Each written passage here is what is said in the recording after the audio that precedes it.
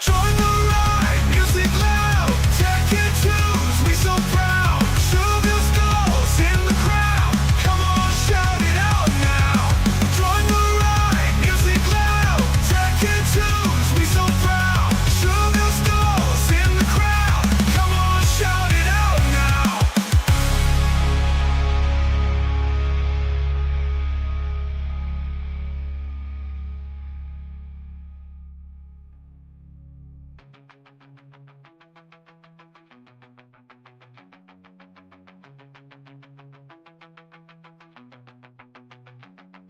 Step by step, we won't stop. Feel the beat, make it pop. Tekken 2, so alive. Sugar skulls, keep the drive. Join the ride, music loud. Tekken 2s, we so proud. Sugar skulls in the crowd. Come on, shout it out now. Join the ride, music loud. Tekken 2s, we so proud. Sugar skulls in the crowd. Come on, shout it out now. Come on! Come on! Come on, shout it out now!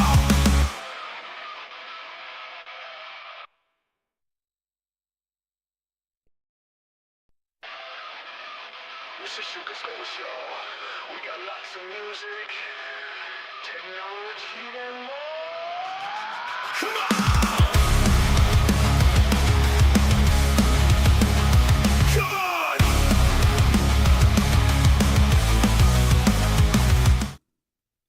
Come to rock and roll. Let's hear what they got to say today.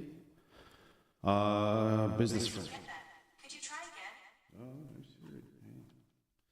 Never mind, Siri. It's good. Thank you. Sure thing. All right. We've got some reverb. I was doing some singing today. Let's see. We got 2 hours for the NAS to open. The New York Stock Exchange to open. Let's see. Game time. We do still have the entries for the T-shirt. Just in the chat, you're going to put in exclamation point T-shirt, no dash. And that'll get you entered into the T-shirt drawing. A few things we are looking at doing some donations to the Veterans Funds. It's a charity to help with homeless veterans, help them find a home. I'm going to take a look at my page here, see my profile, stream channel. Ooh, got doubles. All right. Yeah, we're fundraising for Hearts and Homes for Veterans, Inc. Your donations go to support the charity, to which doesn't take a cut of that. There is a Learn More button, Dale. So, anyways, any donations or anything like that goes to that charity. So, appreciate anything that you can donate. All right. Let's while you make money, hopefully, investing, because the market is up. It's looking pretty good today. Microsoft, Google, Nvidia, everybody's got some. Everybody's up. Everybody's the bulls have the market. So, dig more into that. Like I said, I don't know about the YouTube. I don't know if YouTube's got the same thing that they can do. Let me see here. Let me see if I can do this.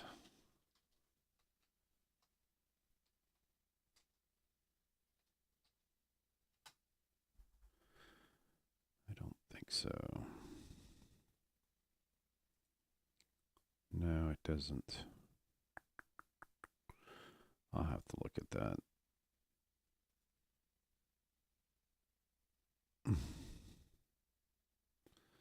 Anywho's, go back to my homepage here. So we're looking at Tuesday, 7 a.m. Well, 7:11 a.m. my time. Let's see. Yesterday was a horrible Monday, but once I got home, it was fine. I could actually do my work.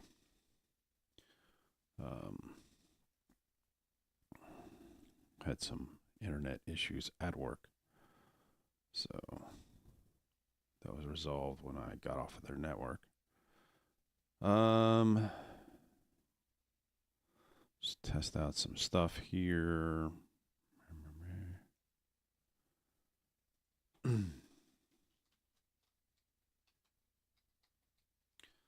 Gamble 50 points today.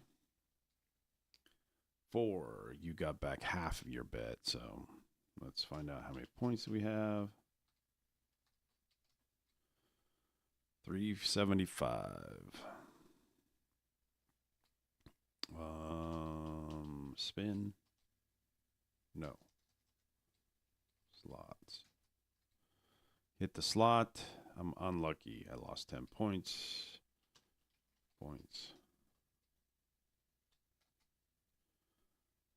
365.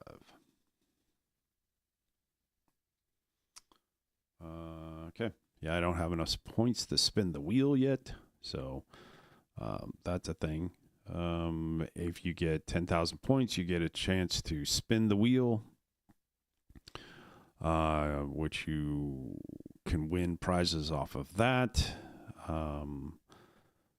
and direct the stream to where, like, if it lands on gold, then we focus on gold. If it lands on Bitcoin, we focus on Bitcoin. If it lands on silver, we focus on silver. If it lands on tech stocks, we will focus on tech stocks. Also, there is a t-shirt in there. Got some new merch today. Let's see, new merch. Sugar Skulls.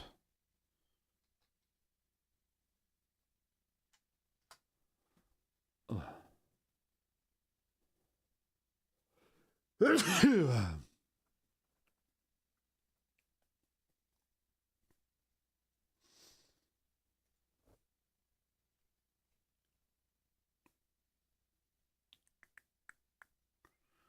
go check out the new merch. Let's see. We got this new cup. Don't look at this side. And then on the other side, it says, I engineered a fix, quote unquote, fix today. What did you do? And the duct tape, which fixes 100-mile-an-hour tape, which fixes everything. Okay. All right. And then, of course, here's the T-shirt that we're giving away.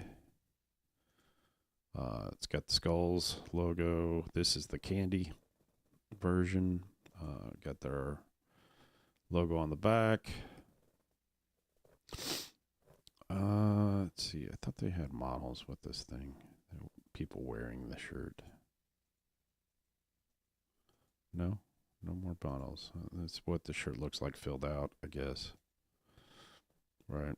This is the one that I gave to Whitney Cummings when I went to her show, met her, super nice lady. Going back to all products, this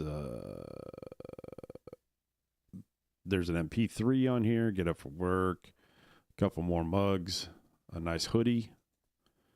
It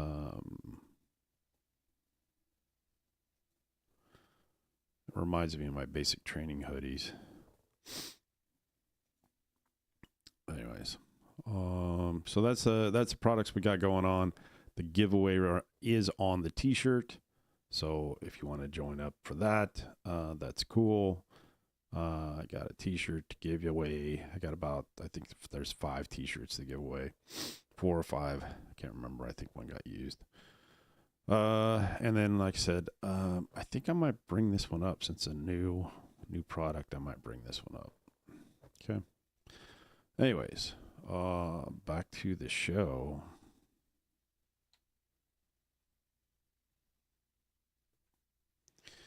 Back to Schwab. Let's hear what's going on. The first one is a memory processing unit alongside Google's TPUs. And the second, a new TPU built specifically for inference tasks, optimized for executing complex AI models. Again, these are just reports from the information suggesting that these are the two models in discussion. Should note that the companies are expected to finalize the architecture, the partnership representing Alphabet's effort to advance its AI hardware strategy and challenge NVIDIA's. So yeah, they're in talks with Marvell. Is that Marvel Comics? No. That is a AI chip manufacturer. So Google has a quantum computer that they built for massive processing, and I don't know how well that's going to take off, but stock's up. Let's take a look at it. MRVL. So let's see, trade MRVL. Marvell Technologies. So yeah, we've seen a little bit of a spike. That was at 3 a.m. Of course, the market hasn't opened yet, so this is usually the adjustment right here. Let's zoom in there.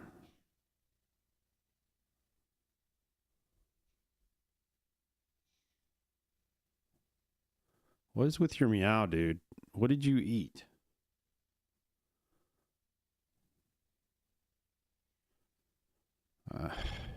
You better not have eaten something stupid. All right. Expand that out. Let's take a look at this candle. It's got a decent amount of volume in the sales.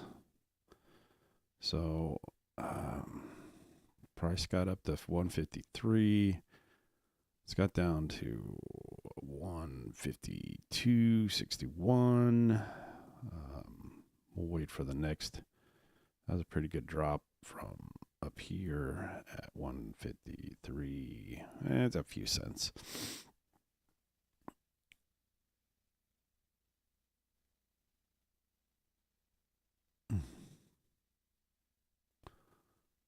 There's the next candle to drop. It's not going up. It actually dropped down. So I don't know. I think I'd stay away from that stock, but wait for it to wait and see if it comes back up. That was a pretty good drop in sales and with volume. So people are getting rid of the stock for some reason. Not sure what. But that's kind of how the stock market works, right? So it's a lot of what product do you have faith in? What's going on in the news? What's going on in the world? Like in NVIDIA here, they just went up.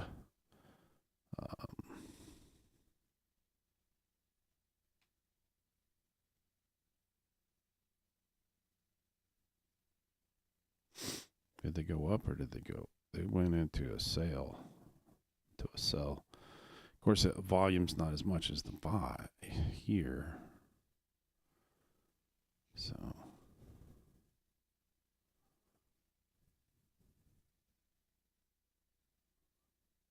I don't know.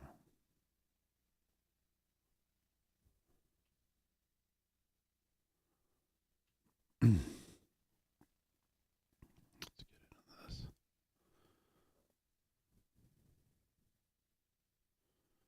6.5.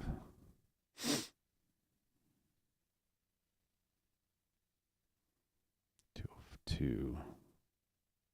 Of course, if you invest in Marvell, that's a lot less. You can buy a full stock in Marvell for $151. Full stock of Nvidia's at $202, which yeah, I don't know.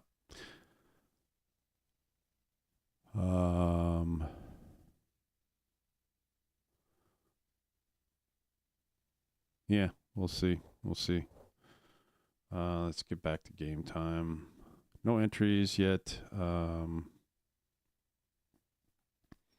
So if you won't do it, then I guess I will.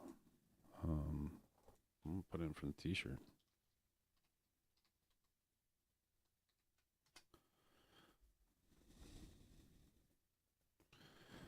I'm in there. So you, anyways.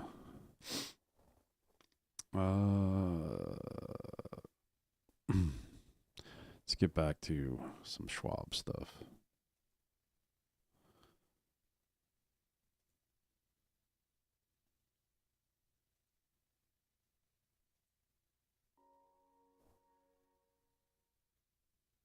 Welcome to Schwab Network, where real-time market coverage meets expert strategy. From the opening bell to the closing bell, we've got you covered.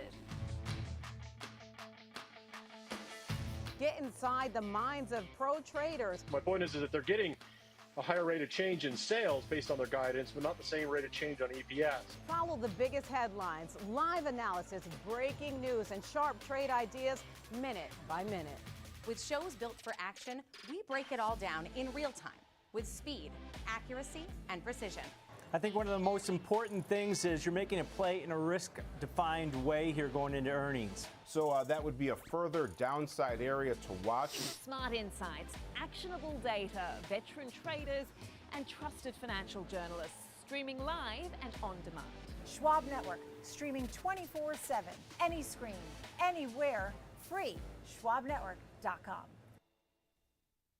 This is Fast Market, built for traders who want more than just headlines. We walk you through trade ideas with structure, risk management, and a focus on execution. From options to earnings to volatility plays, we bring decades of trading experience to every segment. With real-time insight across products and sectors, we deliver what active traders need to stay ahead. Fast Market, weekdays at noon Eastern, live on Schwab Network at SchwabNetwork.com. Whether you're an experienced investor or just getting started, Charles Schwab offers a webcast that's right for you. The Platforms and Tools webcasts are designed to help you broaden your knowledge of platform features and resources available from Schwab.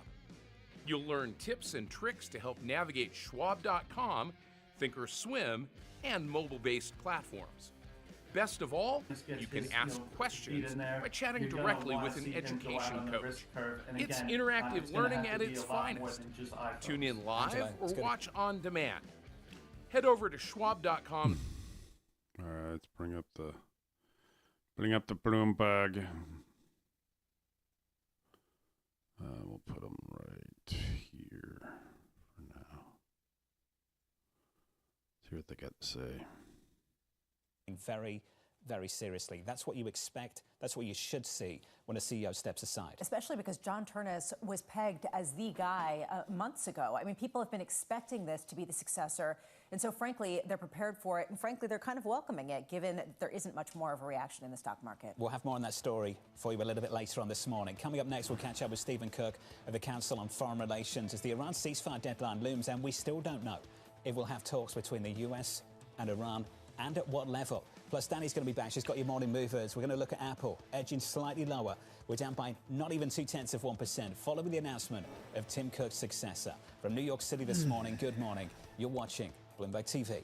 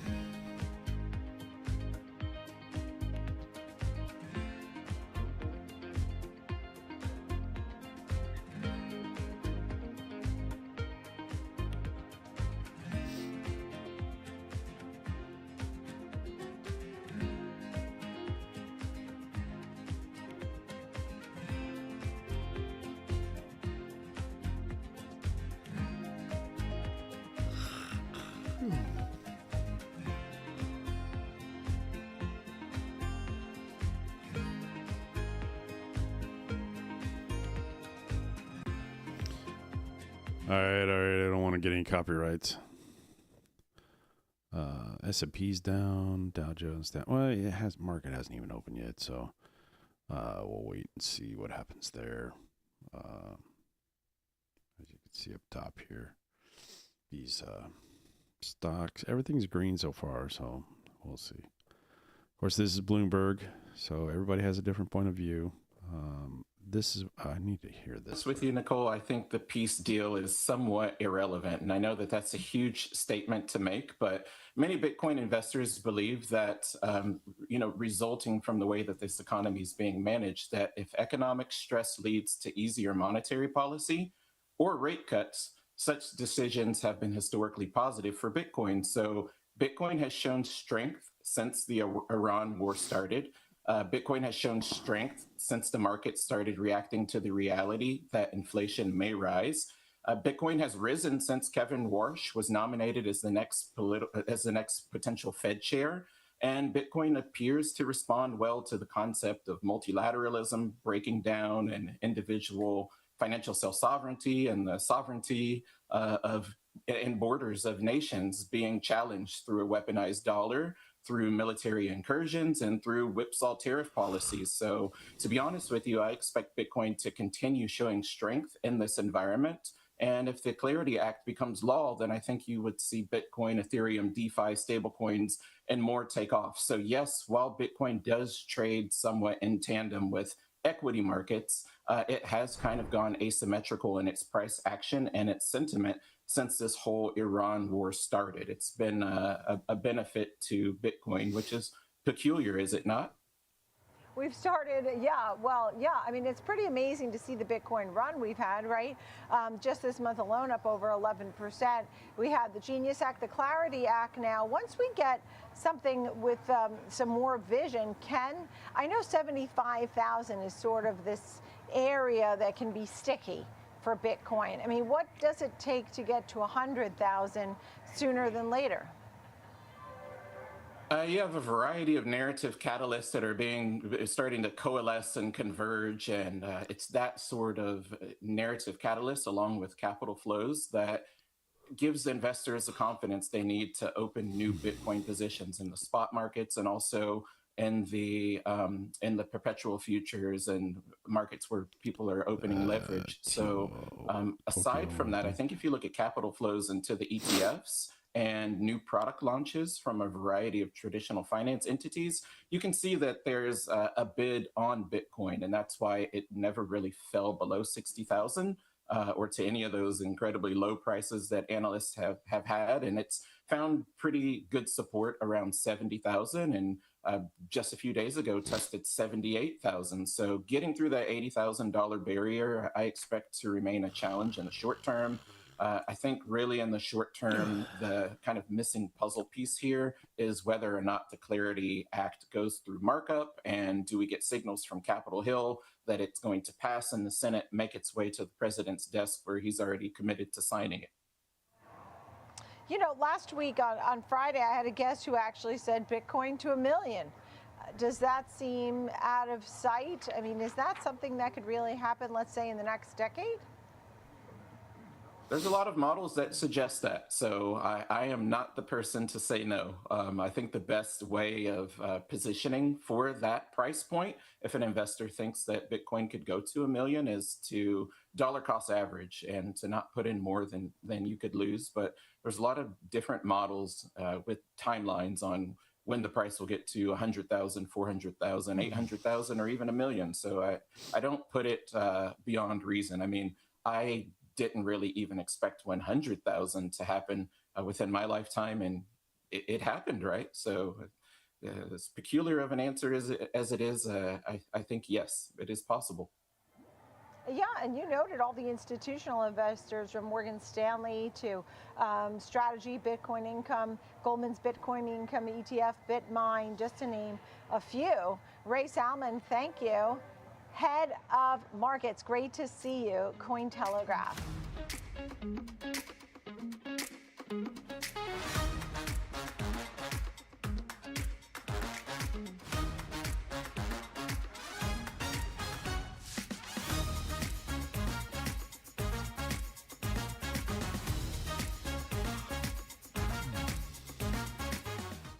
Whether you're an experienced investor or just getting started, Charles Schwab offers a webcast that's right for you.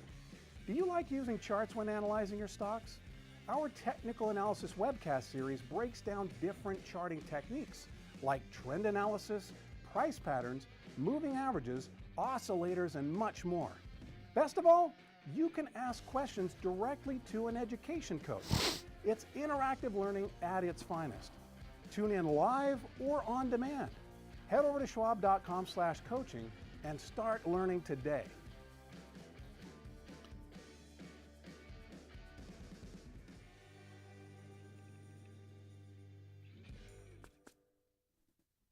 Real-time market moves, earnings breakdowns, and trade-ready insights. Follow me on X at Sam_Vardis and connect with me on LinkedIn or Instagram for more.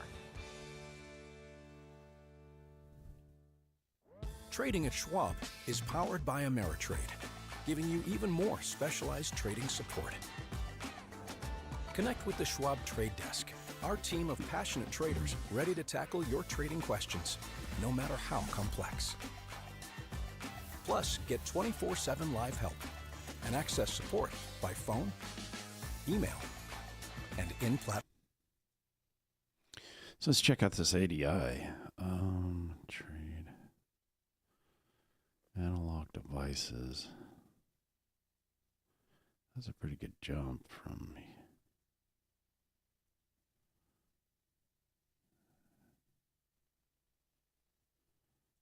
There.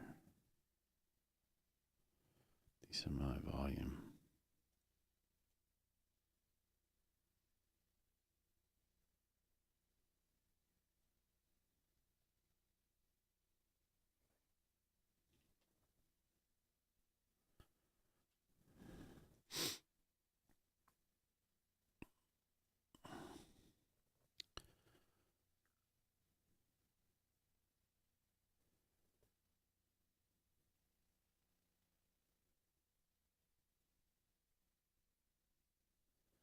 Yeah, I don't know.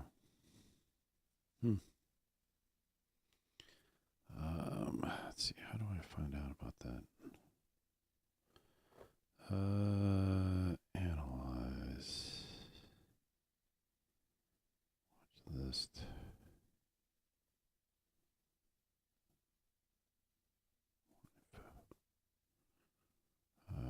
Market depth.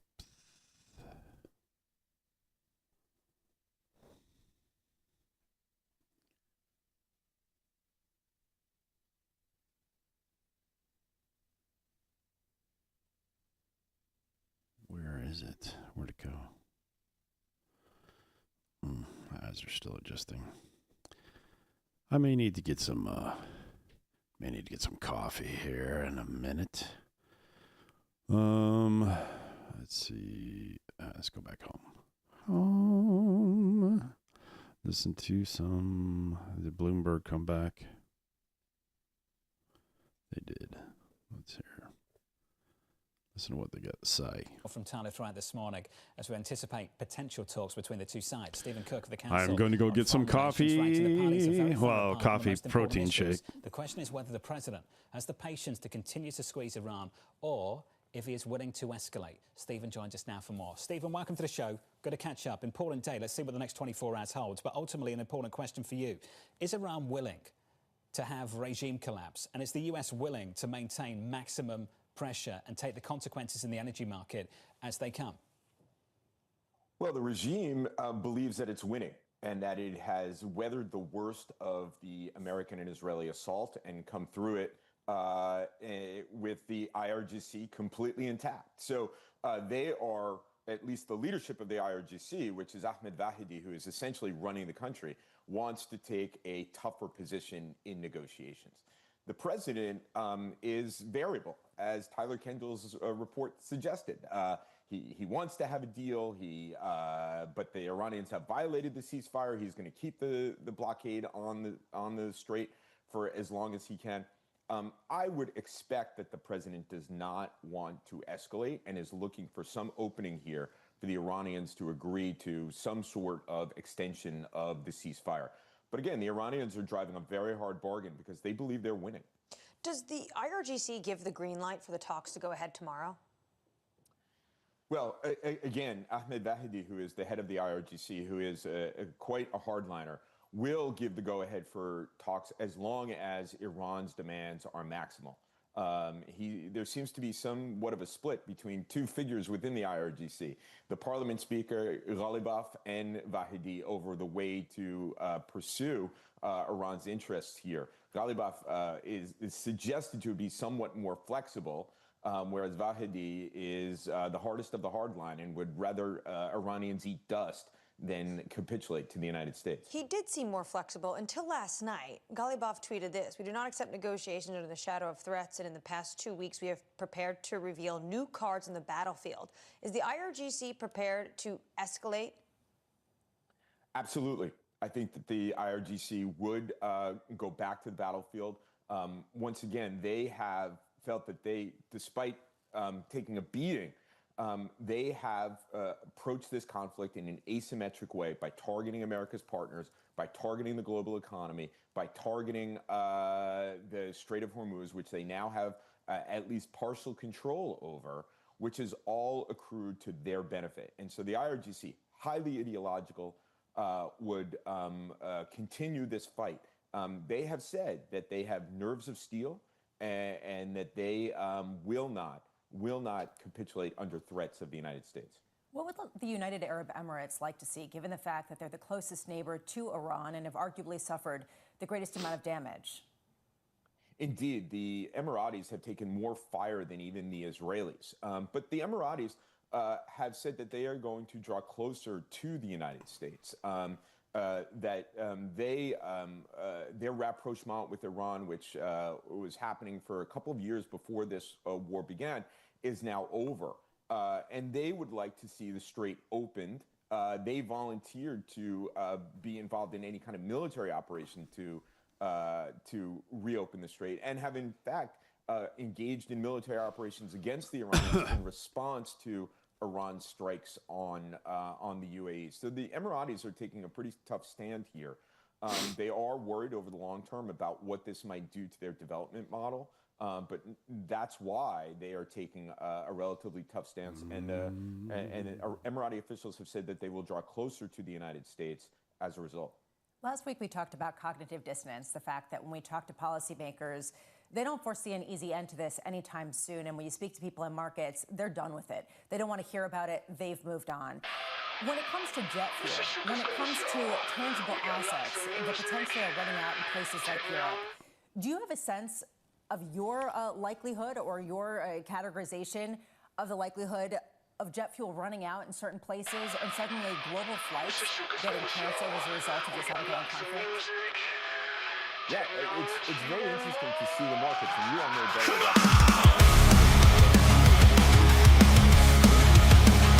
the difference between the markets and the molecules.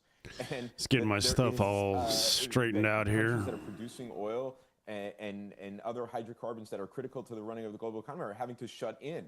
and that the oil is starting to become scarce. So we might see in places like the UK and others the rationing of jet fuel. I wonder if market actors will then wake up to what a serious crisis this really is. Not seeing that right now. Stephen, it's good to hear from you. Thank you, sir. Stephen Cook there of the Council on Foreign Relations. Airlines up nicely this month. I think Delta's up by 7%. We'll hear from United later on this afternoon. Discretionary names up by double digits on the S&P 500 so far in April. Energy stocks down double digits so far in April. Yeah, all of this, though, with Alaska Airlines pulling their full-year guidance, saying oil prices just are too much of a wild card for them. JetBlue saying to their shareholders and their employees, we're not going to have to file bankruptcy this year. It's not a good thing when you have to tell people you're not filing for bankruptcy. Bar's pretty low for that company right now, right? It is a difficult time for the regional players and for the ones that aren't very large. And so you do wonder at what point this becomes a larger story, or is this just going to be a consolidation, winner-takes-all type of thing? Futures session highs up by 0.5% on the S&P with an update on stories worldwide with your Bloomberg Brief. Yahira has more. Hey, Yahira. Hi, John. 3 ships, including an Iranian vessel, crossing the Strait of Hormuz, even as the U.S. and Iranian blockades remain in place. The Iranian vessel stopped signaling its location after moving into the Gulf of Oman. Around 800 vessels remain stuck in the Persian Gulf. Amazon is investing $5 billion in Anthropic and may inject $20 billion more over time. Anthropic, the maker of the Claude chatbot, is planning to spend more than $100 billion over the next 10 years on Amazon cloud services and AI chips. Those shares up 3%. And Labor Secretary Lori Chavez DeRemer is leaving the Trump administration. She has been the subject of an inspector general probe following claims she engaged in an inappropriate relationship with a staffer, committed travel fraud, and was drinking in the workplace. That's your Bloomberg Brief. John. Yahira, thank you. Appreciate the update. Up next on the program, Kevin Walsh in the hot seat.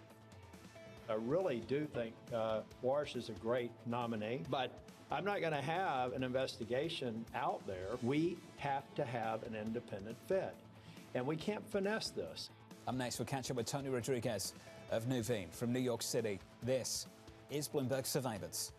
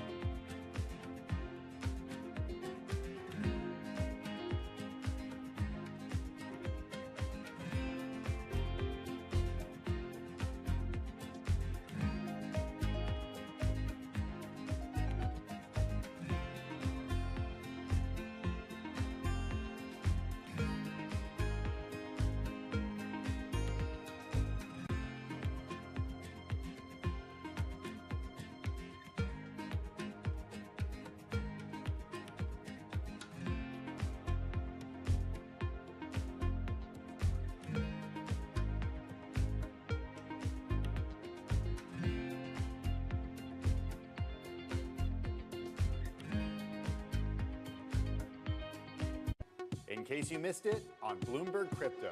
There's a debate going on right now in DC that I think folks need to start paying more attention to, and that is the yield. And the question really is, who is going to keep the yield? Who makes money off stablecoins? Well, right now, in the case of some of the large stablecoin issuers, there's a yield that on those deposits. So when there's a dollar, for example, deposited in a bank account, there's interest paid on that dollar. And so who's capturing that yield? And I think one of the really interesting things about the Genius Act is that it bans so-called yield-bearing stablecoins from giving that yield directly back to consumers. Now, that's not true everywhere. And I think if consumers have a choice, why would a consumer want an institution to keep that yield? Or would there be sharing of that yield? So right now, one of the debates going on is, will rewards be allowed? And I think these are really important questions. Don't miss Bloomberg Crypto live Tuesdays. Good morning. This is Bloomberg Daybreak Europe. I'm Lizzie Burden in London, and these are the stories that set your agenda. Taking you from the U.S. markets close to the overnight session in Asia, we'll walk you through what you need to know to kickstart Europe's trading day. Live from our European headquarters, we bring you the day's top market-moving stories, unmatched expert analysis, and on-the-ground reporting from across the continent. Tune in to Daybreak Europe, only on Bloomberg Television. Context changes everything. Key investors, top executives, global innovators. Join me for in-depth conversation.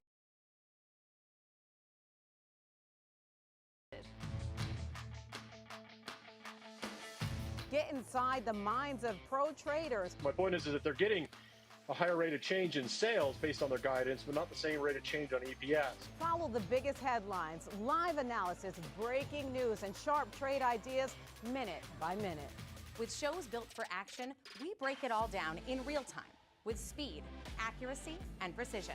I think one of the most important things is you're making a play in a risk-defined way here going into earnings. So that would be a further downside area to watch. Smart insights, actionable data, veteran traders, and trusted financial journalists streaming live and on demand. Schwab Network, streaming 24/7, any screen, anywhere, free. SchwabNetwork.com.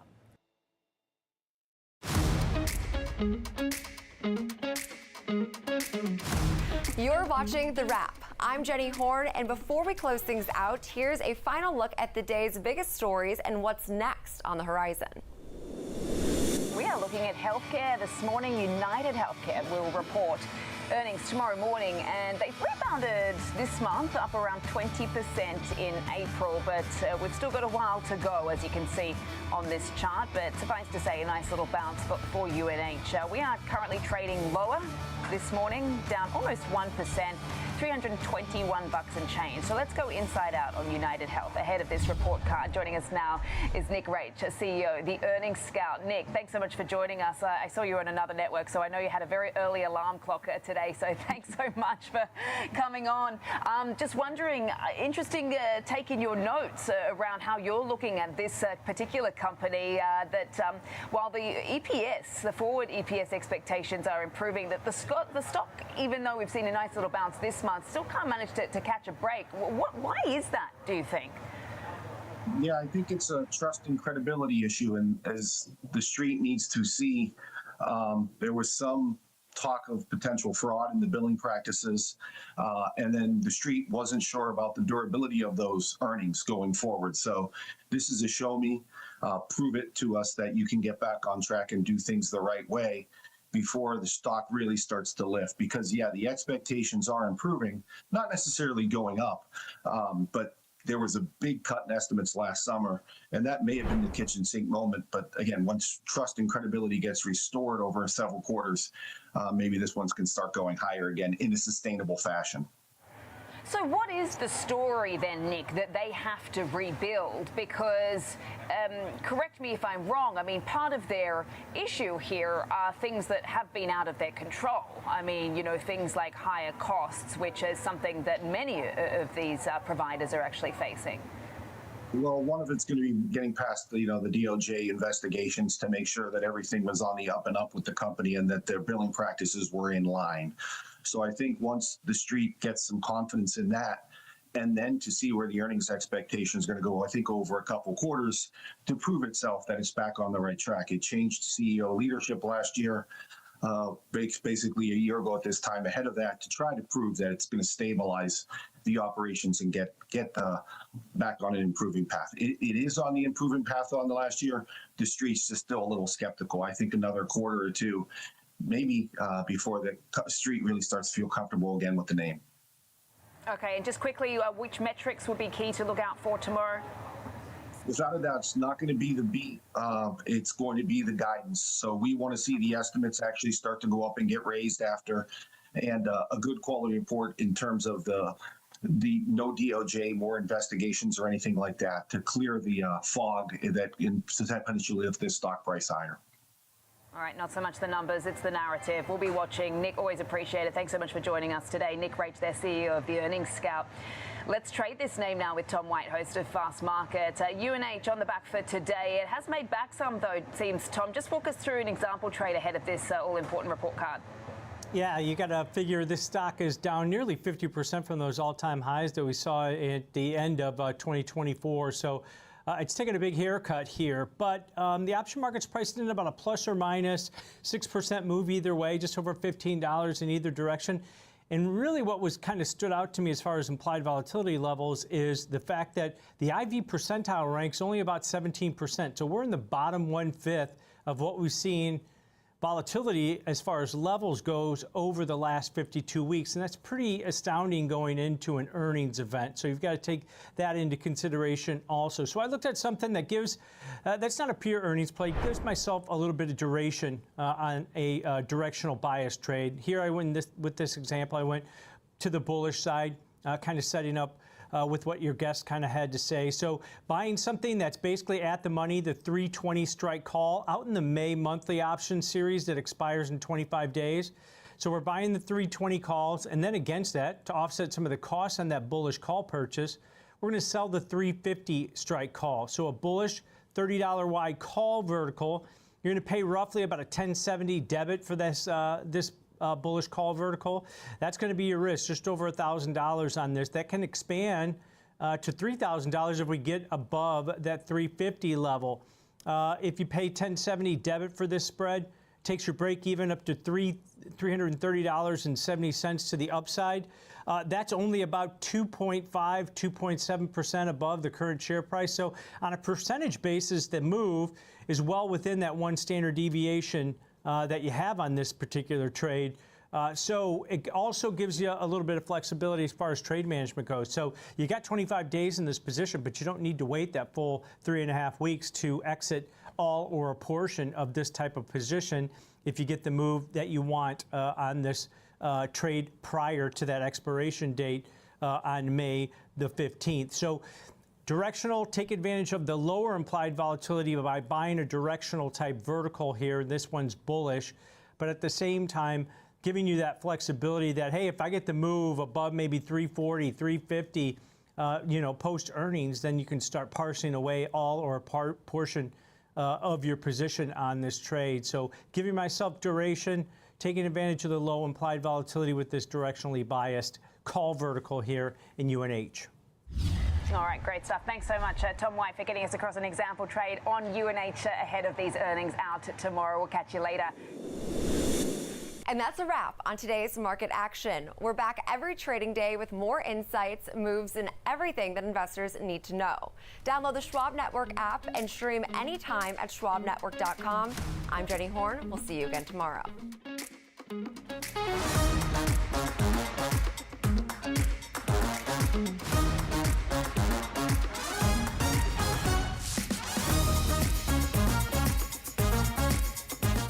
Welcome to Schwab Network, where real-time market coverage meets expert strategy. From the opening bell to the closing bell, we've got you covered. Get inside the minds of pro traders. My point is that they're getting a higher rate of change in sales based on their guidance, but not the same rate of change on EPS. Follow the biggest headlines, live analysis, breaking news, and sharp trade ideas minute by minute. With shows built for action, we break it all down in real time with speed, accuracy, and precision. I think one of the most important things is you're making a play in a risk-defined way here going into earnings. So that would be a further downside area to watch. Smart insights, actionable data, veteran traders, and trusted financial journalists streaming live and on demand. Schwab Network, streaming 24/7, any screen, anywhere, free. schwabnetwork.com. Hey, Dad, I have a question for you. Sure. When did Granddad first start investing? Granddad had an account with Schwab before there were branches in the area. He really started with nothing. He worked hard, and after he passed away, the torch has been passed to me, and my advisor, Jennifer, she was with me with the journey, helping with the estate distribution. The 2 grandchildren, planning for their college educations. Someday it'll be their turn. Trading at Schwab is powered by Ameritrade, unlocking the power of Thinkorswim, the award-winning trading platforms. Bring your trades into focus on Thinkorswim Desktop with robust charting and analysis tools, including over 400 technical studies. Tailor the platforms to your unique needs with nearly endless customization. And track market trends with up-to-the-minute news and insights.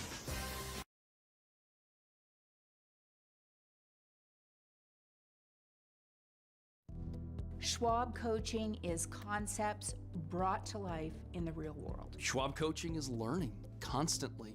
It's relatable, it's practical, clear, understandable, and hopefully entertaining. Take it for what it's worth, but I think it's absolutely world class. Schwab Coaching is actionable, individualized, community, growth, and empowering. It's really a human touch with your investing. We have coaches who have been in the industry and around the industry for a long time. So the nice thing about Schwab Coaching is that clients get access to 9 different sets of expertise. We want to engage with you and chat on the shows we host. We want to engage with you outside of the classes we host. A consolidation that could add to this trade. So we shall see. We have different formats because people learn differently at different times. If somebody's a real bookworm, we've got courses for you to learn from. They can dig in, go at their own pace. We have webcasts running through YouTube all day, every trading day. We've got this ongoing 24, 25 times a year events that are making their way around the country. So you get that opportunity to share experiences and knowledge with other traders. They're kind of helping each other learn step by step along with the education that we provide them as well. We're going to be able to help you regardless of where you are on that path of education. It's really unique, not just that it exists, but that you can tap into 30 some hours worth of it each and every week. How incredible is that? And it's free.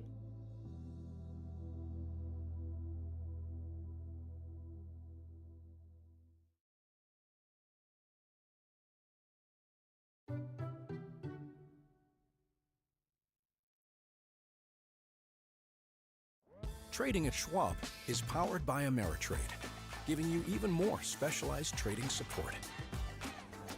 Connect with the Schwab Trade Desk, our team of passionate traders ready to tackle your trading questions, no matter how complex. Plus, get 24/7 live help and access support by phone, email, and in-platform.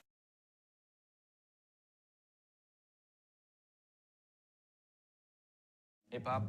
Hey, Andrew. Last year, my dad had a stroke. Big shock to see this person that I've always seen as a force in our family be vulnerable. Wait, had a stroke? Yes. Now we're in the car together almost daily. I started to realize, what can I pick up from my dad? He's been with Schwab for a long time. Jim's my financial consultant. I probably met 20 years ago. Jim's really been there to answer any questions I ever have. Makes a huge difference when you have someone that actually cares. Schwab Bank Investor Checking, the checking account built for investors. Named highest in client satisfaction by J.D. Power for 7 years in a row. With Investor Checking, you get the award-winning features of our checking account, plus cash management solutions, all designed for investors like you, with unlimited ATM fee rebates for cash withdrawals worldwide, no overdraft fees, and enhanced security features to keep your money safe. Also, because your investor checking account is linked to your Schwab One brokerage account, you can manage your checking and investing in one convenient location. Moving funds between your accounts is easy. Cash moved to your brokerage account is available in seconds. That means you can stop waiting and start investing in stocks, bonds, money market funds, and more. Get more with Schwab Bank Investor Checking, the checking account built for investors.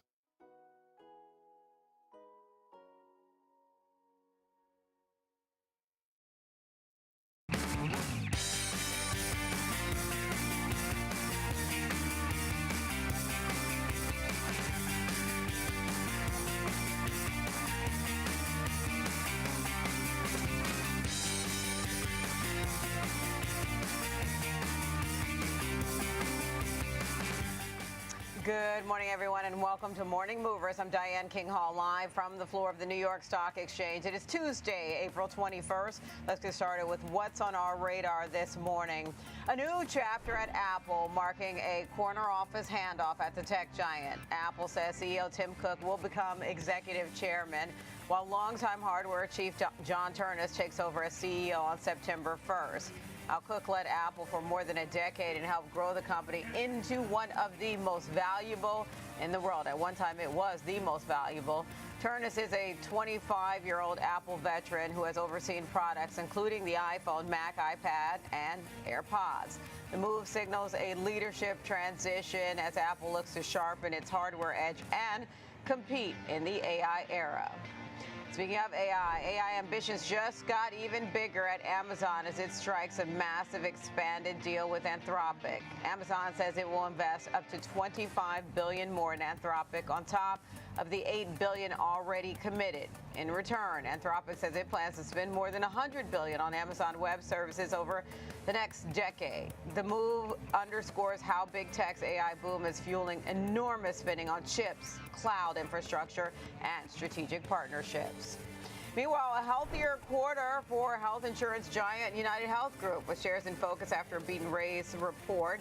The company topped first quarter expectations, posting adjusted earnings of $7.23 a share, and revenue also came in ahead of forecasts. Management raised a full year 2026 profit outlook, and a key metric improved as the medical benefit ratio fell. That suggests United Health is gaining control of elevated medical costs. All right, let's widen out and do a check on where futures are to start today's session.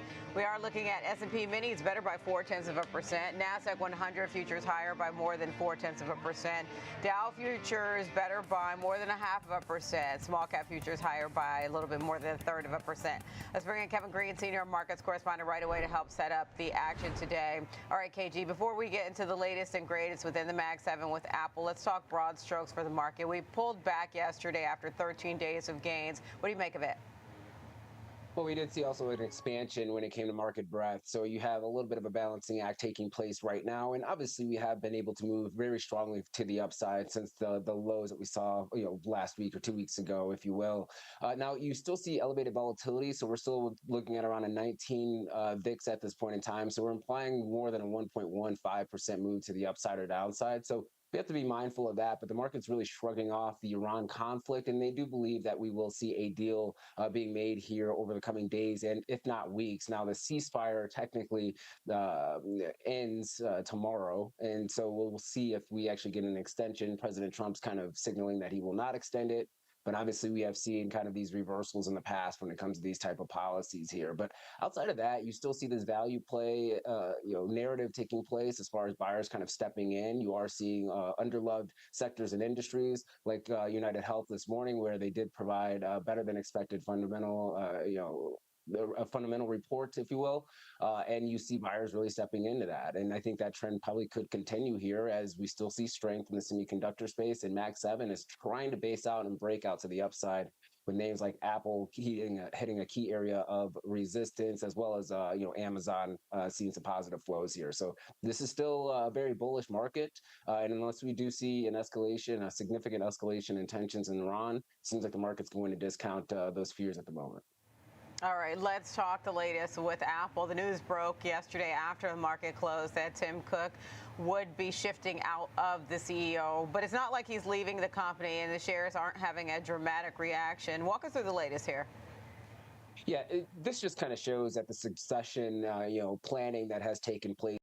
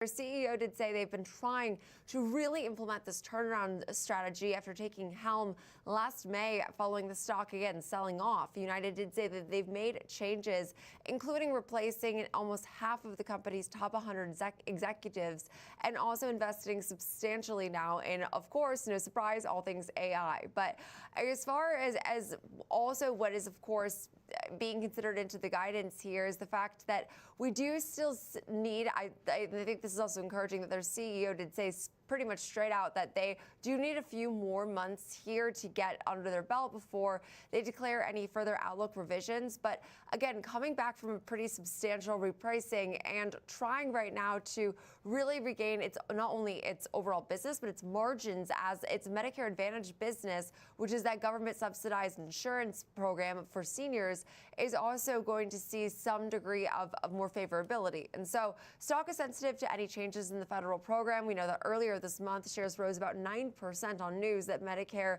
agencies will give insurers roughly that average of 2.48% in terms of a pay bump, which was basically well beyond what had been expected. Floated back in January was basically a flat rate. And so that's huge. And that's also right now, they said it can help keep their targeted margins between around 2 to 4%, and also continuing to offer this viable product for seniors. But at this rate does not fully address what they're seeing in the medical trend. And they did still say they'll have to make cuts this year. So cautiously optimistic, it was the tone from management, at least in regards to their results. But I mean, nothing cautiously optimistic about this move today, Diane, as we are off to the races this morning. Absolutely, yeah. Shares rallying 7% right now. All right, and it's a win clearly for those who were believers in the turnaround at United Health that they needed. So let's talk GE. Those shares have been fluctuating off the back of their quarterly results. Earlier they were higher, now they're under pressure. But walk us through the numbers.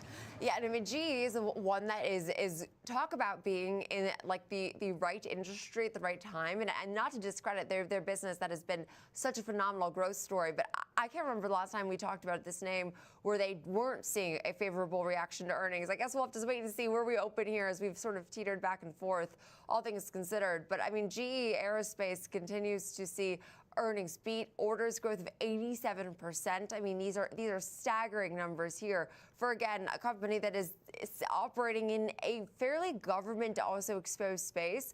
They did say also that they've been able to weather some of the jet fuel shortages as of late and gave a better than expected earnings and a conservative bump to their guidance, which again appeared to be enough this morning, but then we saw a bit of pressure come into shares. So earnings grew about 25% year over year. Sales were up 29%. Commercial orders rose 93%. And defense orders rose another 67%. Now, they did maintain their full year guidance, but said that things were trending towards the higher end of that range, which puts earnings per share at roughly $7.40.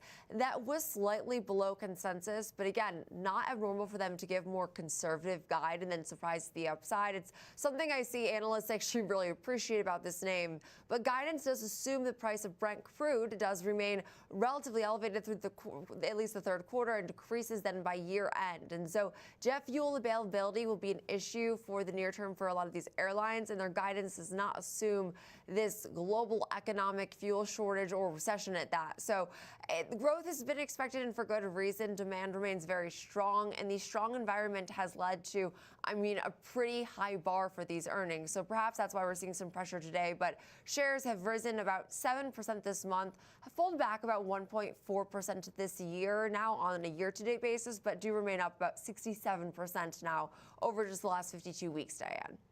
All right, yeah, so potentially also a little bit of buy the rumor, sell the news. We shall see as the day shakes out for GE Aerospace, because, listen, that's had a rip-roaring run over the past year. Thank you, Jenny. Appreciate that. That's Jenny Horn, co-host of Next Gen. Coming up, time for our chart of the day. We'll take a look at the technicals for United Airlines ahead of earnings, which come after the close today. Morning Movers will be right back.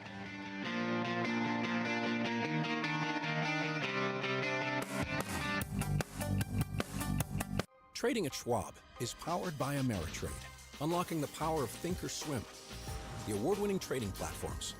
Bring your trades into focus on Thinkorswim Desktop with robust charting and analysis tools, including over 400 technical studies. Tailor the platforms to your unique needs.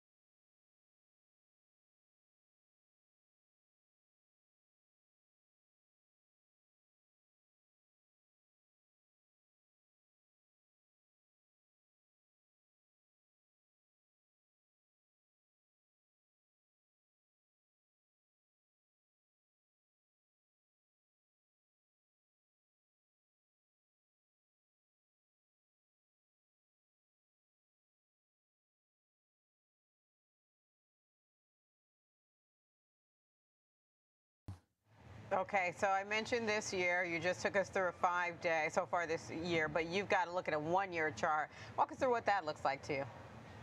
Yeah, so on the 1-year chart, it's a little bit different. It's had a pretty good year if we look back at the last 12 months. Now, it ran all the way up to about 119 and found some cruising speed there until it finally took a dip, descending down to about 87, 85 area. And there's two major support levels there. One is a horizontal support that just came off some recent activity in the last 12 months. But the other one is a diagonal support identified by the darker yellow line, which that is actually coming from a 3-year weekly chart. So there's a lot of data behind that, and these two can converge at the same spot. And so what that did is it created a very solid, very significant support level. And so when the stock did drop down from that 119 all the way down to that 85, 87 area, it did use that, or did find that as a support level that could help hold it up. Now, it bounced around there for a couple days, a couple weeks actually, and created what we call a double bottom formation, where it hit the bottom twice before finally breaking above. Some will call that a W pattern.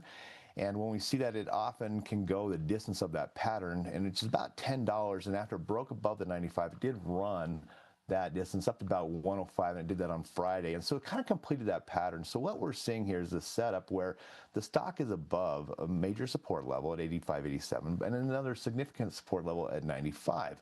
And so these are two key support levels that could potentially hold it up. Okay, I'm going to go check email, and later we're going to come back in, check out those. Now, I need to make that. There is some resistance at 105, nothing really major. Make those really changes to 119, but there's some space to get up there, and so looks like the skies are clear. Not a lot. Okay, so I'm going to check out these stocks in a little bit. I'm going to come back. I need to make Twitch. Let's see.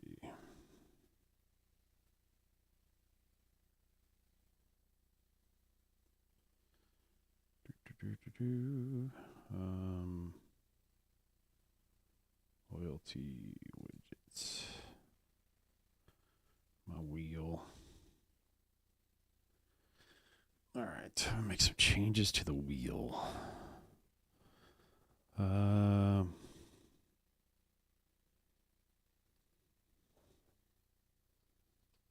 Tech trades, random stock, win a mug. Win a t-shirt, stock of the day, gold trades.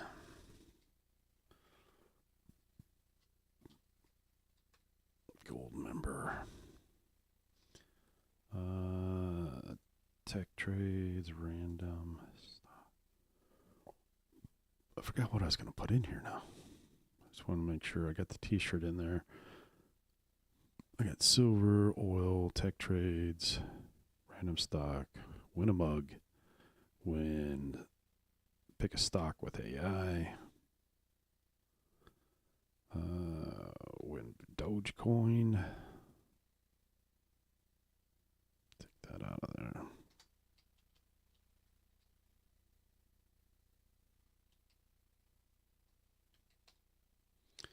Win a sticker.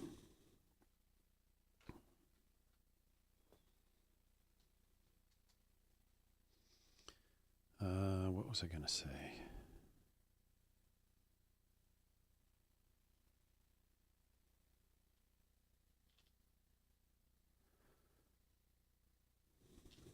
Trying to think of some stuff to put on here.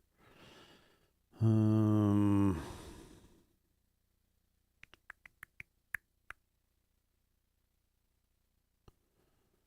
a sticker.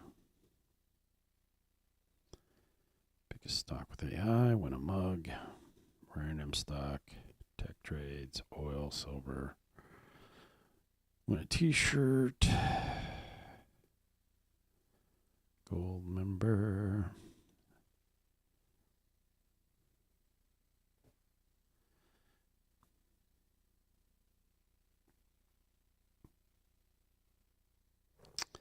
that was something I'm gonna put on here, and I can't remember what it is.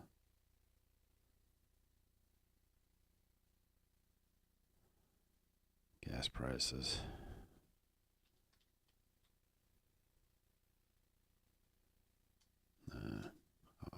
That'll just be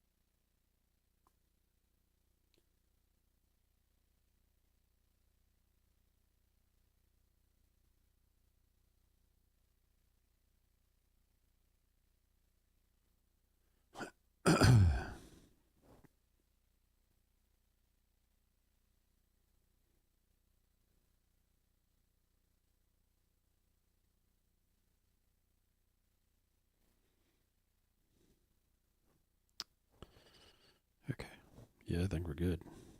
Oh, I know what I was going to say.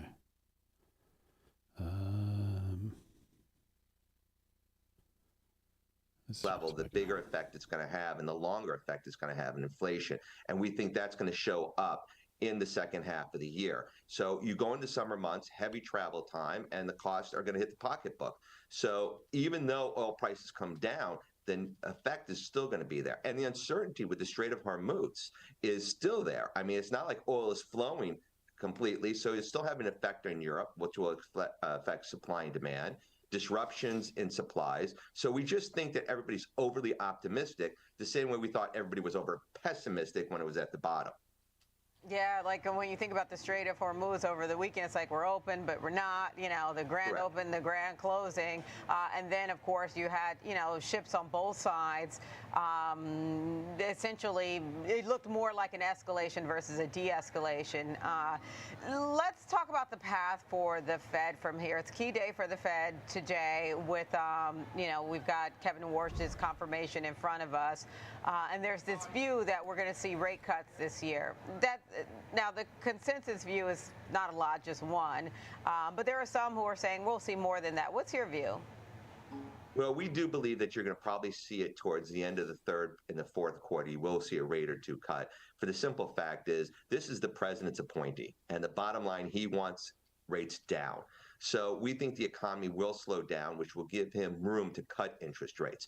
But I think it's going to wait a while because inflation data is still there and the economy is still running hot on inflation compared to where the target is. I wouldn't be surprised if he turns around and lowers the target for inflation or raises it. I mean, he can do whatever he needs to do to justify a rate cut. But I do believe he's going to do that, provide more liquidity, especially if the consumer's slowing down. So if the consumer's slowing down, I think you'll see that injection. You saw where Horton is showing that there's a problem with housing. You know, you got to bring interest rates down. So I think the pressure is going to be on the Fed to cut, and you're going to get one or two, but it's going to be towards the latter part of this year in a response to an economic slowdown.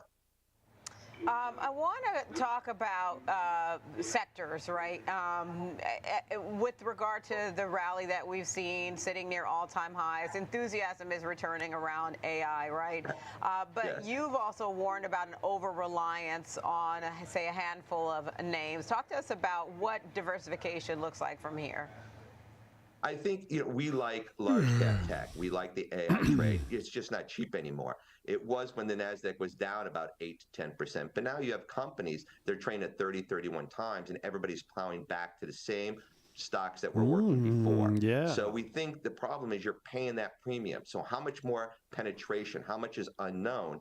And I think that's a little bit, it's gone pretty far pretty quickly. So we think that a good barbell strategy within a stock portfolio for uncertainty is be long these stocks, but we would also be long energy stocks because we think A, it pays you a great dividend, and B, if there is a flare-up, that will be a balance. And historically, there's a trade-off between technology and energy. Usually when technology is going up, energy is coming down, and vice versa. So a way to ride out the uncertainty is have a good diversified portfolio of sectors that will be basically a seesaw, just in case this gets ugly again. So, but we still like the same technologies, the Broadcoms, we like the Alphabets, we like the Apple, but we also like the Chevrons, the EOGs, and One Oaks for the pipeline. So these are things we have investments in.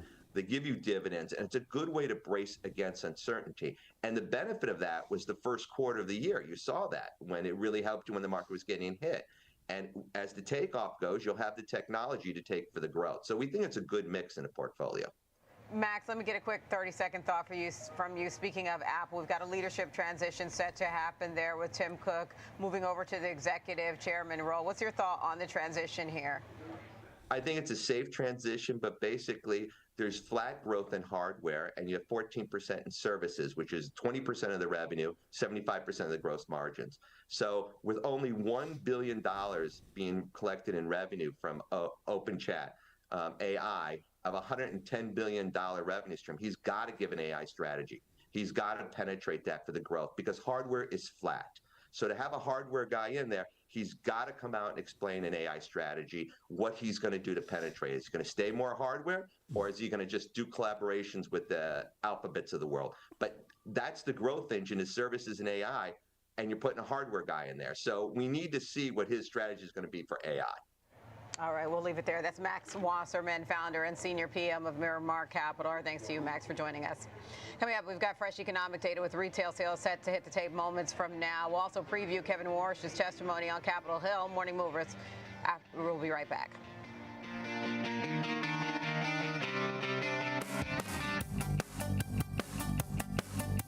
I'm Nicole Pedalides at the New York Stock Exchange. Live interviews, market movers, and real-time coverage right from the floor. Subscribe now at schwabnetwork.com.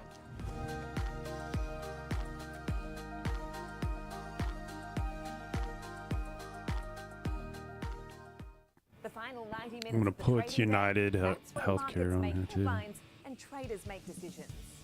From earnings shocks to Okay, so let's do this. Let's that move markets right into the close. Here on the floor, I bring you real-time sentiment from Healthcare. traders driving the action.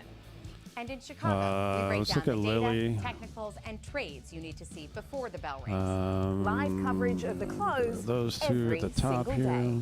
United. This is Market on Close, live Oops. weekdays 3 p.m. Eastern, only Over on Schwab here we Network. want Nvidia.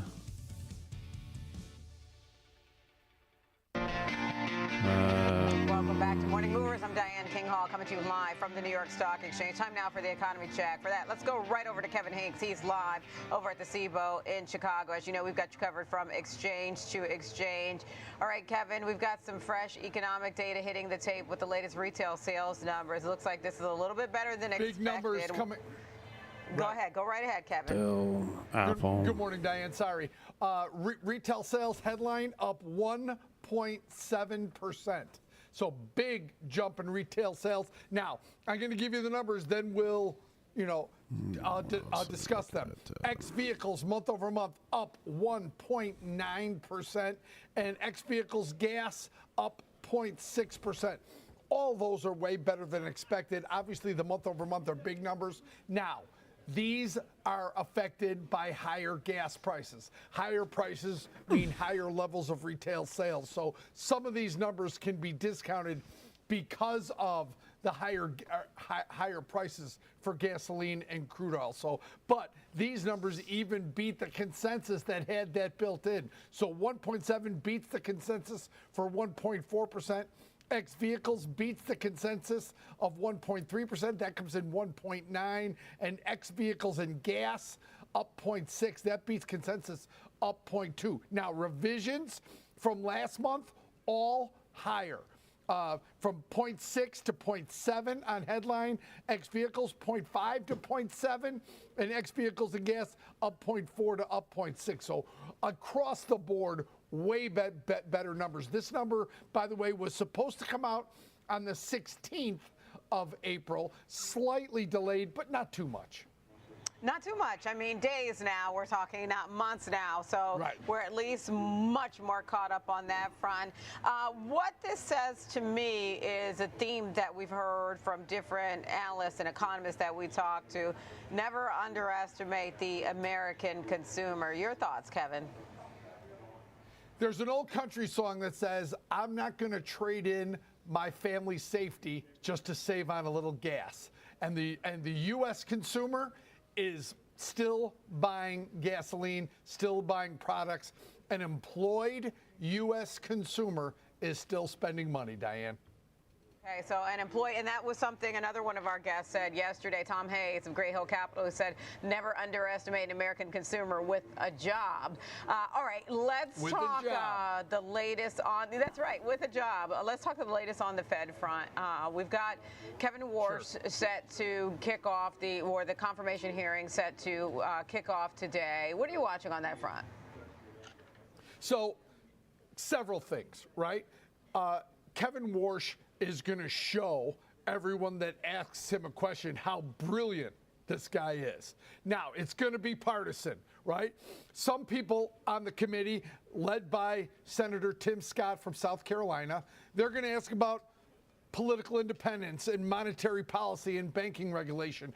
And then other people are going to ask about his net worth and can he be independent from President Trump? And all is going to be very partisan. So, it's going to be a circus. But make no mistake, if Thom Tillis doesn't block it, he will be confirmed. And remember something, when you watch this today, and it will be a circus, like, remember something that Alan Greenspan once said years ago. Someone asked him, how many presidents pressured you to lower interest rates? And without thinking, he said, all of them. All of them. Remember, some were behind the scenes, some are transparent and out in the open, but every president wants lower rates. Kevin Warsh has a theory that he thinks you should preemptively lower rates because of AI, because once you see the data, you're too late. And we always know the Fed consistently is late on moving rates higher and moving them lower. So Kevin Warsh is going to show everyone, based on his testimony today, how intelligent and the new view he has on interest rates. I think it'll be impressive, Diane. All right. Thank you, Kevin. That's Kevin Hincks, co-host of Fast Market. Let's cross back over to the earnings front. Let's do a deep dive into RTX this morning, formerly known as Raytheon. Those shares just a touch higher in the pre-market. Joining us now for Look Under the Hood is Alex Coffey, co-host of NextGen and senior equities contributor. Good morning, Alex. What are you paying attention to here? Yeah, good morning, Diane. It is a beat and raised quarter for RTX Corp as they boost their adjusted sales and adjusted EPS forecast for the full year, citing strength in their defense business. First quarter EPS, $1.78 on an adjusted basis. Pretty nice growth from last year's $1.47, but also ahead of the estimates as well. Adjusted sales just over $22 billion, about 8.7% year-over-year growth, also better than the estimates, which were closer to 21.5. When you break it down by segment, they have really three prime segments. They have their Raytheon sales. Those grew 9.5%. They beat estimates. They have their Pratt & Whitney sales. Those grew 11%. They also beat estimates. And then they have their Collins Aerospace Systems segment. Those sales grew 5.3% and also inched over the estimates. So 3 for 3 when it comes to their segments. And also free cash flow grew tremendously, 65% year over year, quite a bit ahead of estimates, ending at $1.3 billion. Diane, when they looked at their full year, they adjusted their full year adjusted sales forecast just ever so slightly higher by $500 million on both ends. They end at 92.5 to 93.5. Was a little bit lower than I think where the street expected. That might be why you see a little bit of a calmer reaction here. Adjusted EPS, they adjusted higher by 10 cents on both ends, $6.70 to $6.90 now. That was also just a little bit light for where the street was, but still better than where they were before. So all in all, beat and raised quarter, just maybe a little bit muted on where they moved their guidance to, but I wouldn't call it disappointing. All right, thank you, Alex. Appreciate that. 3 for 3, as you mentioned. Shares of RTX slightly higher in the pre-market, but they have been outperforming the S&P 500 so far this year. That's Alex Coffey, co-host of NextGen. Coming up, we'll dive into where the market could be headed after the latest rally, get some reaction to the latest retail sales numbers, and talk what history tells us about potentially testing recent lows. That's next on Morning Movers.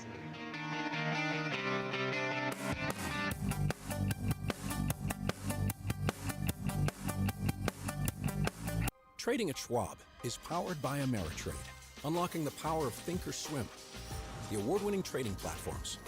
Bring your trades into focus on Thinkorswim Desktop with robust charting and analysis tools, including over 400 technical studies. Tailor the platforms to your unique needs with nearly endless customization, and track market trends with up-to-the-minute news and insights.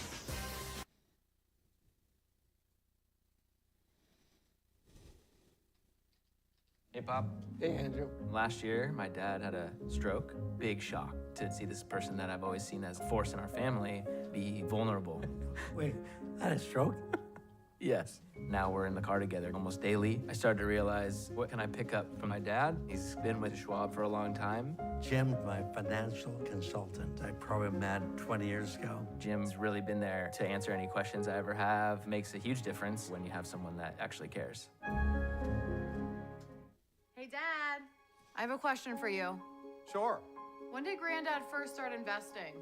Granddad had an account with Schwab before there were branches in the area. He really started with nothing.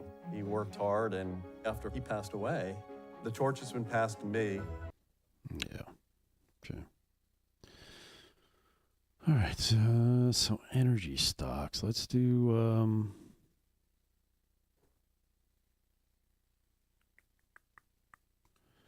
Bring up some Gemini here.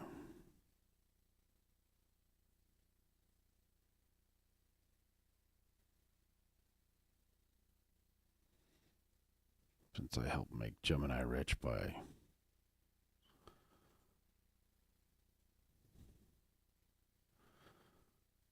investing in them. Let's see. What are some good energy stocks?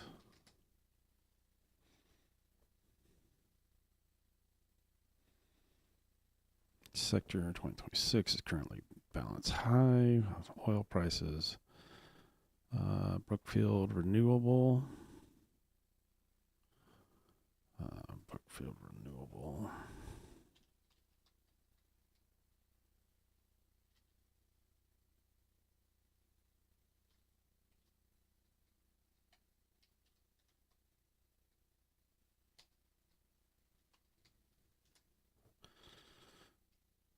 That is a global powerhouse in wind, solar, and hydraulic power.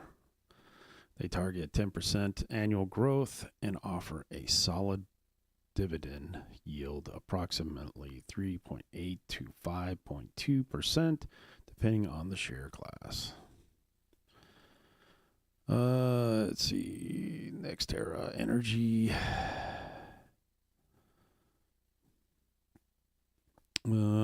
Part regulated utility, part renewable developer that operates one of the largest solar wind businesses in the world and is considered safer way to play the green transition.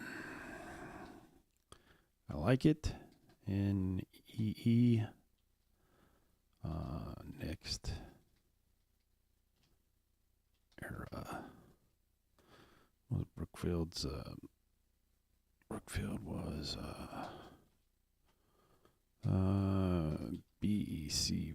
BEPC.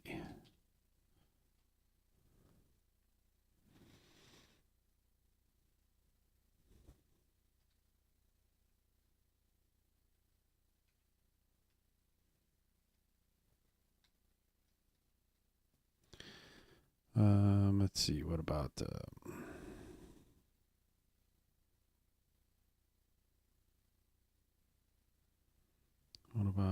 oil?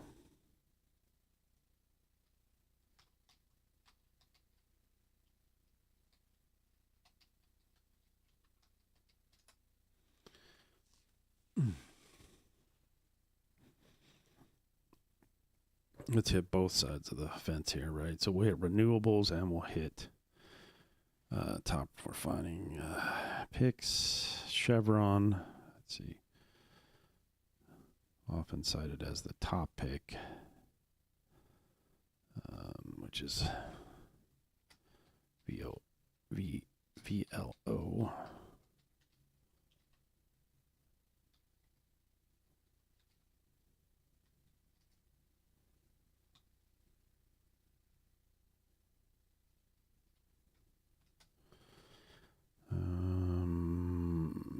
Let's look at the big babies. Chevron down here. Chevron, Exxon. Oops.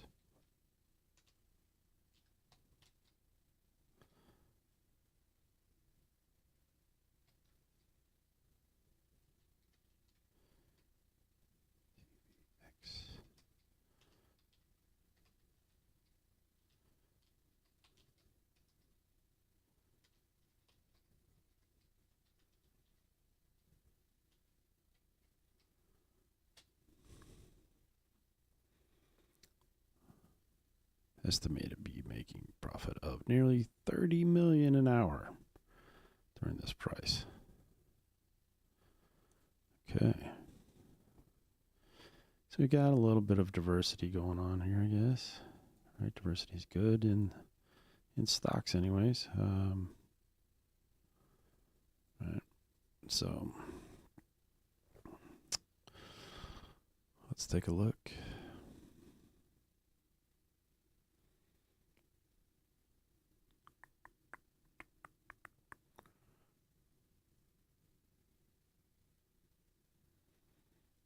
Let's fill out our board.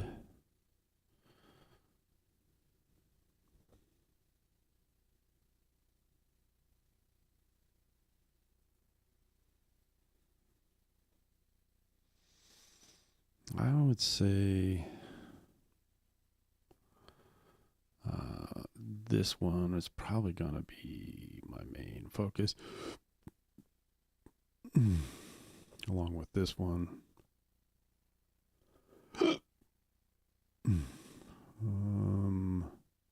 Stocks. I went with Lilly at one point, and it was kind of just steady. You know what I mean? It didn't like go anywhere. Didn't have to really do too much with it. What's the area? Is there a no?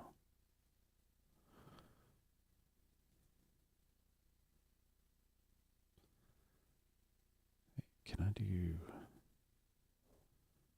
I can do a pen on here, right?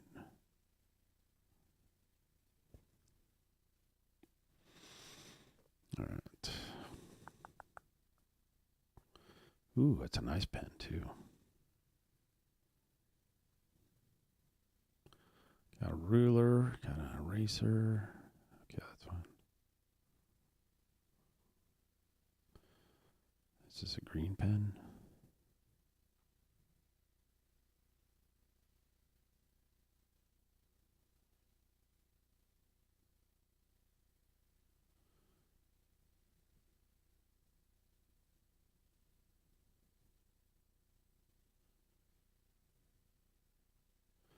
I am green.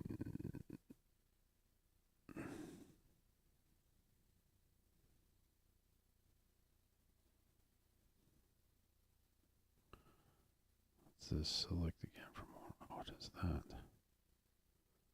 Okay.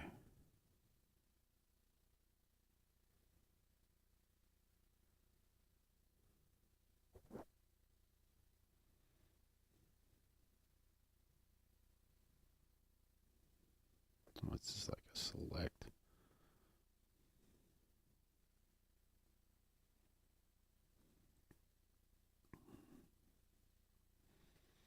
All right. I want to wipe that. Okay. Let's see. We're gonna go with the green pen here.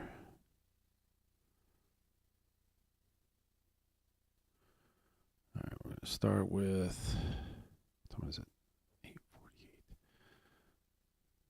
Start with the energy stocks, I think.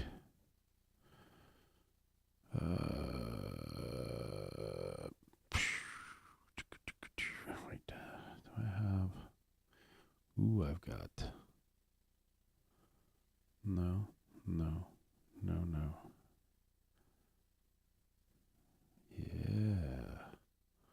Yeah.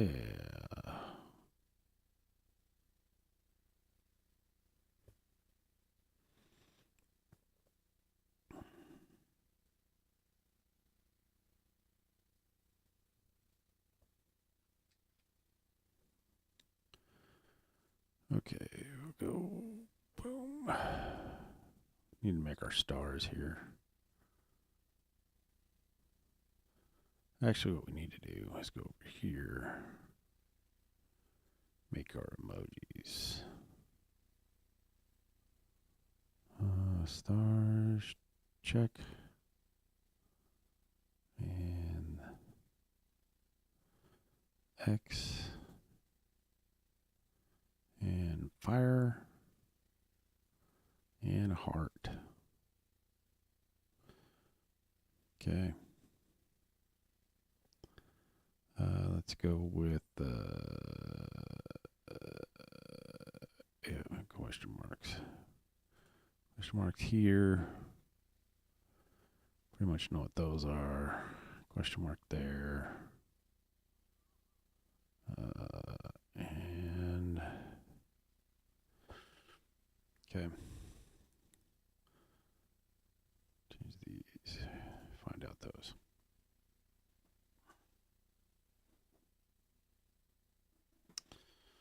All right, so here's our strategy. Going to take a look at energy stocks, tech stocks, healthcare stocks, and hardware stocks. All right. Move Gemini over here.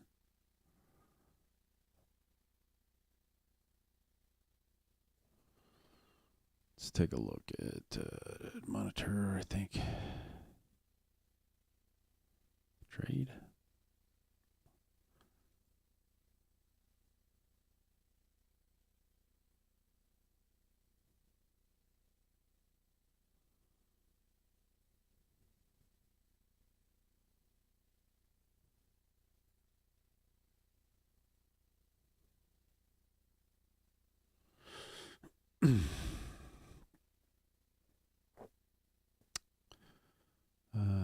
I want charts.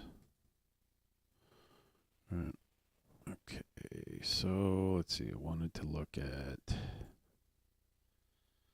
BEPC,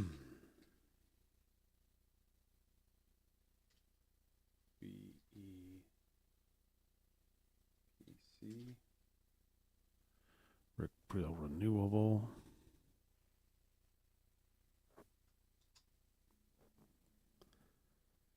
That's at about $44 a share. 42.27. It hit 44 today.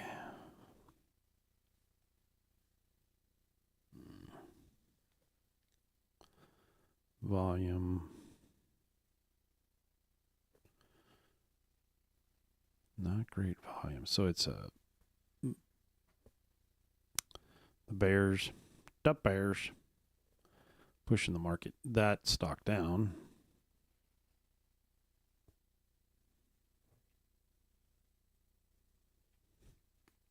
Get a little bit closer. Get a little bit closer.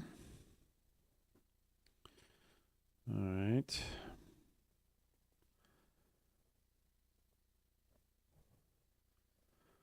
What is startup? Oh, it came into the market. What time was that? 4:20. Let's get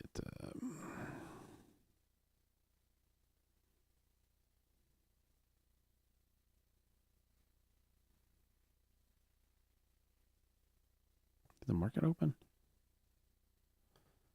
Almost right. No, it's 35 minutes left. Okay. So we built our strategy for today. We're going to look at, review again, energy stocks, control, energy stocks. We've got a good list of energy stocks to take a look at. Our tech stocks are Microsoft, Google, Meta, healthcare stocks at Lilly, United Healthcare, and then hardware, we're going to look at Dell, Apple, NVIDIA, and Geo Aerospace.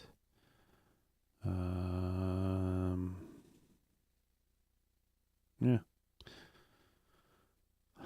Let's see. I'm going to put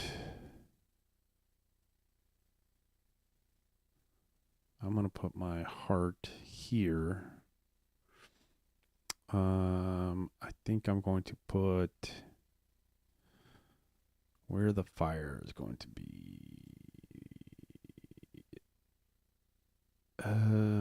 I think the fire is going to be back over here. And I'm going to say here is going to be where the, I think the energy stocks are going to drop. I think Google stock. I think I don't know. These are the done ones.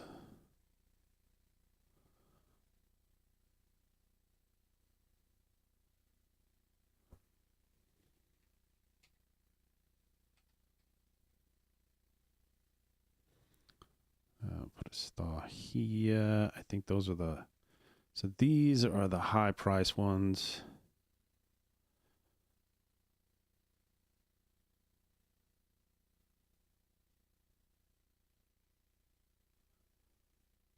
Which, I mean, oh, I forgot Bitcoin. We'll put Bitcoin here.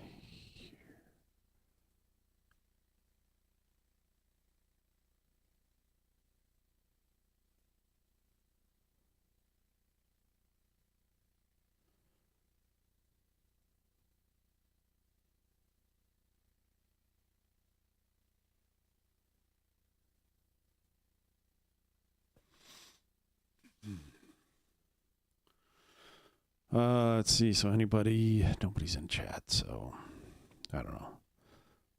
I need a wheel that I can just spin that I don't need points for.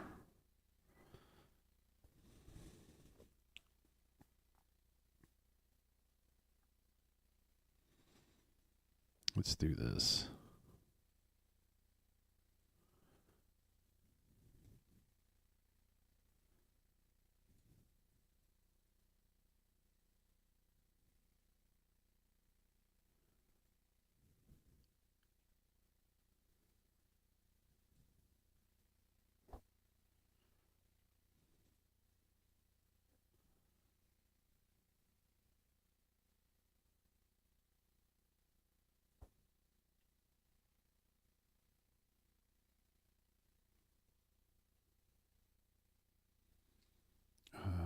Let's see. Do that. Then we'll do.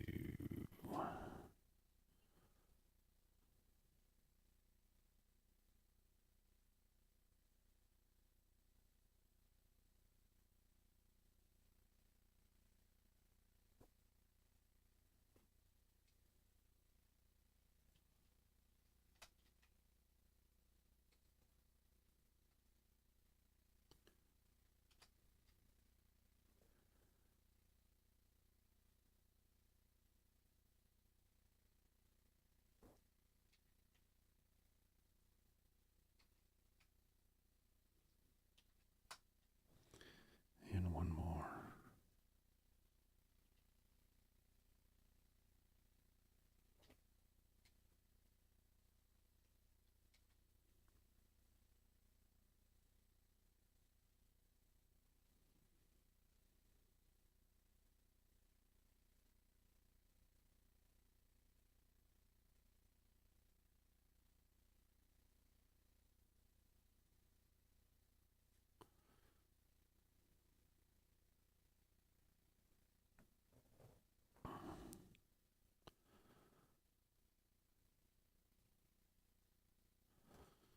Let's see. So let's bring Gemini again.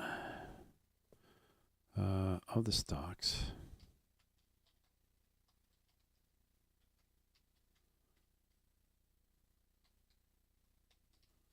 Posted pick a random.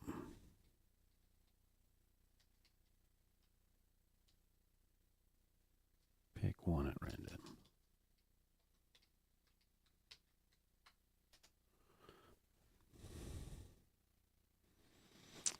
Okay, picked Lilly.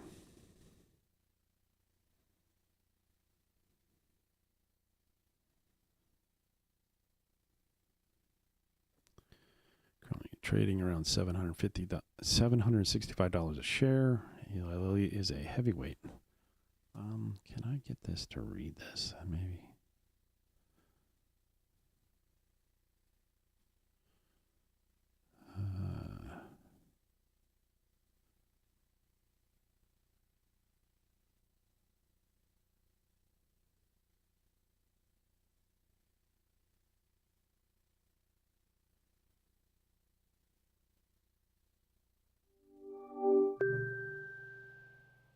Hi, I'm Gemini. We're about to go live, where you can explore complex topics or ideas just by talking. But before we get started, take a quick look at this important information. Go live with Gemini Live. We'll use your microphone. Yeah, sure. Okay.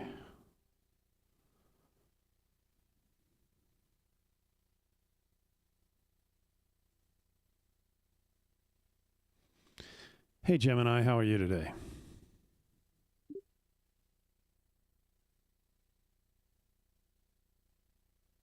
I'm doing well, thank you. It looks like you're viewing your Twitch Stream Manager dashboard. Is there anything specific I can help you with today? Perhaps with your charity goal or stream stats? No, what I need you to look at is my Thinkorswim.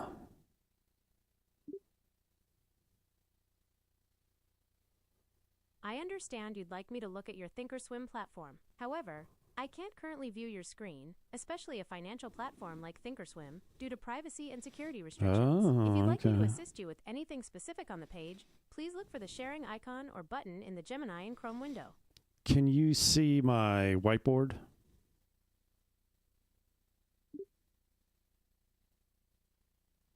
I still can't view your whiteboard because of the privacy restrictions. To share it with me, please look for the sharing icon or button in the Gemini and Chrome window. Share link.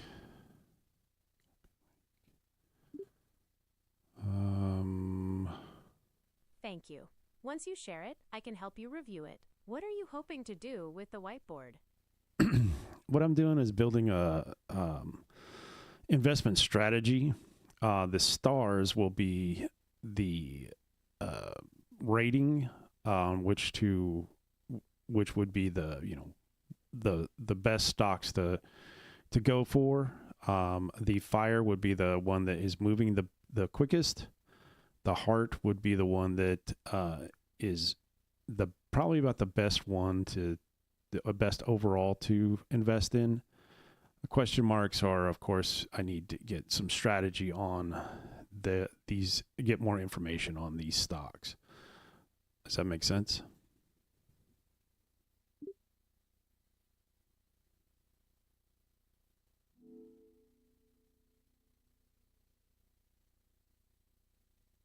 Yes, that makes perfect sense. It's a clear way to prioritize stocks based on different factors for your investment strategy. To move forward, which stocks from the list did you want to place into those categories? For example, are NEE and BEPC stars or hearts for you?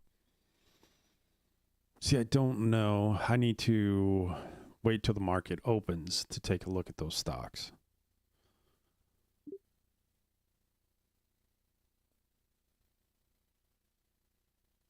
That's understandable. The markets aren't currently open, so real-time analysis isn't possible. However, we can still develop your strategy based on the closing prices from yesterday, April 20th, 2026, and current trends. Would you like to assign those stocks to your stars, fire, and heart categories now, or wait until the market opens? Yeah, let's assign those stars to the categories.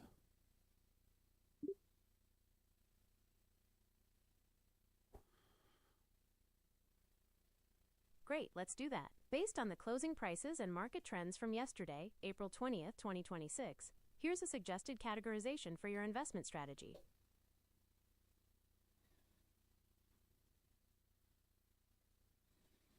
Can you, hold on. I can't see what you're sharing.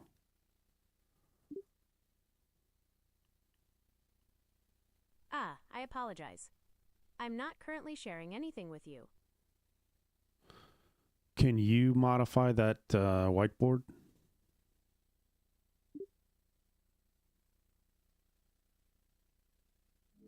I'm sorry, I can't directly modify your whiteboard. I can only provide suggestions or help you organize the information you have there. If you'd like, I can restate the suggested categories for the stocks you listed. Yeah, give me a star rating of 5 or less for the energy stocks that I have from the previous market.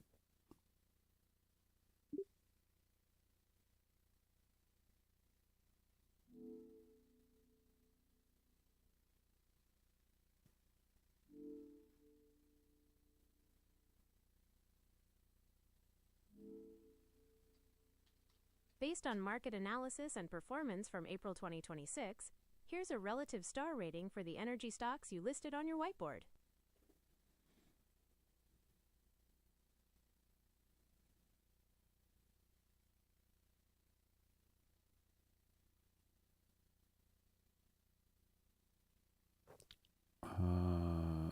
Gemini, I don't see anything.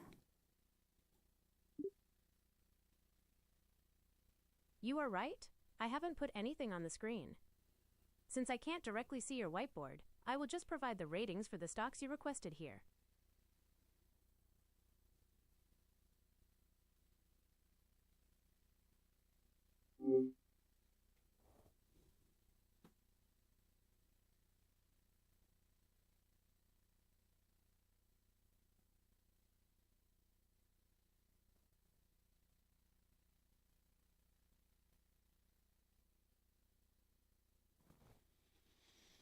Let's try a different way here.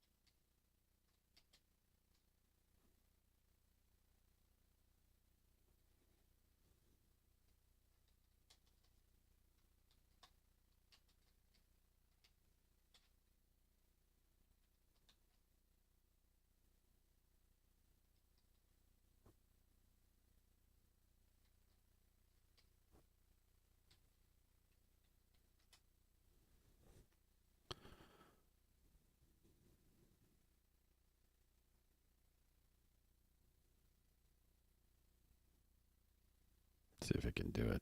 I don't know if it can do it.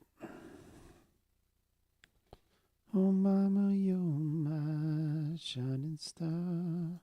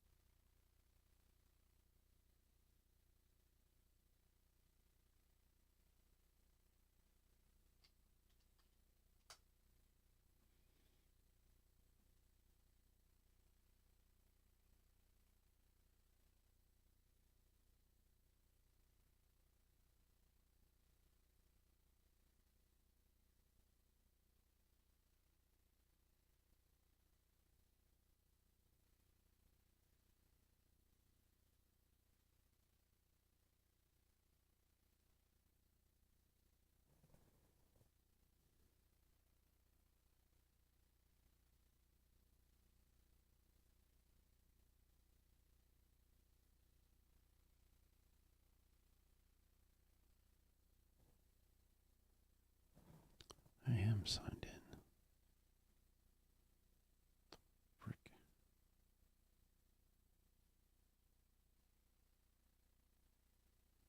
All right. Source. Try this again. Huh. Social stream is having some problems.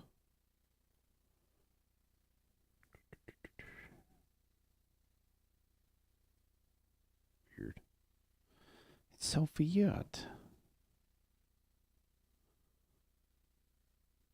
Thinking.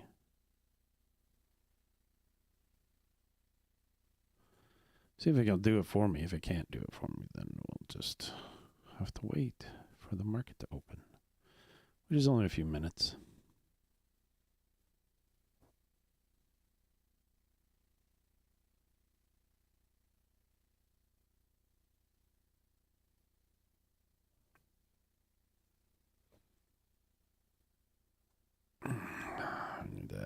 this here too.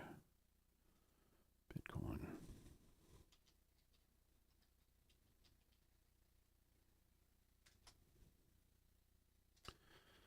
Mama, you're my shining star. So that's BTC/USD.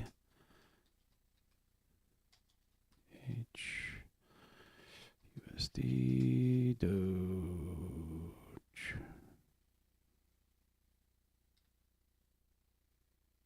Dogecoin. USD.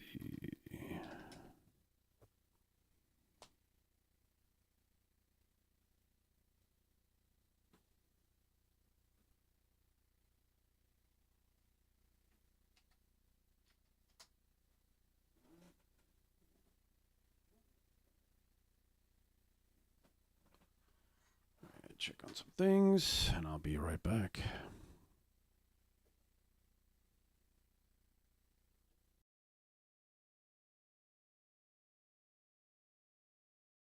Market reaction was muted, reflecting some confidence in their succession planning, but it's also been very much widely viewed as Turnus has been seen as perhaps the leading successor for months. So again, the choice named by Apple was not, frankly, all of that much of a surprise, at least from the reports I read. But seeing at least some modest dip today, and I think that the next major leg of the story for Apple here is how you're able to execute on Siri. I think that this is a long-term transition. Again, September 1st is, to me, at this point, basically like years and years away, but how you're able to execute on some of the AI and growth innovation that you've promised for this year is going to still be, I think, more important than perhaps who's actually, running the company, at least until we see that September 1st date come underway.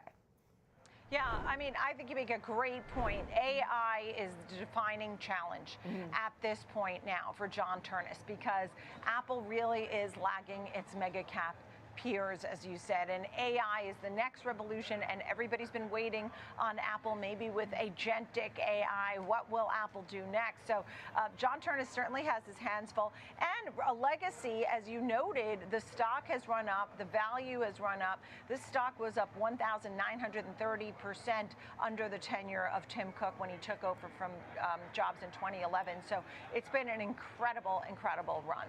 Let's get to United Health, because United Health is really giving a big boost to the Dow Jones Industrial Average this morning, Jenny. It is, and I will say, a pretty massive company that has been a bit of a drag on, just overall performance for the last several years. We did see its last earnings report about a year ago was just a substantial move to the downside. So encouraging to see this turnaround take effect. Adjusted earnings and revenue exceeded expectations. Their medical cost ratio is also improving to 83.9% from 84.8% last year. Came in well below investor concerns. That was one of the most important, really, metrics for gauging whether cost pressure is stabilizing. They also did raise their full year 2026 adjusted earnings outlook up meaningfully from their prior guide, signaling some visibility into their margin recovery, and also did note that strong cash flow has continued to remain, as operating cash flow did come in around $8.9 billion, or about 1.4 times their net income, supporting the idea that earnings improvements are operationally driven, not just an accounting or seasonal adjustment.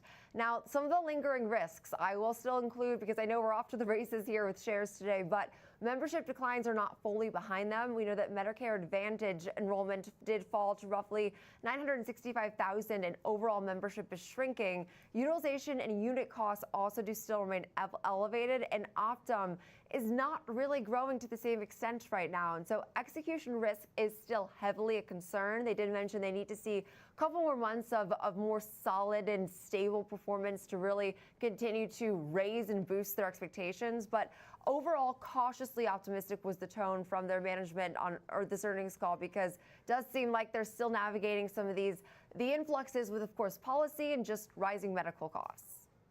All right. Well, thank you for all of that, Jenny, because we have a lot more stocks to watch this morning. We have 3M, which is lower, GE, D.R. Horton is gaining, Intel gets an upgrade, and so much more. So we'll have all of that for you.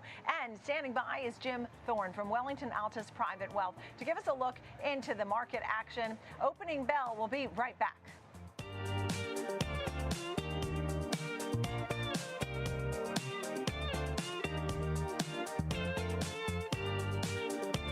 This is Fast Market, built for traders who want more than just headlines. We walk you through trade ideas with structure, risk management, and a focus on execution. From options to earnings to volatility plays, we bring decades of trading experience to every segment. With real-time insight across products and sectors, we deliver what active traders need to stay ahead. Fast Market weekdays at noon Eastern, live on Schwab Network at schwabnetwork.com.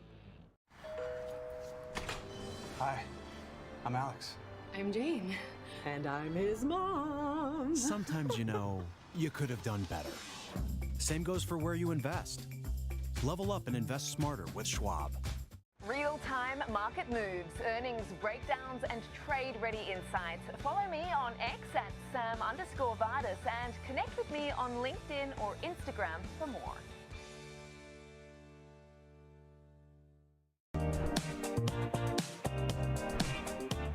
Welcome back to Opening Bell. I want to get you ready for the trading day. Jim Thorne is with me, Chief Market Strategist, Wellington Altus Private Wealth. And look, I mean, people don't know what to do. I was saying to Jim that everybody comes in, they don't know what to do with it. It's going to be a headline-driven market. We've had a pretty good run, but you're saying we're going higher. Tell us more. Yes, I mean, when the yield on the 10-year failed to breach 450 and it started to reverse, that was a signal to go risk on. So that was late March. We're going to 8,000 by the end of the year. We're going to have a peace dividend. The question we don't know is, let's go back to the late 1980s, early 1990s with the fall of the Berlin Wall and the Cold War, end of the Cold War. If we get a peace dividend, what does that do for global macro risk taking? And in the late 80s, early 90s, we had a rally that was unbelievable. And you're starting to hear some people start to mention the fact that we could be in front of 18 to 24 months of the strongest markets in a generation. So we need to basically keep an open mind and, realize that if we get energy down, rates are down, and then the global risk premium goes because state-sponsored terrorism is eliminated, right? We could be at very lofty levels by 28. I mean, that's a very bullish call because a lot of people were worried about midterm elections, but it's not necessarily the next few months that you're talking about. You're talking about the next year, the next 18 to 24 months. So if there's a sell-off, you're buying the dip? Yes, and the thing about the midterm election was President Trump basically detonated the 4-year cycle by having that 20% correction last year. So we've never had 2 years of 20% corrections ever outside of a financial crisis or recession. I don't see a recession, I don't see a financial crisis. A normal correction? Sure. And think about what happened in the first quarter. We had the AI fears, we had a private credit fear, and we had a war that we've been waiting 50 years for, and we get, a 10% correction. And the S&P gets back to its old high in 11 days. Go ahead. Yeah, go ahead. That suggests much higher and getting to a point where by July 4th, we could be where people have said we've missed the trade. Listen, because I do this job, I have a conflict of interest. I mean, I guess yes and no, I don't know, but I don't touch it. I've been working in my whole life in corporate America on Wall Street, so I never buy and sell stocks or do any of that because I never want to be, questioned. Okay, everything's been sitting there since I started here almost 7 years ago. I picked my allocation 7 years ago. I haven't looked at it since. If you were going to change an allocation here today, like for someone like me who hasn't looked in 7 years, what would you do? What would the allocation be? You want to be really simple for you? No cash. Or anybody, buy asking the for S&P a friend, 500. Jim. Buy the S&P 500. Make it simple. Get into the market. Beta will take care of you. Don't try to overthink this. So all S&P 500. What about bonds? What about international? If you want, right now, if we were putting $1,000 to work, I would say you want to buy tech and you want to buy crypto, because those are the areas that have been left behind and are going to have a frenetic catch-up trade. But over the period of the cycle, you just want to be in it. Don't overthink it. So if you don't want, NASDAQ 100, you want a little bit in foreign markets, fine. But look, like the 90s, the U.S. is going to be the place to be. I'll tell you, when you say tech, I mean, everybody always used to think of the NASDAQ or the triple Qs, but really the S&P 500 is also tech heavy. Yes. Right? Just by the tech heavy with the Mag 7s, right? And what are the banks going to do when they embrace crypto? What is this place going to look like when we have tokenization of assets? We are in the forefront of a major technological wave that I just don't think people can get their brains around. What did you think of Tim Cook stepping down and John stepping in, John Termes, who has been there for over a decade? That kind of changing of the guard because companies now have to face AI. We've seen it at also Walmart and Coca-Cola, some changing of the leadership. Is AI changing how these guys have to manage? What do you think of a name like Apple? Do you buy it? Yes, I think, but AI is a platform like the internet or electricity. And Apple right now is a product company. Think iPhone. Apple has to evolve their innovation for this new platform. And that's what I think people miss with the sell-off of software stocks and what have you, is it's a platform. It's like the internet. And so we're in this new era, so why not pass the baton? What other stocks do you like? Well, I think MicroStrategy is very interesting. Oh, okay. I That's think you your can crypto play. Yes, I think you can dip your toe into private equity. I think Apollo looks very interesting. I think Palantir looks very interesting. I think Microsoft looks very interesting. Oracle looks very interesting. JP Morgan looks very interesting. You know, the infrastructure plays. You want to buy CAT. You want to buy GE Verona, which converts natural gas into electricity. Quanta, Eaton. There are too many plays to mention. Wow. Okay, I'll pick out JP Morgan. Why JP Morgan in a land of all these other kind of growing innovation type of names? Why good old JP Morgan? Because JP Morgan gets the fact that they're going to have to involve and embrace innovation, irrespective of what Mr. Diamond says. They've been working on blockchain, they're embracing crypto, and these large Wall Street firms are going to become growth companies again when they embrace blockchain and AI. And you want to basically get with the leaders, and I think JP Morgan is starting to embrace this. It's going to be very interesting to see how these things do. Apollo, Palantir, Microsoft, Oracle, MicroStrategy, JP Morgan, Apple, GE Vernova, Caterpillar, just to name a few. What about Kevin Warsh coming on? It looks like it's going to be a go, right? I mean, he's got to just sort of go through these hearings and such. He's going to have pressure to cut rates right away. What do you think happens here? So rates will go down, I think, to 2.5 to 2.75. By when? By the end of the year? By, let's say, first quarter next year. He's pro AI, he's pro crypto, and look, he's hung out with Palantir, and I think he's going to basically say to the banks, look, start innovating. And so I'm very bullish on what he is saying. What is going to be interesting is the Fed is bigger than one person. So I think people are putting way too much weight that he can convert the whole Fed in a very short period of time. Right. Can we get the rates down? Sure, but it's going to take a period of time for the Fed to really change institutionally. So the strongest market in a generation, the next 18 to 24 months. I mean, what kind of? I am giving you. I don't really 20%? want to talk about the numbers are much higher than 8,000. I will put it that way. Oh. But let me put it this way: by the end of the decade, the S&P will be close to 14,000. That's a double from here. 14,000 end of the decade. I'm writing it all down, Jim. Okay. Woohoo! Okay. Well, I mean, people would like that for their 401k and IRA. Good to see you. Thank you so much. Thanks for having me. Really appreciate it. On a busy day on Wall Street, Jim Thorne, Wellington Altus Private Wealth. Thank you for being here. Coming up, a quick break. We'll count you down to the start of trading. The Nasdaq's back in the green. Over those 13 days, the Nasdaq was up almost 16%. We only had sell-off yesterday. We're back in the green again. All right, we'll be right back.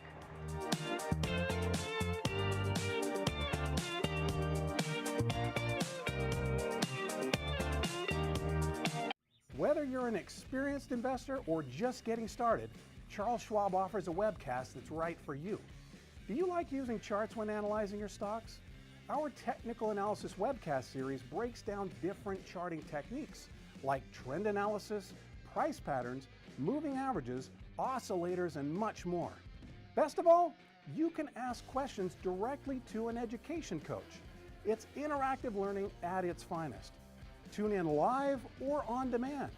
Head over to schwab.com/coaching and start learning today.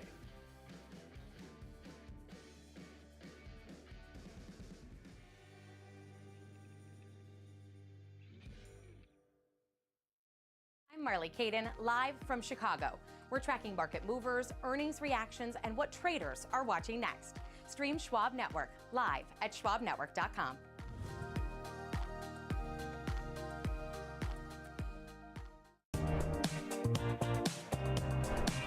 We have so much news this morning. The president not extending the ceasefire. We have UNH and the Apple story. And really, I think about Tim Cook, how he really was a global public persona. Those are the words of Dan Ives, how he went around and spoke to leaders all over the world. Sam Vadas is with me, covering so many different stories this morning. We've had retail sales. Sam, nice to see you. What's on your mind?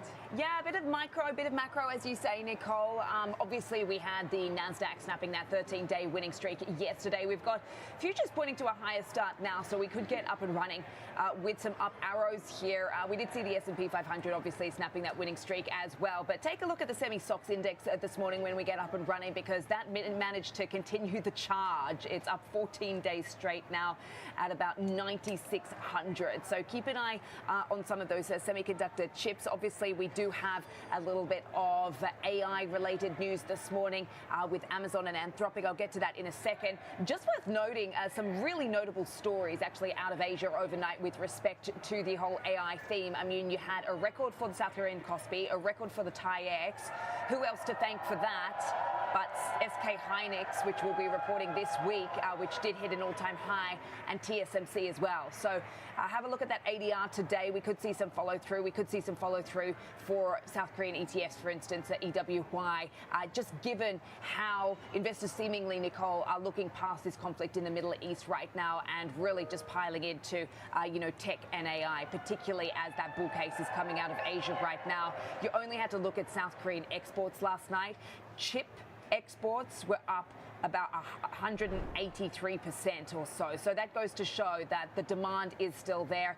Taiwan also seeing some really nice export orders, up 66%. Obviously, that goes to show a huge demand for its AI-related products as well. We also saw a nice IPO in Hong Kong last night. It's surging 50 to 60%, and that was an NVIDIA supplier, which is in the business of printed circuit boards. So this all ties together with obviously what we talk about every day here with the US markets, and just basically further confirmation of this global AI boom right now, Nicole. Yeah, and you're talking a little bit more about that too with Amazon upping its investment into Anthropic.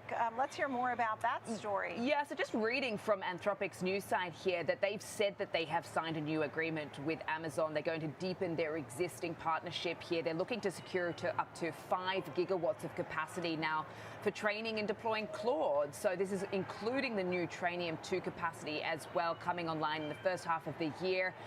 So they said that they have worked closely with Amazon since 2023, over 100,000 customers here. They are committing more than $100 billion over the next 10 years to AWS technologies, securing up to 5 gigawatts, as I mentioned, of new capacity. They go on to say that the full Claude platform will be available directly within AWS. So the same account, the same controls, the same billing with more Claude platform features. No additional credentials or contracts are necessary. So this is an added layer here. It is continued investment, as I mentioned. Amazon investing $5 billion in Anthropic today, an additional $20 billion in the future, and it already builds on the $8 billion that Amazon had already invested. So obviously a very big deal that we continue to watch. And they've been talking about basically how the demand for Claude has absolutely accelerated in 2026, a sharp rise in consumer usage. And you just see it certainly in obviously the data that we see, a lot of migration to Claude from other platforms. Pfizer put a 280 target, overweight up from 260. Stock, as you noted, is higher, 2.7%. Sam, great to see you. All right, folks, are you ready? Time for the opening bell on Wall Street.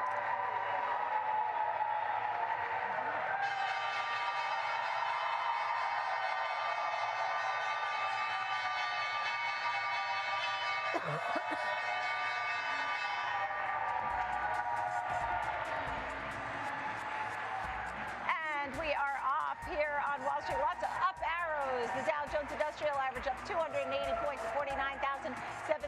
The S&P at 7126, gaining 17 points here, a quarter of 1% higher. The tech-heavy Nasdaq, after almost 16% gains in 13 days. All right, we gave a little back yesterday. Back in the green. Okay, up 74 points now at 26,664. The Russell, which has been also hitting records here, is up 1/3 of 1%. We'll be watching for records. I'm not sure that we're hitting any right now, but certainly back on the uptrend. This, as the president says, he does not want to extend the ceasefire, maybe taking away some geopolitical concerns in the market. You did hear Jim Thorne saying that. In fact, Jim Thorne has an $8,000 S&P target and a 8,000 level, and then a 14,000 level by the end of the decade. How do you like that? That's pretty optimistic, and we'll have a lot on earnings as well. So let's kick it off here because there are certainly some names to watch. A lot of green. United Health is really helping the Dow. You can probably account almost half of the move on the Dow. But I will say GE has a down arrow, and we have Diane King Hall with us talking about GE Aerospace. Good morning, Diane. And the stock has fluctuated after releasing its quarterly results. Initially, shares were higher in the pre-market, and then they started to pull back. They did beat expectations on the top and bottom line for the trailing quarter. Earnings coming in at $1.86 per share on an adjusted basis. Street was looking for $1.60 on that metric. Revenue coming in at $12.39 billion. That was better than expected. It is the kind of quarter that bulls want to see. The question is, there was some caution in their tone coming from here, especially about the macro picture with oil prices elevated. Yes, we're seeing oil prices pull back a bit, but there is some elevation there, and that threatens airline profitability, which can have a ripple effect to GE Aerospace, especially when we think about not just the engines, but the service contracts that they do. Now, orders surged 87% to $23 billion. That's a huge jump there. There was strong commercial aviation and defense demand. Great for GE. They're still expecting full-year earnings of $7.10 to $7.40 a share. They see results coming in at the high end of that range. Ordinarily, you might see investors happy with that, okay with that. It's not a beat and raise. It's a beat and standing by the high end of their outlook from here. Commercial aviation, again, still the growth engine here. You had that revenue there jumping double digits. Services revenue also climbed 39% there. So that suggests airlines are still flying and spending on the maintenance to keep those airplanes in the air.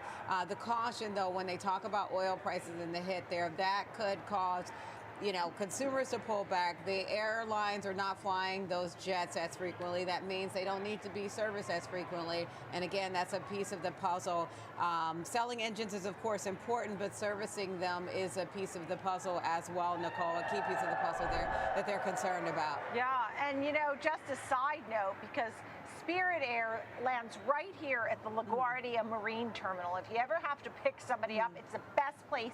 It's its own area, and Spirit had struggled. I know you know that. They went to the Trump administration, and now Trump, I just saw across on the headlines, he said, I would like to see somebody buy Spirit. Yesterday, they were really talking more and more about maybe getting a bailout or a lifeline or something. So Trump today saying, I'd like to see somebody buy Spirit. We'll see what happens in the airline industry, folks. Keep an eye on that group.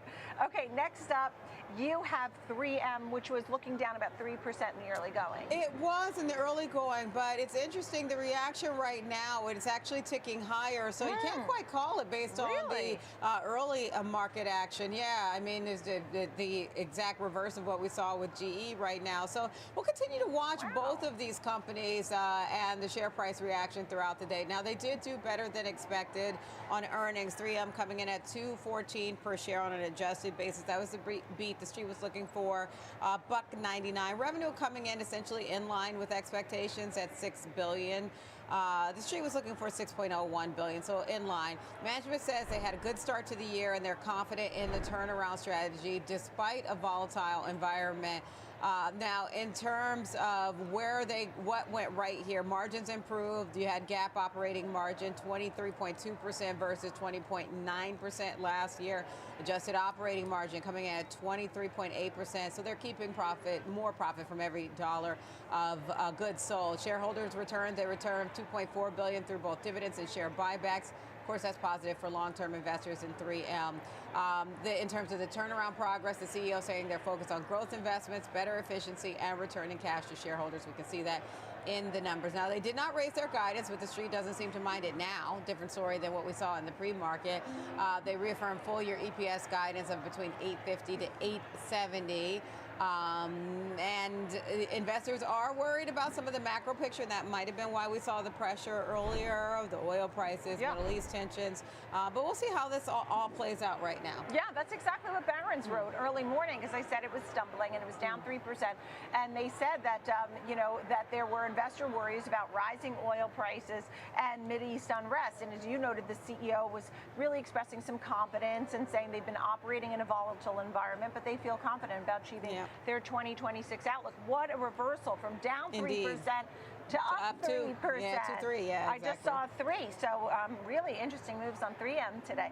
Let's take a look at Intel, which has been an incredible performer. Oh, it has. And now another upgrade. And still, more increasing conviction around Intel, and shares moving higher right now, up about 2% at the moment. This comes with earnings in front of it. Not today, but later in this week. So analysts are upgrading this story here. They're getting fresh support from multiple Wall Street firms here.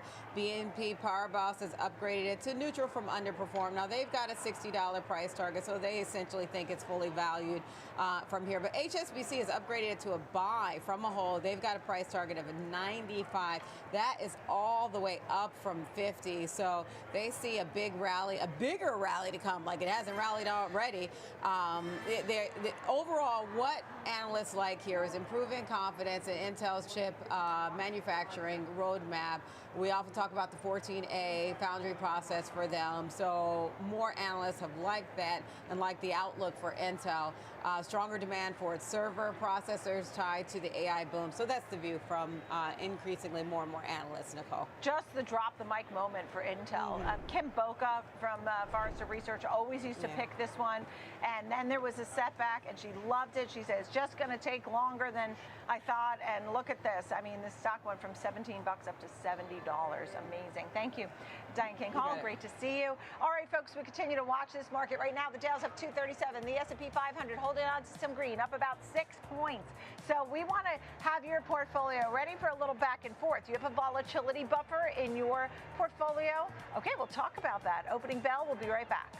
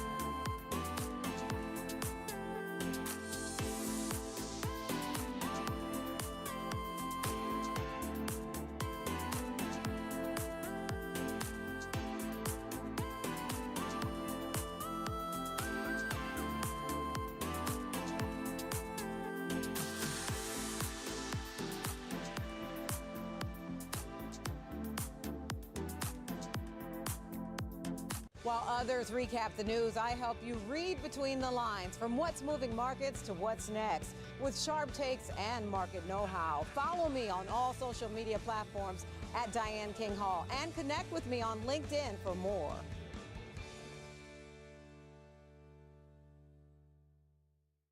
Kick off the morning with the data and the decisions moving markets. Morning Trade Live breaks down the macro moves driving the price action, from Fed policy to global growth to inflation prints and geopolitical risk. Smart, fast and always live from Wall Street to your screen. Morning Trade Live, where the markets meet the macro, weekdays at 10 a.m. Eastern on Schwab Network.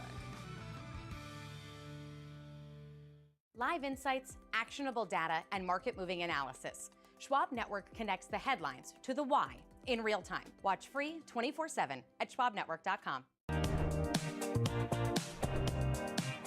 Welcome back to Opening Bell. We're live on the floor of the New York Stock Exchange on the corner of Wall and Broad. I'm so glad you're with me. Up arrows. I'll peek if the S&P is still in the green. Yep, it's up 4 points. Joe Tagay is with me, portfolio manager, Rational Equity Armor Fund. I haven't seen you in a long time. So glad to speak with you. A lot of folks are saying maybe the worst is behind us. They had 2 people come on in the last couple of weeks and have S&P 8,000. I mean, what do you think of that? I'm sorry, I missed that. You had S&P what? S&P 8,000. I mean, people are starting to think about long-term bullishness. Yeah, I guess a little surprised to hear that. But yeah, it's certainly possible. You're seeing the big moves up and down, obviously. And by the way, yeah, it's good to see you. It's great to be back on your show. Really loved that opening bell. There was a lot of enthusiasm coming from the floor there. Really makes me along for my days on the SIBA, where I was a VIX market maker. I love the excitement. I love the enthusiasm coming into the market. So yeah, there's a lot of excitement out there, and there's certainly a lot of trading going on. Yeah, without a doubt. I mean, you think about earnings season too, and the fundamentals have been looking generally pretty good, wouldn't you say?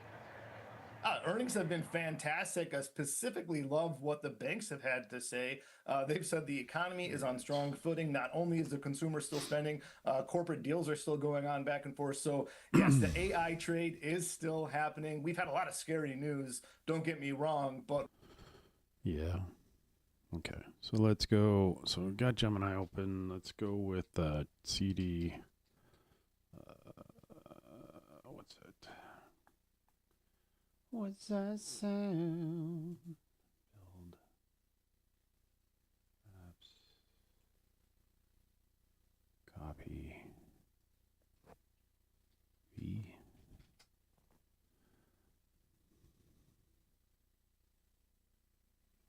Thinking. Okay. I move to, yeah. Okay.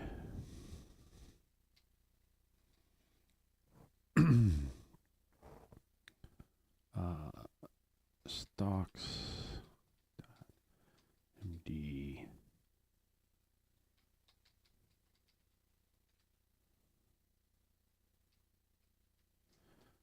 Can you build a whiteboard?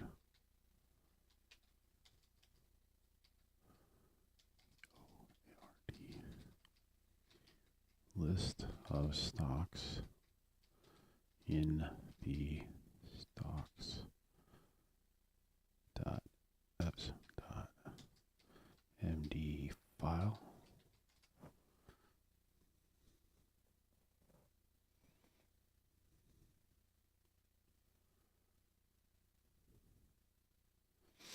Reading the file. Web-based interaction board using HTML. The Electron app, more complex desktop app using Electron. Like, let's go with, yeah, let's go with 2.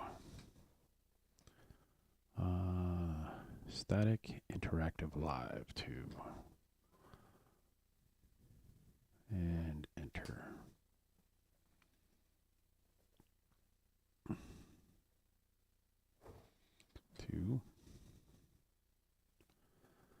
By the way, you can set this so that it will just, when you tell it to do something, it'll do it. I haven't taken that leap yet. My PowerShell terminal, shrink it up a little bit. There we go.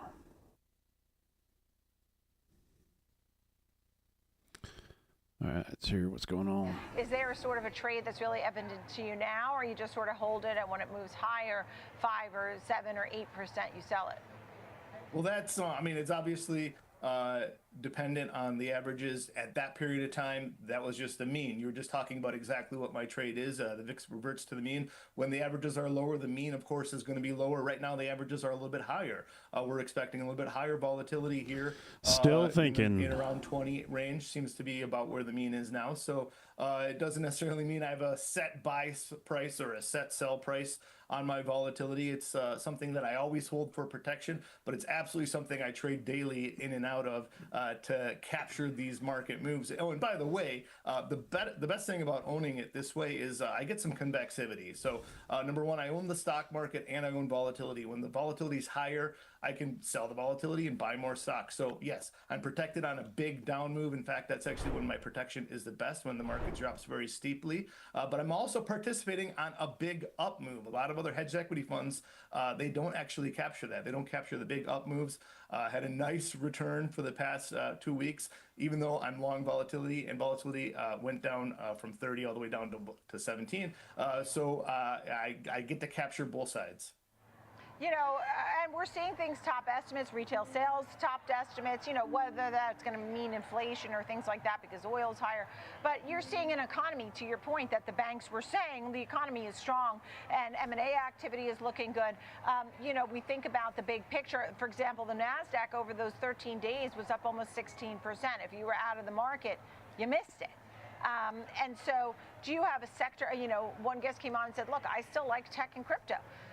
Others have come on and say, I like industrials, or I just like to buy the big picture of the market. Do you have a certain area that you lean towards in addition to saying, stay invested, don't pull it out? Yeah, so, well, first of all, yeah, for advisors out there that are getting she said, calls, don't pull it out. Too, I'm getting calls. People are worried about it, about the economy. She said, don't pull it out. Approach. Volatility has come in a long way. I do think that volatility will be here for the foreseeable future. That's not going anywhere. When it comes to certain sectors, I think the AI trade, yes, of course, it includes these semiconductor stocks, but it actually is growing to include other parts of the economy. Just think about the amount of money that is being spent on this build out. We're talking about hundreds of billions of dollars. I'm old enough to remember if Congress passed that, that would be a major stimulus package for the economy. So yes, it's going to participate in a lot of parts of the economy. I'm specifically looking at things that build things, companies that sell machines that build things, big machines, big vehicles is what I'm looking at. Yeah, understood. And to your point about the trading action here, I've been here for decades, and 9:30 rings, and I get so excited because I think it's just like you. I really feel it in my heart. My aura ring, so you know, sometimes goes between 130 and 161. She's talking about her aura ring? What's that? Beats per minute for opening bell. I mean, that's how much I love it, Joe Tagay. So, yeah, high five, like a virtual high five. Thank you for sharing that. I can just remember coming up to the floor for the very first time up the escalators on the SIBO, just seeing the action, the lights ringing, just the crowds of people. I was hooked from first sight. Yeah, nothing else matters. This is where it is. This is the action, and I love it too. You're so right. Thank you for sharing that with me so I could feel really good about this day being here. Happy to be alive at the New York Stock Exchange. And just one last little thing. Joe Tagay, thank you. Rational Equity Armor Fund. And one little bit from the AP Crossing now saying that the U.S. and Iran signal they will return to Pakistan for ceasefire talks, officials say. That's from AP News, so it looks like that's still going ahead. Oil right now is at 89.10. And we'll see on the other side of the break, we have Kevin Green standing by looking at the key levels on the charts to watch.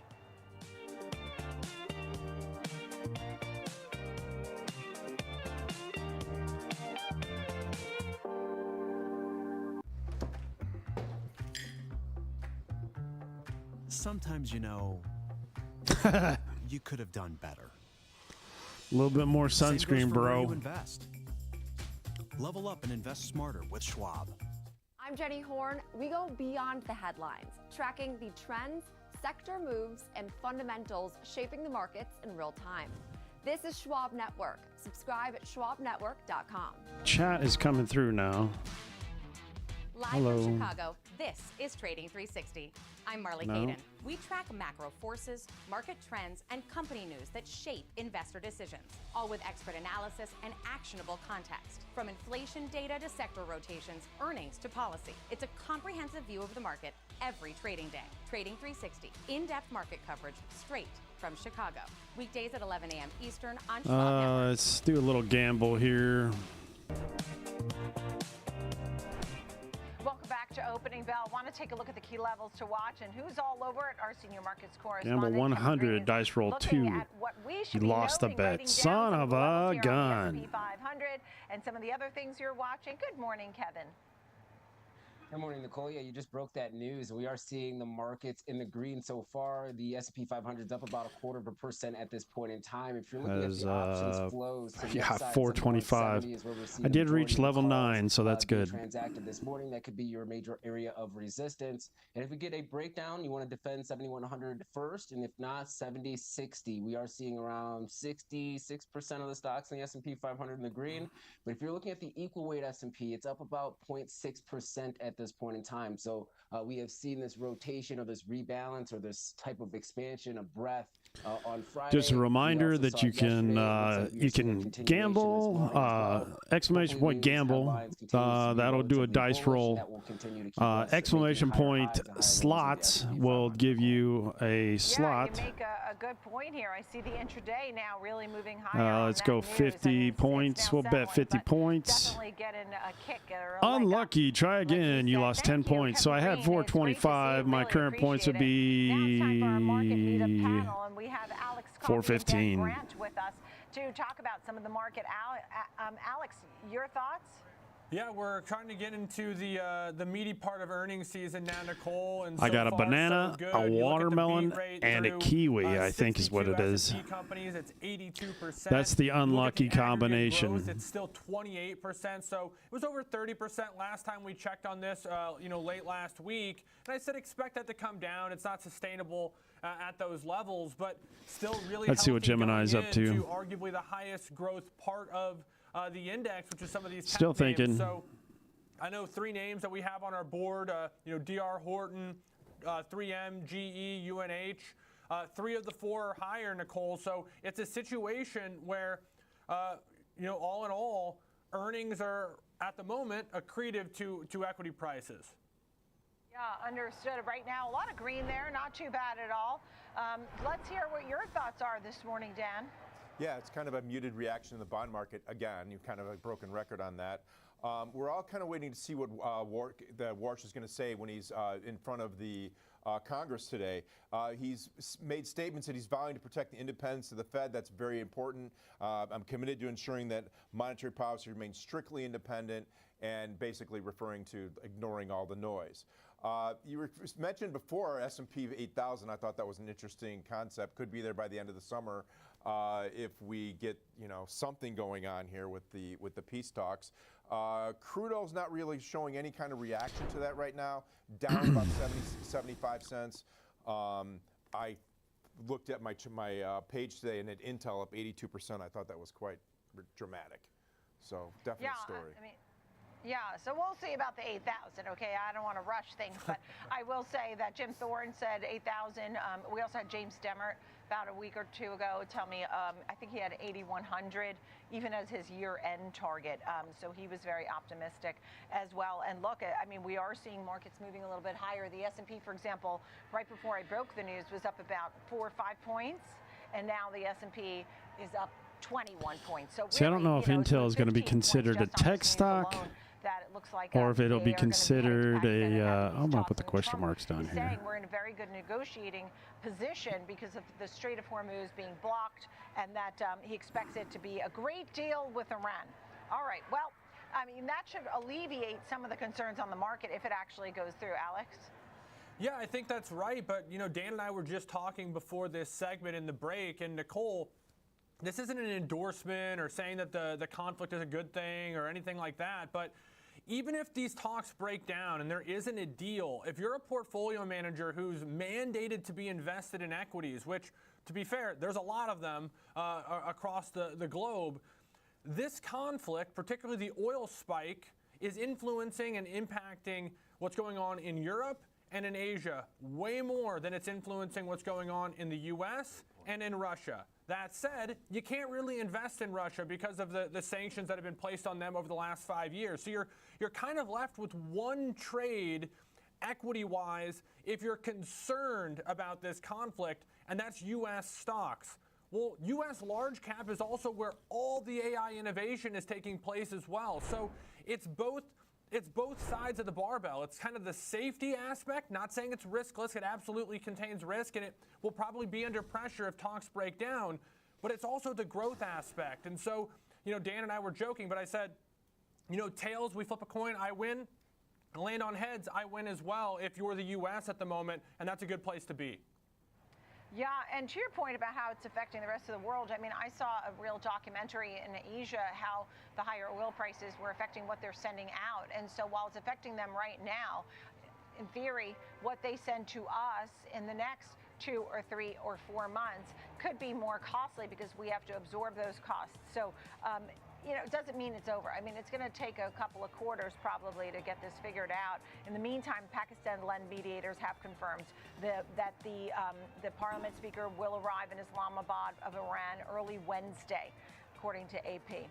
I'm Nicole Petalides. So glad you're with us here every day on Opening Bell. Morning Trade Live is next. She looks like you, Dad. Aw, she's got your smile. Carl. Yep, your #1 broker's here to welcome your new little dependent. Actually, we invest with Schwab now. They have everything we need all in one place. I can set up her college fund. I've been learning about new trading strategies. And Schwab helps me generate retirement income. All this Schwab as everything you need is making me cranky. Does somebody need a nap? Schwab! Invest your way with Schwab. Schwab Coaching is concepts brought to life in the real world. Schwab Coaching is learning constantly. It's relatable, it's practical, clear, understandable, and hopefully entertaining. Take it for what it's worth, but I think it's absolutely world class. Schwab Coaching is actionable, individualized, community, growth, and empowering. It's really a human touch with your investing. We have coaches who have been in the industry and around the industry for a long time. So the nice thing about Schwab Coaching is that clients get access to 9 different sets of expertise. We want to engage with you and chat on the shows we host. We want to engage with you outside of the classes we host. A consolidation that could add to this trade. So we shall see. We have different formats because people learn differently at different times. If somebody's a real bookworm, we've got courses for you to learn from. They can dig in, go at their own pace. We have webcasts running through YouTube all day, every trading day. We've got this ongoing 24, 25 times a year events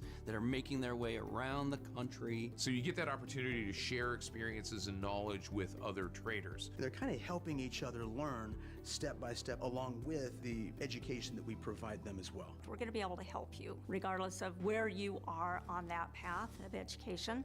It's really unique, All right. not just that it exists, but that you can tap into 30-some hours worth of it each and every week. How incredible is So that? this is kind of what I'm looking at then. I want to get more emojis. How do I get more emojis?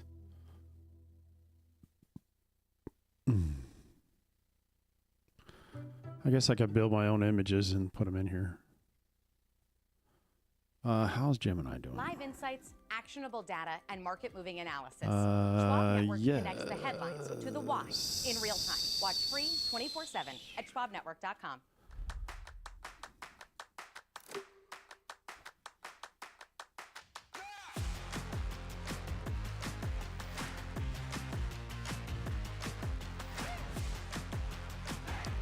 All right, I don't want to get hit with any kind of...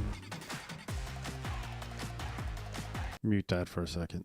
All right, so we've got kind of building our strategy up.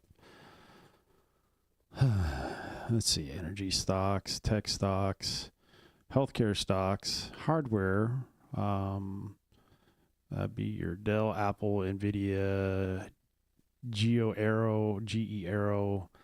Then we've got our Bitcoin, Ethereum, Dogecoin. There's another one in here. Solaris. Where's that phone at? Where'd my phone go? There it is. Where your phone at? What's this?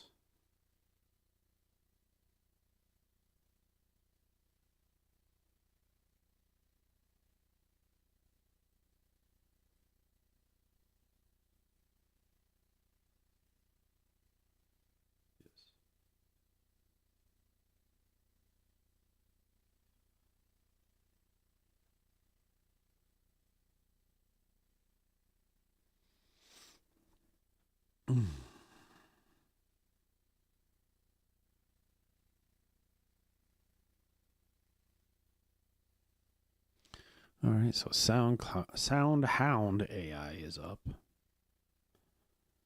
21 cents.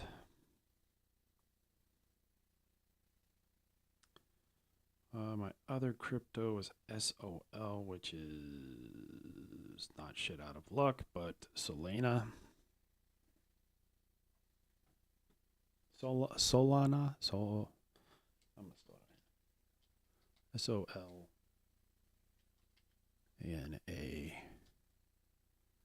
which is Sol.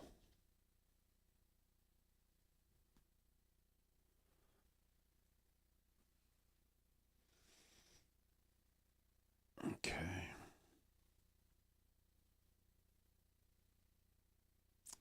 What's up, Gemini? What are you doing? Allow for this session too.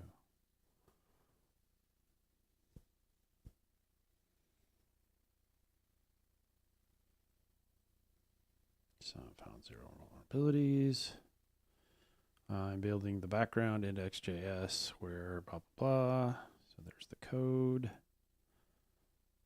Nice. Built categories and everything, huh? Nice. The whiteboard MP allow. Looks like it's putting it in a shell.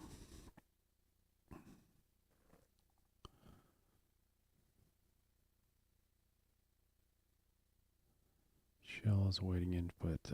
Need to install the following packages. Okay to proceed. Why, yes.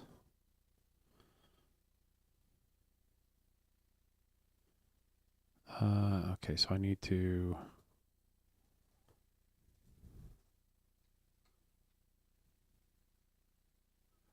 I think focus was on it. Control Shift or Alt Shift Y.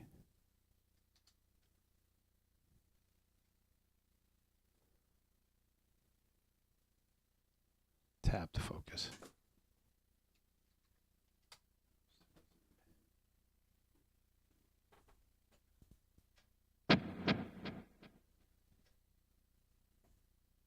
Where's stupid pen go?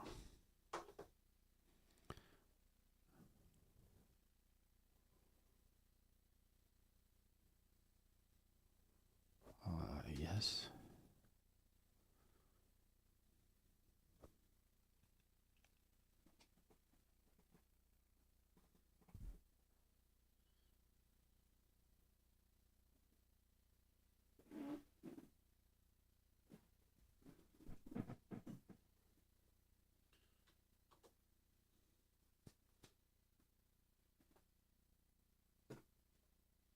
Let's check on Allegiant needs and wants. Team.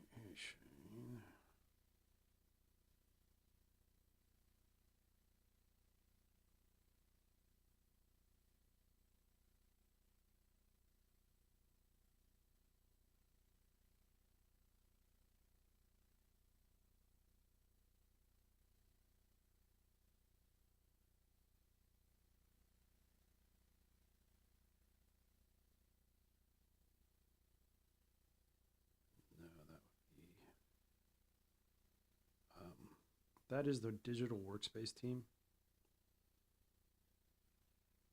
Alex here.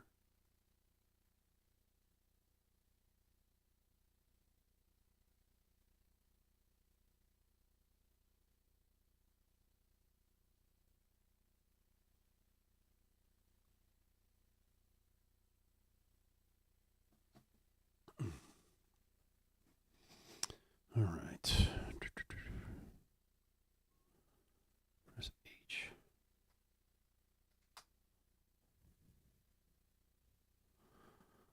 Show server URL.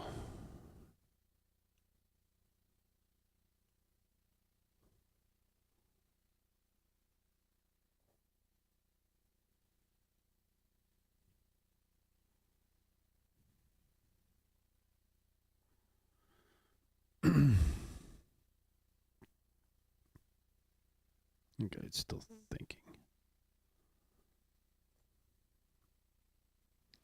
Let's give this thing back on. To the upside, actually, for the previous month, going from negative 0.1% going up to pretty much flat, if you will. So higher inventories could lead to merchandisers and companies to mark down prices in order to move that inventory through the system. That could put some negative pressure on the inflation front, maybe offsetting some of the higher rates that we are seeing when it comes to gasoline and other energy products. So I would say, for the most part, actually a really decent morning when it comes to the economic data. And then for retail sales, beating both of the really key numbers here. Retail sales on the headline front obviously increased. We did see an increase of around 15% on a month-over-month basis for gasoline. But even if you strip that out and look at core retail sales, that came in at 1.9%. Street was looking for 1.4%. And then the retail control group, which is going to feed into GDP, came in at 0.7%. Street was looking for 0.2%. So we should actually see a positive revision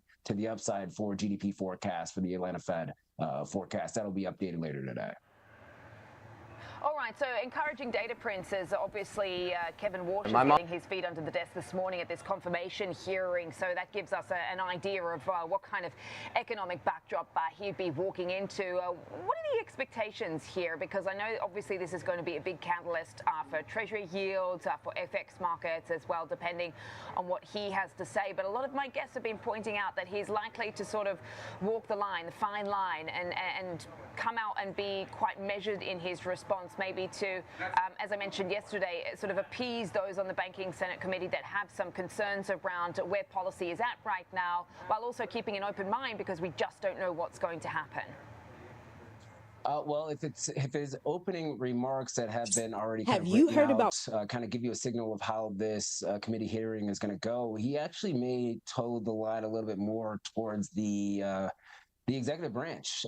He's talking about the fact that obviously the Fed needs to stay independent, but also leading credence that other political figures can kind of chime in, and that's the right to do so. The Fed's going to do what they need to do in order to ensure full employment, as well as trying to manage and maintain inflationary levels here. But it seems like his comments are really kind of siding a little bit more with the President of the United States rather than maybe what we've seen in the past when it comes to a Fed chair. If you're kind of looking at the split for the committee, obviously we have this headwind as far as the confirmation on that timeline. But if that, it sounds like he probably will be confirmed. And the yield market may have already priced this in. You're seeing a little bit of an uptick in the 10-year Treasury yield this morning, but I think a lot of this has been factored in, just given the rhetoric that we've seen over the last year. President Trump also stated that this morning that he would be disappointed if Walsh didn't obviously cut rates once he got into his position. I think that's, once again, something that has been forecasted out, and the market's kind of already digested that. So will it be contentious? It might be, but I think that he's probably going to be a little bit more level-headed and trying to manage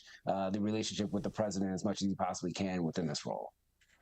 Yeah, and we're also of the understanding, because he's been quite open about it, that, you know, he argues that the US is on the precipice of some sort of productivity boom that's going to be led by artificial intelligence, which could inevitably be disinflationary. At least he's, you know, spoken about that in the past. And so, yeah, we'll have to keep an eye on what he has to say there. But just getting back to these markets and the technical side of things, KG, what sort of levels are you going to be watching out for today? Yeah, we continue to move higher. We're up about 0.3% in the S&P 500. I'm looking at 7170 to the upside as your major area of resistance. And if we do see a breakdown, we want to be able to hold 7100, and then 7060 is where we're seeing the majority of the put flow this morning. I think if you still have this composition of sectors leading us to the upside, like consumer discretionary with Amazon, and even if Tesla can catch a little bit of a bid, that would actually be beneficial for the markets. Information technology and financials, if they're able to hold up, the the weighting for the S&P 500 obviously would be favorable for an upside move rather than a downside move. And you're seeing a little bit more risk on tone. I mean, utilities are lagging, consumer staples, real estate. Those actually have been, for the most part, seeing some positive flows on Friday as well as Monday. So a little bit of a rotation out of those names as we gear up for earnings for the Mag 7. And obviously we'll have Tesla later this week that everybody will be focusing on when it comes to the AI trade. All right, we'll be watching. Thanks so much, KG, for breaking down some of the movers in the data for us this morning. Moving on and coming up, we will take a look at the macro picture and the trajectory for the U.S. economy. Morning Trade Live will be right back after this.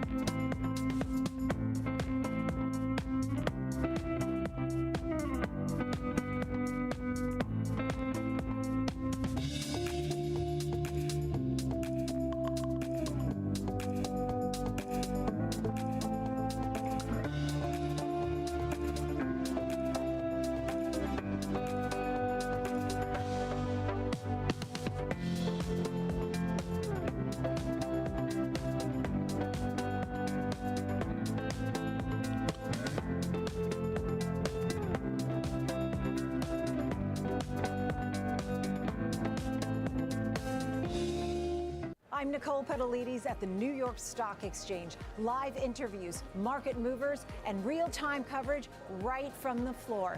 Subscribe now at schwabnetwork.com.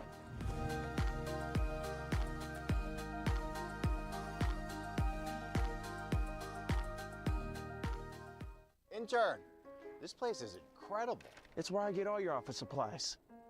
Your golf balls, Your fancy coffee, your giant TV. it's everything in one place. It's like Schwab. Everything investors need, all in one place. Come again? Yeah, at Schwab they can do everything. Invest, trade, get full service wealth management, and anything in between. Think I'm gonna be sick. We have to buy that now. Schwab.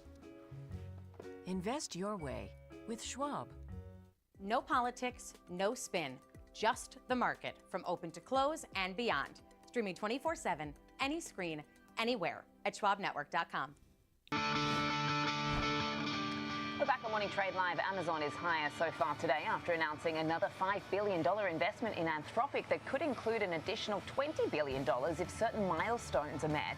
Anthropic has committed to spend over $100 billion over the next 10 years on AWS technologies. So Amazon currently trading 1.9% higher at $252 and change. Let's take a look at some of the winners on the session so far.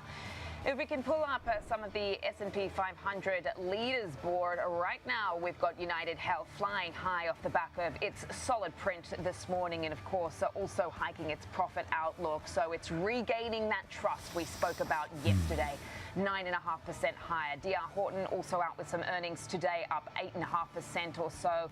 We've got Quest Diagnostics up 6%, HP Inc. up 5.5% or so and change. So that's a look at some of the leaders board. A very earnings-driven kind of day for us. As you can see, Northrop Grumman's on the back foot off the back of its report card, 5.5% lower. GE Aerospace down 3.5%. We'll talk about that one later in the program with one of our guests. We've got Tractor Supply down 9%. And Prudential Financial down 4.1 right now. So there's a quick look at some of the winners and the losers on the session so far, as we do have a more risk on tone in these markets for us this Tuesday morning. Let's focus on the macro now. Joining us is Stephen Risciuto, U.S. Chief Economist over at Mizuho Securities USA. Stephen, always nice to talk to you. So some encouraging data prints out this morning. What's your assessment of the overall economy right now? So let's see. Well, there'll we've be been positive on the overall economy for quite some period of time. We start from an approach of looking at balance sheets and what that implies for the flow of liquidity in the largest and most leveraged nation in the world. So unless you're following the liquidity flows and you're following balance sheets, you're going to often miss a lot of important signals in terms of the economy. And these balance sheets are exceptionally strong, and we're seeing that coming through in terms of the retail sales numbers today. Consumers are getting increased refund checks, and they're in the position to go out and spend that money, and that's what they're doing, and that's why you're driving the control group up as much as you did in this morning's retail sales report. So the economy is holding up. It's on solid footing, at least for now. And there's the fiscal impulse as well. Where does that leave rates? I mean, characters aside, we'll get to, obviously, Mr. Warsh in a second and your thoughts on that. But what's the House view on the trajectory now?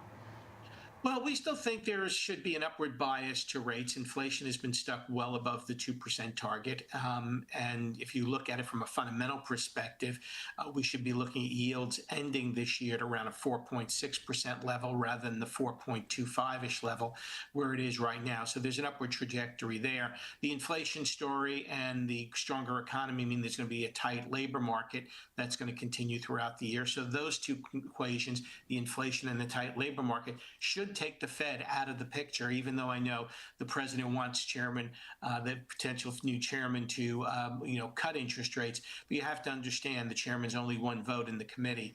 And we're not sure how this is going to play out with terms of Chairman Powell yet, in terms of whether he departs or not. And there is this little quirk where, you could wind up having the chairman of the Federal Reserve Board not necessarily being the chairman of the FOMC, because they are separate votes. One is voted by the committee and one is determined by the Senate.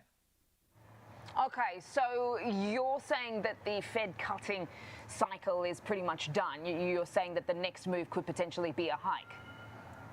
Well, I'm not saying the next move is going to be a hike, but I don't think the next move is going to be a cut either. I think we're going to sit here with an unchanged monetary policy for an extended period of time.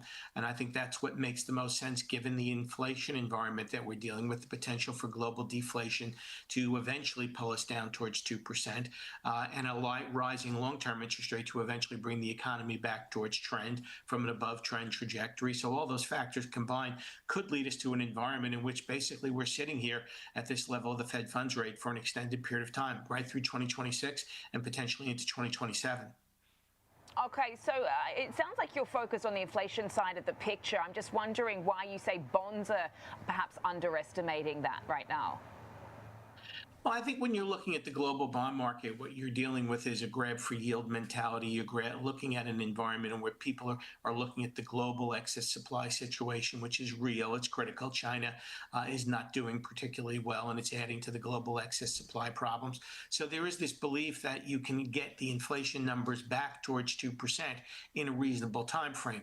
Our view is we've already been trying to do this for 5 years. It hasn't succeeded, and eventually the market will take that on board. But we're just not focusing only on the inflation. We're focusing on the labor market as well. As I said, an above-trend growth environment is creating an environment in which the unemployment rate is below full employment, and we're expecting it to move further below full employment as the year progresses as well. Mm-hmm. Mm-hmm. Are you concerned at all? I mean, how are you thinking about the lopsidedness of this economy from the perspective of the bottom half of the K? What's being driven through, obviously, some of the earnings, what kind of companies are driving, some of those beats, particularly as it pertains to AI, and then also the lopsidedness of where the jobs growth is coming from right now? Well, I think there's a lot of hype over the K-shaped economy that we don't really subscribe to. We think the K-shaped economy, there's no real concrete evidence about it. In fact, the New York Fed had a conference the other day where they were discussing the K-shaped economy, and all of the experts that they had brought up to speak about the K-shaped economy all told them that there was no evidence for a K-shaped economy unfolding. And then they immediately slipped to the AI, and they immediately slipped to the potential improvement in production to try to say there will be a K-shaped economy going forward. That's all yet to be seen, and that all of that is a far stretch of this particular environment. Clearly, what the equity market is telling you is that the tech sector is back. People are looking at those expansions. People are looking at the benefits potentially from AI coming through to the economy. But you have to understand, most of these technical innovations have not led to a reduction in employment. And even by the Fed's own analysis, a 2,000 worker decline per month in payroll employment is consistent with an unchanged unemployment rate, given what's happened in terms of demographics and the economy. And that's more important, I think, in this juncture than the AI story. Okay, not subscribing so much to the K-shaped of the economy. What about this? And that's from Mr. Warsh himself. What's going on and I over mentioned here? this slightly earlier about how he argues that the U.S. is basically at the forefront of a productivity boom that's going to be led by artificial intelligence, which could act as a powerful disinflationary force. Do you subscribe to that view? Wow. Well, it's certainly yet to be seen, and I don't think the Federal Reserve should bank on something and lower interest rates on something that may or may not happen. You have to remember when Alan Greenspan did this back in the 1990s, looking at the technology environment, Alan Greenspan never cut interest rates. He held interest rates unchanged. The world was slightly different then than it is today, but the reality is it's a more prudent path for monetary policy to hold rates unchanged, because if you don't get that productivity improvement that people think you're going to get, then you could wind up in an environment where you wind up with a lot more inflation and you wind up with a bigger problem on your hands at the end of it, rather than sitting tight for a while and seeing how it plays out. Okay, I suppose we can take some comfort in the data that we've been getting then, Stephen, for the Fed to be able to sit on its hands, at least for now. Really appreciate the insight. Stephen Risciuto there, US Chief Economist over at Mizuho. Coming up, we will get a closer look at the big picture with the team from Charles Schwab. Morning Trade Live. We'll be right back.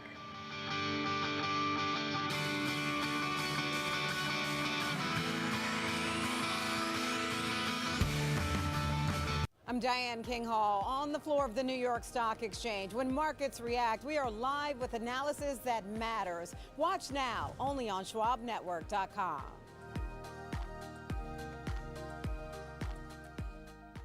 How's it going? First day, so. Sometimes, you know. Next. Try it again.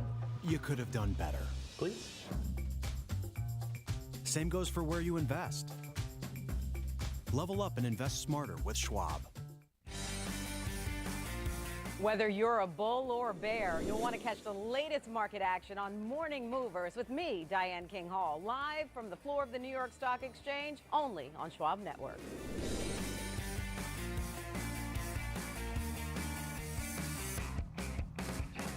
Browser to the Trading at front end, Schwab is powered by Ameritrade, giving you even more specialized trading support. Connect with the Schwab Trade Desk, our team of passionate traders ready to tackle your trading questions, no matter how complex. Plus, get 24/7 live help and access support by phone, email, and in-platform.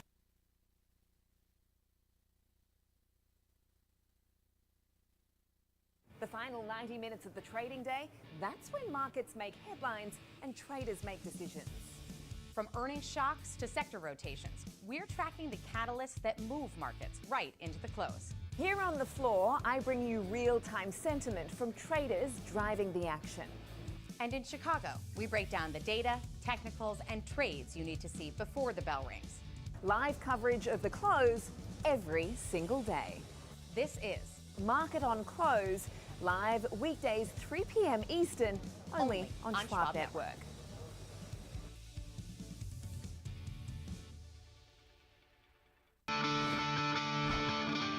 We're back on Morning Trade Live. United Health reporting earnings this morning and beat estimates as the country's largest health insurer continues a turnaround. It reported adjusted earnings per share of $7.23 against a $6.58 estimate, and quarterly revenue of $111.7 billion, also beating consensus estimates of $109.4.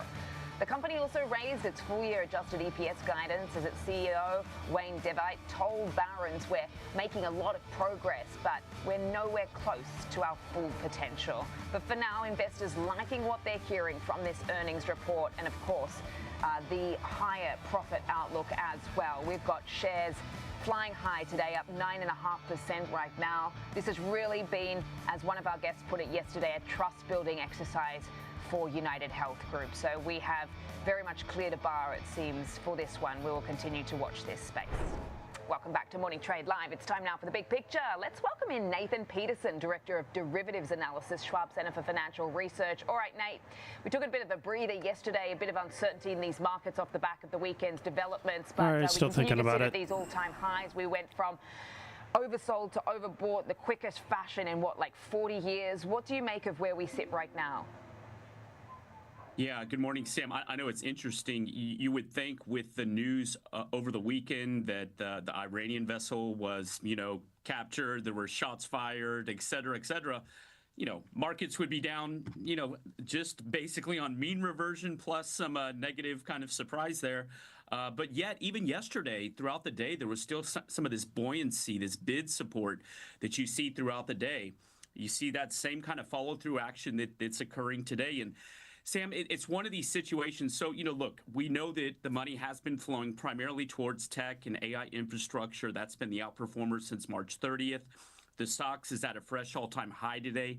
The RSI on the SOX is at 78, the relative strength index. If you look over the past 3 years, it's not unheard of. There's probably been like 6 or 7 instances when it gets above 75, but it's very short-lived. But Sam, when you have this type of momentum where the bias is to the upside at fresh all-time highs, the tendency for performance chasing, the tendency to get some short covering within various pockets is always there. So while the momentum is occurring, it's really tough to go against the trend. So I would just say from a trading perspective, respect that trend, but then also respect the fact of, where we stand. That I think, Sam, the 2 risks are, number one, we're overbought, so you can just get a mean reversion pullback on no news for no reason. Even if oil prices are down, that's, as a trader, you should expect that could happen at any time, and you don't really know when. Number 2, if we continue to push higher here into next week when we get mega cap tech results, I think there's probably going to be a high likelihood we're going to get a sell on the news regardless of what they report. Those are the 2 risks from a near-term trading perspective is what I'm looking at. Okay, interesting setup going into those earnings, as you mentioned, with the SOX. I mean, they've just been on absolute fire. What is it, like its 14th day? This could be its 15th day. That would be the longest winning streak. I was looking back since 2014, one of the highest overbought on record, as you say, as far as the levels right now. It was interesting. I was looking at some stats about this that, in 2014, when it did pause its 14-day winning streak there, it continued to rally afterwards. So, it's certainly interesting as far as some of the levels we're watching. I mean, IGV, what do you make of that? Now we're at, 88 currently? I mean, this continues to climb as well. Is this a sort of similar case too, do you think? Well, IGV is a little bit different, of course. It was basically one of the most hated industries, basically, in Q1. But technically, there you got it on the chart. That looks great. So technically, we talked about the bear trap last week, right? Where it was a false breakdown, and then you get, move to the upside. So you have a couple of bullish developments here, technically speaking. Number one, assuming that we close right here, right now, today, we're already above the March high. So we did a mini kind of mean reversion rebound in March, and then we went back down to make new lows, which would have been like, okay, it's a confirmation of the downtrend. However, we got the bear trap, so it came back up support at 77. Now, to eclipse the March high is incrementally bullish. And Sam, tomorrow we get ServiceNow.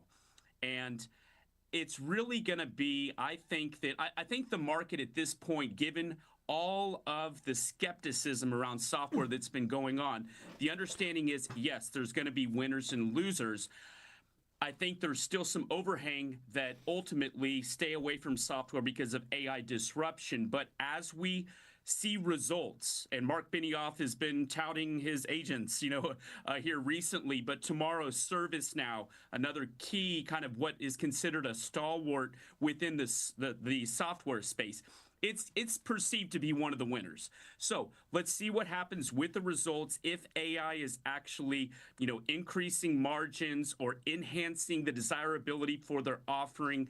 Let's see what their guidance is. And then I would say also very important, let's see how the market reacts. Yeah, absolutely. And interesting Amazon Anthropic news today, which obviously seems to be helping both sides of the hardwares and the softwares out today as well, it seems. Just wanted to get your overall thoughts as we sort of sit at these all-time highs, where the VIX is at now, creeping up to 19. What's got to give here? Well, thoughts that I have is, it's such a funny thing, Sam. Whenever we get a big sell-off, there's a lot of, big pickup in uncertainty, big pickup in tail risk, big pickup in the VIX. Then people start asking about protection.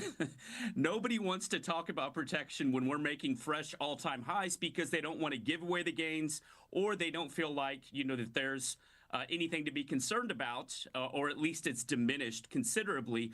But I think, at least let's respect this environment that we're in, that we still have like a very, very, very low percentage of any kind of risk that there's going to be any disruption to the economy. And I'm at all-time highs here. Maybe now is the time to consider callers or put spreads or even protective puts. If VIX at 19 is elevated, it should probably be around 14 if we're at all-time highs.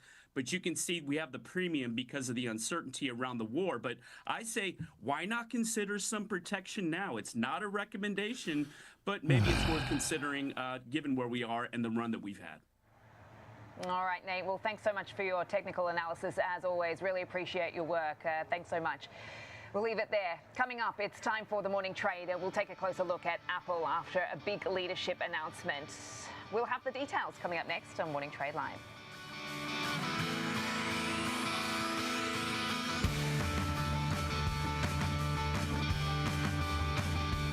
Trading at Schwab is powered by Ameritrade, giving traders even more ways to sharpen their skills with tailored education. Get an expanding library filled with new online videos, webcasts, articles, courses, and more. All crafted just for traders. And with guided learning paths, stacked with content curated to fit your unique goals, you can spend less time searching and more time.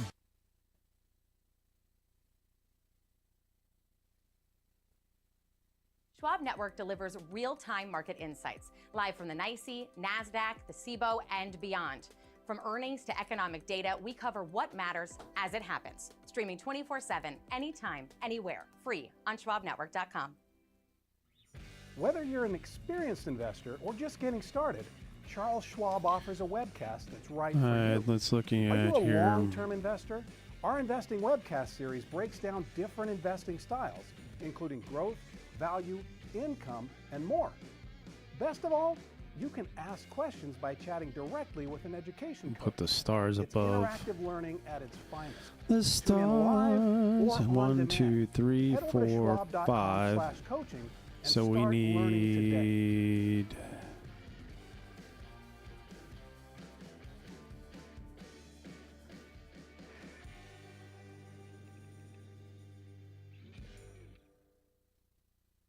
From the most iconic trading floor in the world, this is Opening Bell with Nicole Petalides, live on the floor of the New York Stock Exchange, the countdown, the setups, the stories that make markets move.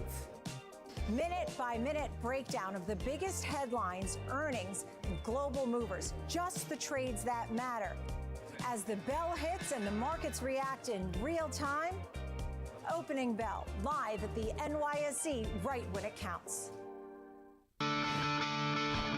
We're back on Morning Trade Live. Here's a look at some mega cap tech companies today.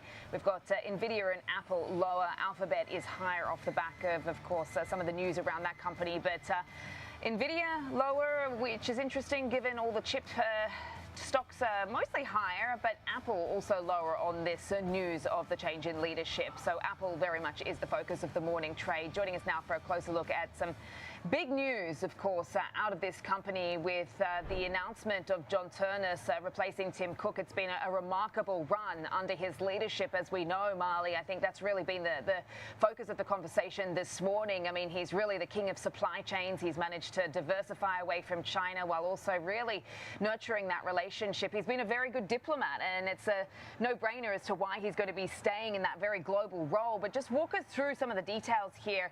It seems like it took some even of the analysts by surprise. Just talk us through what you're seeing here. Yes, Sam, good morning to you. Surprise, maybe a little bit ahead of schedule would be what I've seen sort of across the sell-side community. But first, let's get to the news.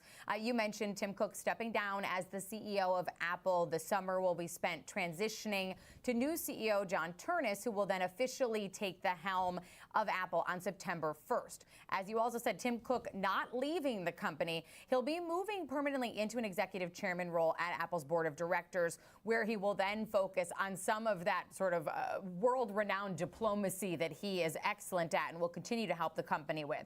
John Ternus has been with Apple for more than 25 years. He is no stranger to the company. He's currently the Senior Vice President of Hardware Engineering, and he's overseen things like the iPad, AirPods, Apple Watch. AirPods and Apple Watch, of course, released under Tim Cook as CEO.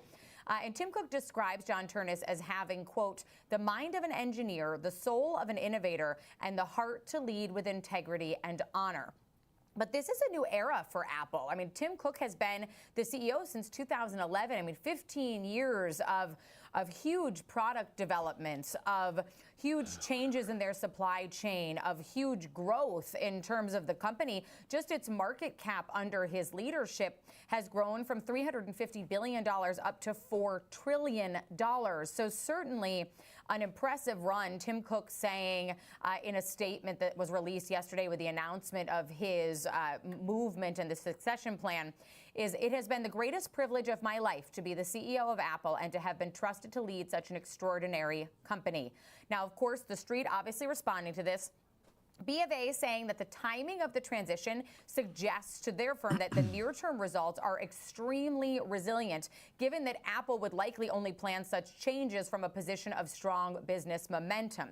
In addition, they're also citing that because John Ternus is a product-oriented leader, because he is a hardware engineer, and he has years of experience in hardware design, they believe that this, quote, suggests we might be entering a new era of devices, and specifically flags 2027 as a potentially big product year. A B of A maintaining a buy rating and a $325 price target. We also heard from Citi this morning, also maintaining their buy rating and a $315 price target, saying that the timing is what they say, quote, somewhat earlier than many had expected. Ternus was the front runner for the job, and they see Apple continuing as an attractive defensive stock as we head into earnings. Those earnings, of course, coming up on April 30th, Sam. Yeah, we'll obviously be watching and breaking those down. I think the market just wants to see continuity, but entering at a time when, of course, AI is on the mind as well. So it's going to be a very interesting transition period. Sitting down in trade this morning, thanks so much for getting us across the analyst's response. Let's trade it now with Tim Bigham, options strategist over at Pilot AI. Very good morning to you, Tim. How would you approach an example trade for this one now with this news in mind? Yeah, absolutely, Sam. And it's kind of news that was, going to be coming and maybe a touch, sooner than expected, but certainly not a big surprise at all here. So I don't think, the departure of Tim Cook is going to have a meaningful impact on the stock. Certainly the earnings next week is where all eyes will be, and probably all eyes have turned now, as that will really tell the story here. So I'm just going out and playing it guardedly bullish, going out to the traditional May options, selling the out-of-the-money 255 puts, buying the 250 puts, collecting about 80 cents or so net credit. So like that return on risk of about 17.5%. Major support technically down around that kind of 250 area. And as we have seen, as you were talking about, stocks just don't want to seem to go down here. So even post earnings, I think it'll take a calamity to collapse Apple stock down to those levels here. So I'm taking advantage of somewhat high implied volatility out in May because it is post earnings, and positioning to be a buyer on about a 7% dip or so. Okay, a good look at Apple counting down, obviously, to those earnings as well and what they have to say in some of the management commentary. Tim, always appreciate it. Thanks for the example trade for us. Tim Bigham, their options strategist over at Pilot AI. Coming up, we'll take a closer look at the sectors on the move this morning and the international headlines impacting global markets. Morning Trade Live. We'll be right back.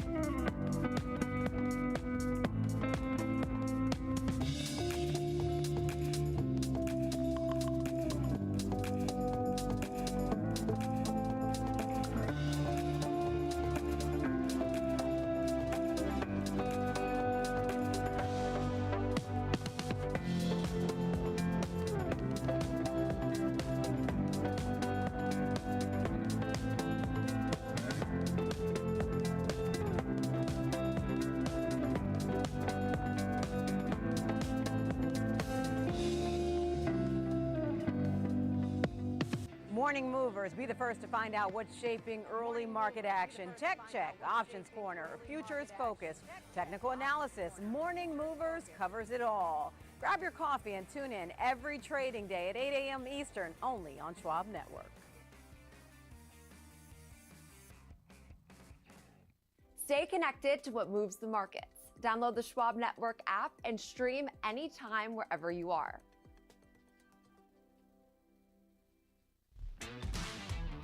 Live from Chicago, this is Trading 360. I'm Marley Caden. We track macro forces, market trends, and company news that shape investor decisions, all with expert analysis and actionable context. From inflation data to sector rotations, earnings to policy, it's a comprehensive view of the market every trading day. Trading 360, in-depth market coverage straight from Chicago. Weekdays at 11 a.m. Eastern on Schwab Network.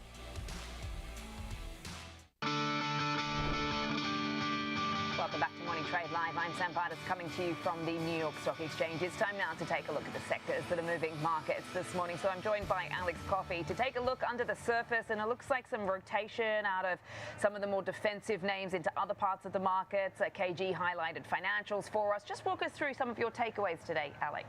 Yeah, not the strongest start, but certainly strong enough to basically get us back to the highs as we kind of cruise here into the middle parts of this week. Conflict still ongoing, still things plaguing and leading to some uncertainty, but all in all, a nice session here is shaping up. About 57% of the S&P 500 components, Sam, are higher on today's session. When you look at the sector breakdown, it sort of mirrors that. You have I would say three pretty firmly green sectors between consumer discretionary, IT, and financials. You have, let's call it, four pretty unchanged sectors in energy, materials, communication services, and healthcare. And then you have four sectors that are under notable pressure: industrials, consumer staples, utilities, and real estate. What's unique is, three of those, consumer staples, utility, and you could argue as well, some aspects of real estate do tend to be a little bit more defensive, Sam. So to your point, a little bit of a rotation, definitely out of beta or out of low beta into a little bit higher beta today. And you see that in other places as well. Semiconductor stocks are up about 0.7% today. And you look at the overall performances of the indexes, the NASDAQ 100 outperforming the S&P 500. Okay, and we have obviously been highlighting the performance of the chips this morning. I mean, particularly if you look at the SOX, which could be on course to match its best winning streak on record. But you've also been looking at the softwares, which continue to build on this rally as well. That takes us back to what, like Monday, a week ago? We're at 88 now on the IGV. Walk us through some of your thoughts on that. Yeah, what really stood out to me is when I was just looking at the heat map of the S&P 500, I try to look for an area that seems to either be bright red or bright green, and my eyes were drawn to this sector, really this subsector of IT, software in particular. Every single one of these names, with the exception of AppLovin within the S&P 500, is not only green, but quite a bit green today. When you look at a name like Oracle, that's a little bit brighter on our screen, Oracle in real time is up over 4%. These are not small moves, Sam. And they're building on what's been really nice recoveries for the better part of the last 3 weeks. So you look at a name like Oracle that was trending towards 130 not that long ago. It's 185 in real time. Microsoft, which pushed down towards 350, is over 427 now in real time.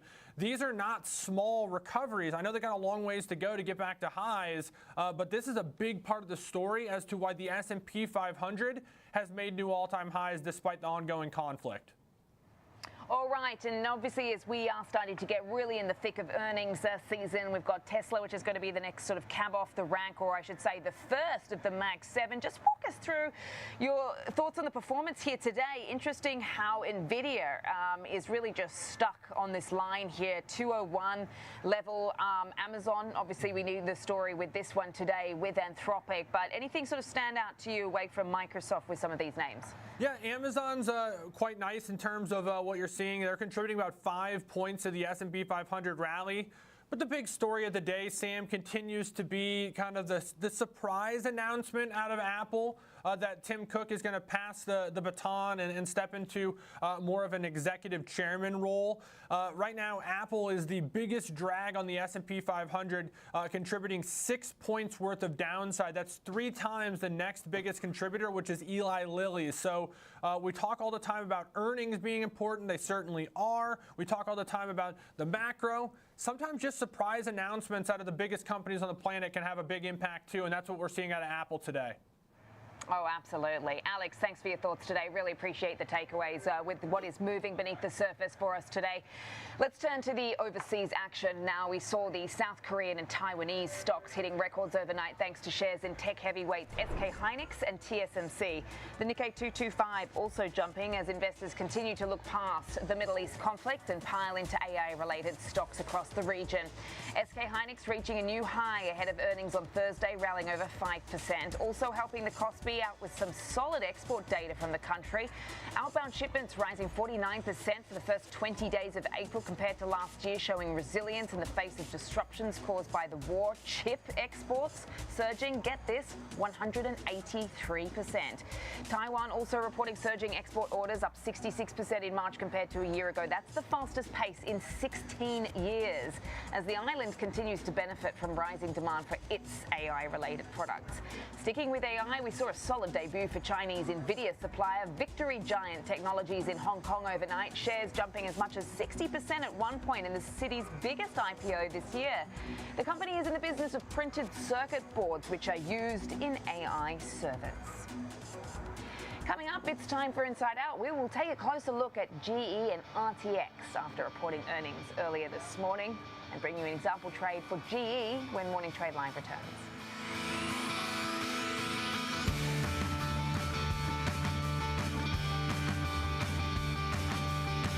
Hey, investors, you know the market moves, and Schwab is here to help you move with it.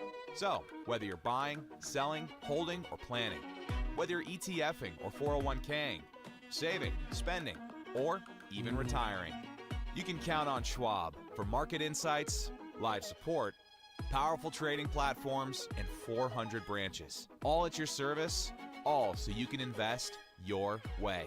Sounds nice, right? I'm Alex Coffey. And I'm Jenny Horn. This is Next Gen Investing, where we track the trends shaping tomorrow's markets. From tech to energy, crypto to consumer, we focus on what's driving investor sentiment right now. Clear analysis and forward-looking market coverage every trading day. This is a make or break level for this stock. And that could certainly be a short to near-term catalyst. Next Gen Investing, 1 p.m. Eastern. Only on Schwab Network. Whether you're an experienced investor or just getting started, Charles Schwab offers a webcast that's right for you. Are you a long-term investor? Our investing All right, webcast see series how breaks Gemini's down different doing. investing styles, including growth, value, income, and more. Best of all, you can ask questions by chatting directly with an education coach. It's interactive learning at its finest. Tune in live or on demand. Head over to schwab.com/coaching and start learning today.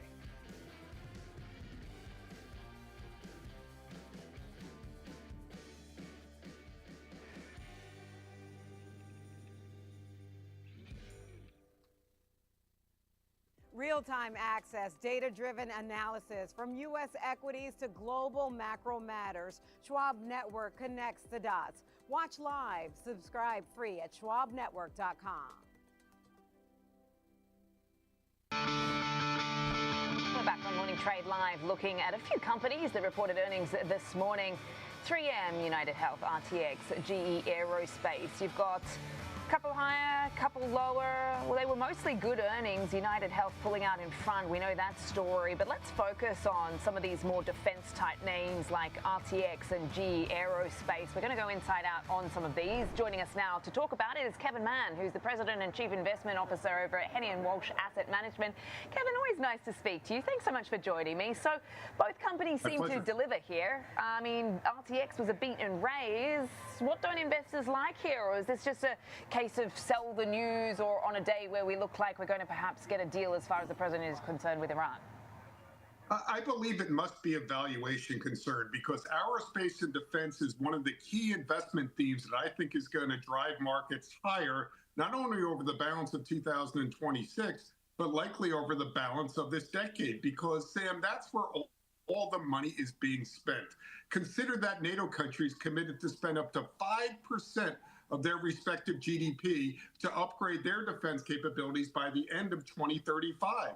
We know that President Trump wants to increase the military component of our budget to $1.5 trillion next year. And who's likely to benefit from all that spending? Well, companies such as GE Aerospace, and even more likely companies such as RTX Corporation, because Raytheon is one of their three underlying companies that supply missiles, missile defense, and will likely be part of the Iron Dome project when that ultimately gets off the ground. Okay, so the long-term story remains intact for both of these names, despite the market reaction today. What did you like from what they had to say? Well, I'll start with Raytheon. Of course, they also have Collins Aerospace and Pratt & Whitney. But as it relates overall to RTX, $1.78 earnings when we were only expecting $1.52, 22+ billion in revenue for the quarter when we were looking at around 21.5 expected revenue. And they also guided higher by raising their full-year earnings and sales outlook. What's not to like there? Of course, their forward PE right now is around 29, so perhaps that's a little bit rich, but in my guesstimation, not too rich. GE Aerospace, a little bit of a different story there. They really just focus on commercial and military turbine engines for aircraft, but they beat on earnings. They beat on revenues as well, but they didn't guide as higher as we saw with RTX. So you like both of these valuations here? GE is a little bit different. They're trading about 41 times current earnings right now, rather forward earnings. RTX seems like a little bit better from a valuation perspective. And I also love what they actually provide from their Raytheon division with respect to missiles, missile defense. We're going to have to re-up and actually replace a lot of the munitions that have been used in the Iran conflict and helping other countries in recent years. And I expect RTX to be a primary benefactor there. Okay, so it sounds like RTX, as far as who's best positioned amongst the bunch, is sort of your pick right now? Yes, of those two, that's certainly one of my top picks. There's many other defense plays that I like as well. If you look at some of the drones and drone manufacturers, such as Kratos, a smaller cap name. We also saw Northrop Grumman actually report today, ticker symbol NOC. Their stock is down as well, but they should likely benefit from all this defense spending as well. Yeah, I mean, Northrop Grumman amongst the bunch is actually getting punished the most, down That's about my bet. 5.5%. So I went from 585. Yeah, so interesting reaction. Let's continue to watch this space. Really appreciate it, Kevin. As always, thanks for joining us on the program today. Kevin Mann there, President and Chief Investment Officer over at Henny & Walsh. All right, let's trade GE now with Tom White, host of Fast Market. So a negative response from the street, although they did clear the bar here and certainly met expectations, or exceeded, I should say. Just walk us through an example trade for GE today, Tom. Yeah, Sam, a really good report out of GE. Revenue almost beat by $1 billion, but then you start taking a look at the guidance. I think that's what the market's focused on right now, is the fact that they basically just gave inline guidance, maybe a little bit lower than the street anticipated, just due to the fact of all the uncertainty out there. So maybe that's why we're seeing a little bit of a pullback. Stock still is up over 60% over the last year, so it's had a great run. So I looked at a strategy. If you want to use the option market on this high-priced stock, you can still take a directional bias using the option market without being maybe aggressive about it. Check on, I don't think anybody's entered. Play out for a little bit. So I looked at a neutral to bullish short. Still no entries for the T-shirt. In here, and I went out to the main monthly just cycle. So, heads up on the T-shirt. You can type in ! T-shirt, and that will enter you in the contest to win a T-shirt at the end of the stream. So. You can do it that way, or you can try your luck at, so there's guaranteed one winner there. Could be me. I don't know. But there's also the points. If you go looking at chat, you can see I've been doing a little bit of gambling. You can do ! Slots. That will get you, that'll do a little chat slots game for you. Last time I got 2 pairs and a Apple That got me, I matched 2 emojis, so I got 2 times. I earned 20 points on that one. So that was cool. Gamble is more of a dice toss. You exclamation point gamble, and then your points, not bits, your points that you want to gamble. And I lost on that one, which dropped me to 485, and then winning the slots game pushed me back up to 505. So at 10,000 points, you do get to spin the wheel. There's a chance for a prize there, or pointing to a stock or Bitcoin or whatever. There's a couple of prizes on there. There's the mug on there. There's the stickers on there, and there is the T-shirt as well on there. So worth you hanging out, gathering up some points, and giving it a shot. Anyways, back to the finance. Here we go. What he thinks of inflation. So we'll continue to monitor some of these lines throughout the course of the day. Not to mention, we've had President Trump saying he expects to make a great deal with Iran, and we are counting down, of course, to the end of this ceasefire and hopeful talks over in Pakistan in the next 24 to 48 hours. So that continues to put the wind in sails of markets right now, and getting a lot of optimism, it seems, although we are off the highs on the S&P 500 right now, just on the line to the upside. Thanks so much for watching here on Morning Trade Live. I'm Sam Bardis. Tune in 24/7 on the SchwabNetwork.com. You've got Trading 360 up next with Marley. Schwab Bank Investor Checking, the checking account built for investors. Named highest in client satisfaction by J.D. Power for 7 years in a row. With Investor Checking, you get the award-winning features of our checking account, plus cash management solutions, all designed for investors like you, with unlimited ATM fee rebates for cash withdrawals worldwide, no overdraft fees, and enhanced security features to keep your money safe. Also, because your investor checking account is linked to your Schwab One brokerage account, you can manage your checking and investing in one convenient location. Moving funds between your accounts is easy. Cash moved to your brokerage account is available in seconds. That means you can stop waiting. All right, in and start 59 investing in minutes, stocks, 22 money seconds, market funds, and more. Get more we'll do with Schwab Bank the Investor T-shirt Checking, giveaway. the checking account built for investors. Then I'm going to lunch. Then I have a lesson, and I have a meeting after that. So I may be back on. We'll see. We've got you covered. We'll see what happens. I've got a few things going on today. Tomorrow is going to be super busy. Then I'll have to look at that. Definitely check out the Fourth World merch. Like I said, through a few of the games here in the chat, you can win the points, the Botrix points, to get some merch. Let's see if do I have the merch page up? I do not. We'll look at some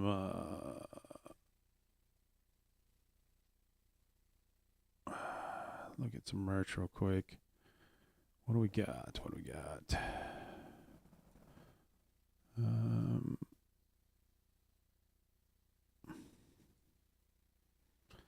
Okay, so the newest one, let me move this over here.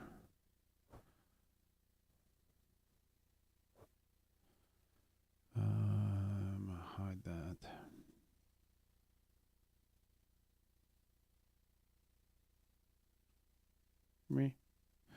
The newest merch I got here is the cup. I fixed it cup.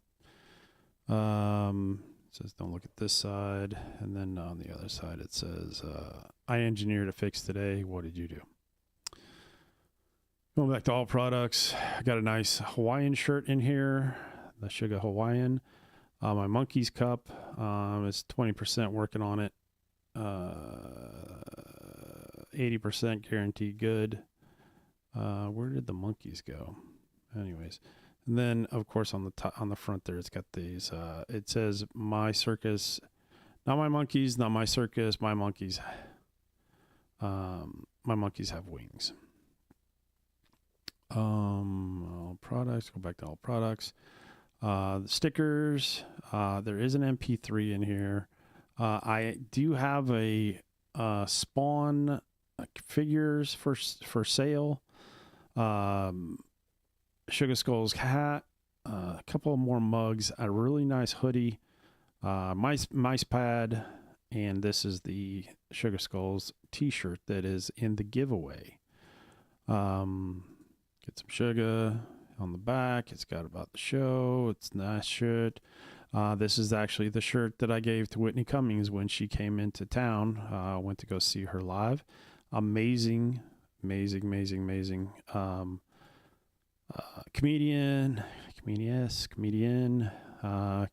I guess. Super nice person, just like everything I expected. You know what I mean? Like when they say you don't want to meet your idols, this is one of my idols, and she is just awesome. You know, yeah, I had to pay a little bit of extra money to go backstage and meet her for a backstage pass, but just super nice person. Anyways, I'm going to go ahead and go back to the finances. Let's make some money. Taking a look at how our yields are going today and some of our other futures products. The 10-year up ever so slightly, but we do have a 3-handle again. We're at 4.3. The dollar at 98.14, also slightly higher today. Gold 1.5% lower though at 47.5220 a troy ounce. Crude oil at 88.83 a barrel. That is higher today, up more than 1.5%. And Bitcoin still staying right around that 75,000 mark, 75,745, although down about 0.8% right now. I do want to bring in Alex Coffey, though, take a look at one of the top stories of the day that we are focusing on. And I think it's a pretty huge one, Alex, in terms of the potential scope here that Tim Cook is stepping down as the CEO of Apple and will transition into a new role. Yeah, I'll be honest. When I saw this first kind of go across my social feed yesterday evening when this news started to break, the source of the first time I saw it, I was like, I don't know if that's real. So I went and looked, and sure enough. So the news is that Apple announced that hardware chief John Ternus will become this company's next CEO, with Tim Cook transitioning to executive chairman. This follows, of course, Cook's 15-year tenure as CEO. Now, Cook's going to step away from day-to-day leadership after this record-setting run that he's been on in terms of delivering massive shareholder gains, tremendous stock buybacks, but he's going to remain involved at the board level, Marley. This follows a kind of long-term succession plan that's been in place, with Ternus, I think, widely viewed as sort of the expected internal successor. Now, Apple under a little bit of pressure today, about 1.25%, maybe a little bit more than that in real time, but it's contributing about 6 points of weakness to the S&P 500, which today is the biggest drag on the index.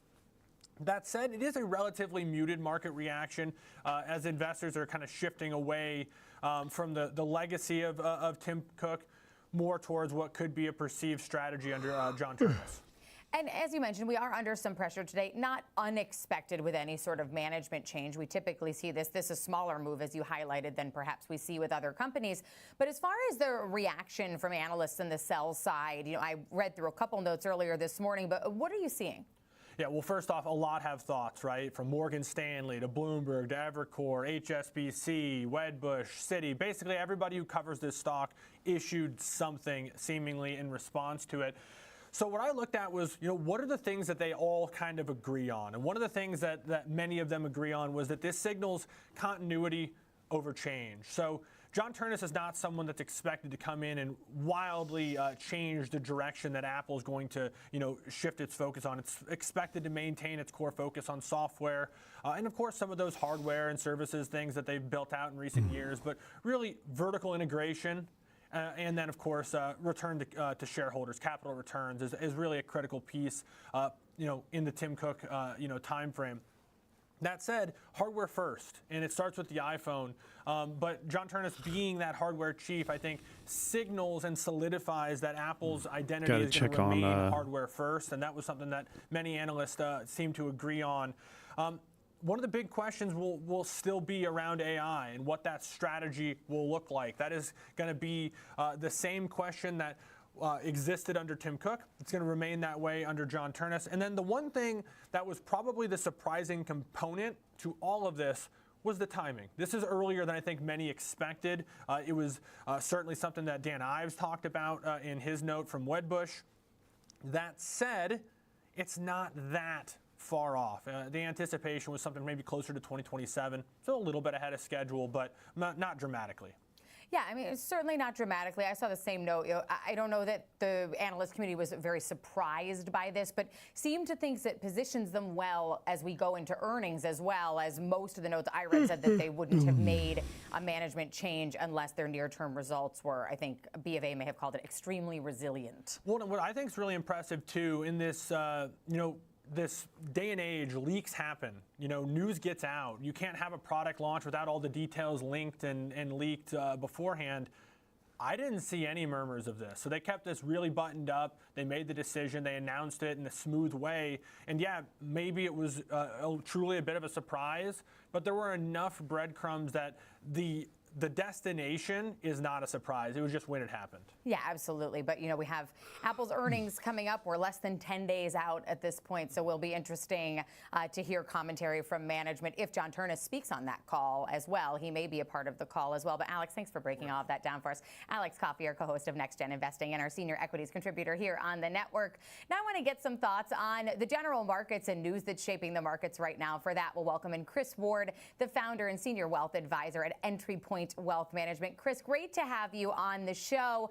I'm looking at across the indices right now. We're just ever so slightly in the red, but sort of seemingly looking for some direction today as it appears there could be a resolution in the conflict in Iran, but certainly not the first time I've said that in weeks. Exactly. Hey, Marley, thanks for having me. I appreciate the opportunity to chat with you. It's been a nice reprieve to have 2 or 3 weeks where we could just focus on what the economy is doing. And you look at some of the numbers that we've seen, 20% increases in tax refunds as a result of the Trump tax cuts that were passed last year. We've seen great ADP weekly employment data come through. So it's been one of those, really nice opportunities. Of course, I think we're all at a pause because we see the headlines and we see the news flow about Trump and negotiating a settlement with Iran. So who knows what is going to happen in that regard, but I feel like if we can get past it, we've got a really strong underlying consumer, a really strong economy that's hopefully people are going to be able to buy those Apple iPhones in the future as they come out with new models. Yeah, along with their new CEO. I was just talking to Alex about that. But let's table Iran. I like your idea. Let's talk about data. We talk so much about Iran and the headlines driving the markets right now. But we did get retail sales. We saw our biggest jump in more than 3 years. Of course, gas prices heavily contributing to that. But like you just mentioned, also showing that the consumer is still spending. We are seeing resiliency here. As far as the data points, and also you talked about the jobs data, does that signal to you real economic strength here, or are we just seeing a temporary boost because we have stimulus like those tax refunds coming? Yeah, I think the consumer is ready. I think one of the areas that I was going to highlight in the next question was really, let's think about some areas of the market that we can invest in that are going to be buoyed by a resilient consumer that maybe has a little, extra change in their pocket. And one of those areas that's been beaten up for the last really 3 or 4 years since the pandemic is real estate, and we're seeing some reasonable growth on a year-to-date basis. And I do believe that if you've been waiting to either buy a house, or if you've been waiting to flip an investment property, or if you've been in that mindset of what happens next, companies are evolving, and we're seeing a lot of that excess, real estate opportunity be taken up from innovation. And I think there's an opportunity, a multi-year trend developing where consumers are going to be able to form new households and go out and acquire, houses, places to live, and stimulate that real estate part of our economy as well. All right, let's talk about real estate here, because obviously real estate has been under some major pressure with these higher rates and also the affordability crisis contributing to that. We're seeing, mortgage rates higher than we've seen, plus the cost of a home continuing to rise in correlation there. What is changing now that makes you bullish in 2026 and going forward when, I'm looking at the 10-year right now and we're back at a 4.3 handle again? Yeah. Well, I think it's one of those things where we have to realize that, interest rates are lower. The 30-year mortgage is lower than where it was a year ago at 7%. It's down, under 6%. So there's opportunities for individuals behaviorally to think about a lower carrying cost than what they were previously. I think the institutional investment market as well is kind of a normalizing around how to deliver, real estate solutions and put deals together where the CapEx actually makes it profitable long term to the investor. And that's something that I'm seeing. I mean, in my own practice, I'm seeing more discussion and dialogue around 1031 exchange and how we can reposition legacy assets with zero, or limited basis on a tax-free exchange to reposition those assets into alternative investments, still serve, client objectives and the goals that they have as they evolve in their lifestyle.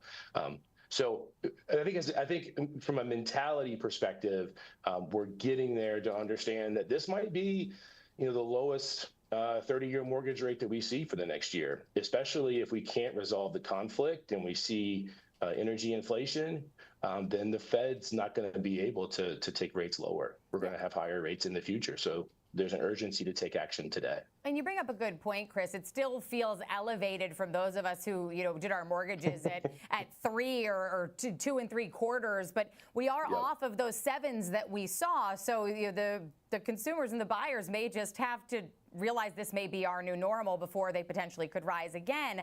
I want to talk about industrials as well, though I know you highlighted industrials too.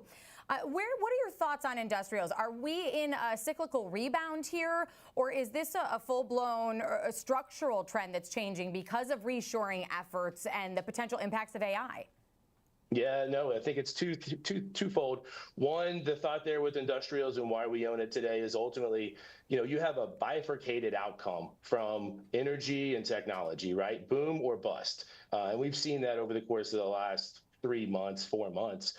So if you can go into an asset class that's kind of positioned to win with whatever happens, right? So if we're going to have to rebuild economies, wherever that might be, Ukraine, in the Middle East, et cetera, well, that's going to benefit industrial companies. If you're going to have to rebuild, warfare inventories, then that's going to benefit a lot of the same companies that are held in that basket of stocks. And so that was the main objective. You look at the trend of that asset class, it's an uptrending asset class, and it hasn't really experienced the same volatility that other sectors of the market have experienced in 26. And so for clients that I work with that are retired but want to participate in the market, any sort of low volatility opportunity that we can obtain that's going to give us a positive growth thesis, we're looking to include that in their portfolio. Yeah, and those low volatility options seem to be becoming harder and harder to find while these headlines keep coming out. But Chris, really appreciate you being with us to highlight where you might find some opportunities in this market right now. Chris Ward, founder and senior wealth advisor at Entry Point Wealth Management. We've got a lot more for you today on Trading 360. Next, of course, the big 3 is coming your way. We've got 3 stocks, 3 charts, and 3 trades for you. Rick Ducat will take us through the technicals, and Achilles Larea Jr. will join us to take us through his trades for NVIDIA, Apple, and Altria. That's next on Trading 360 on Schwab Network.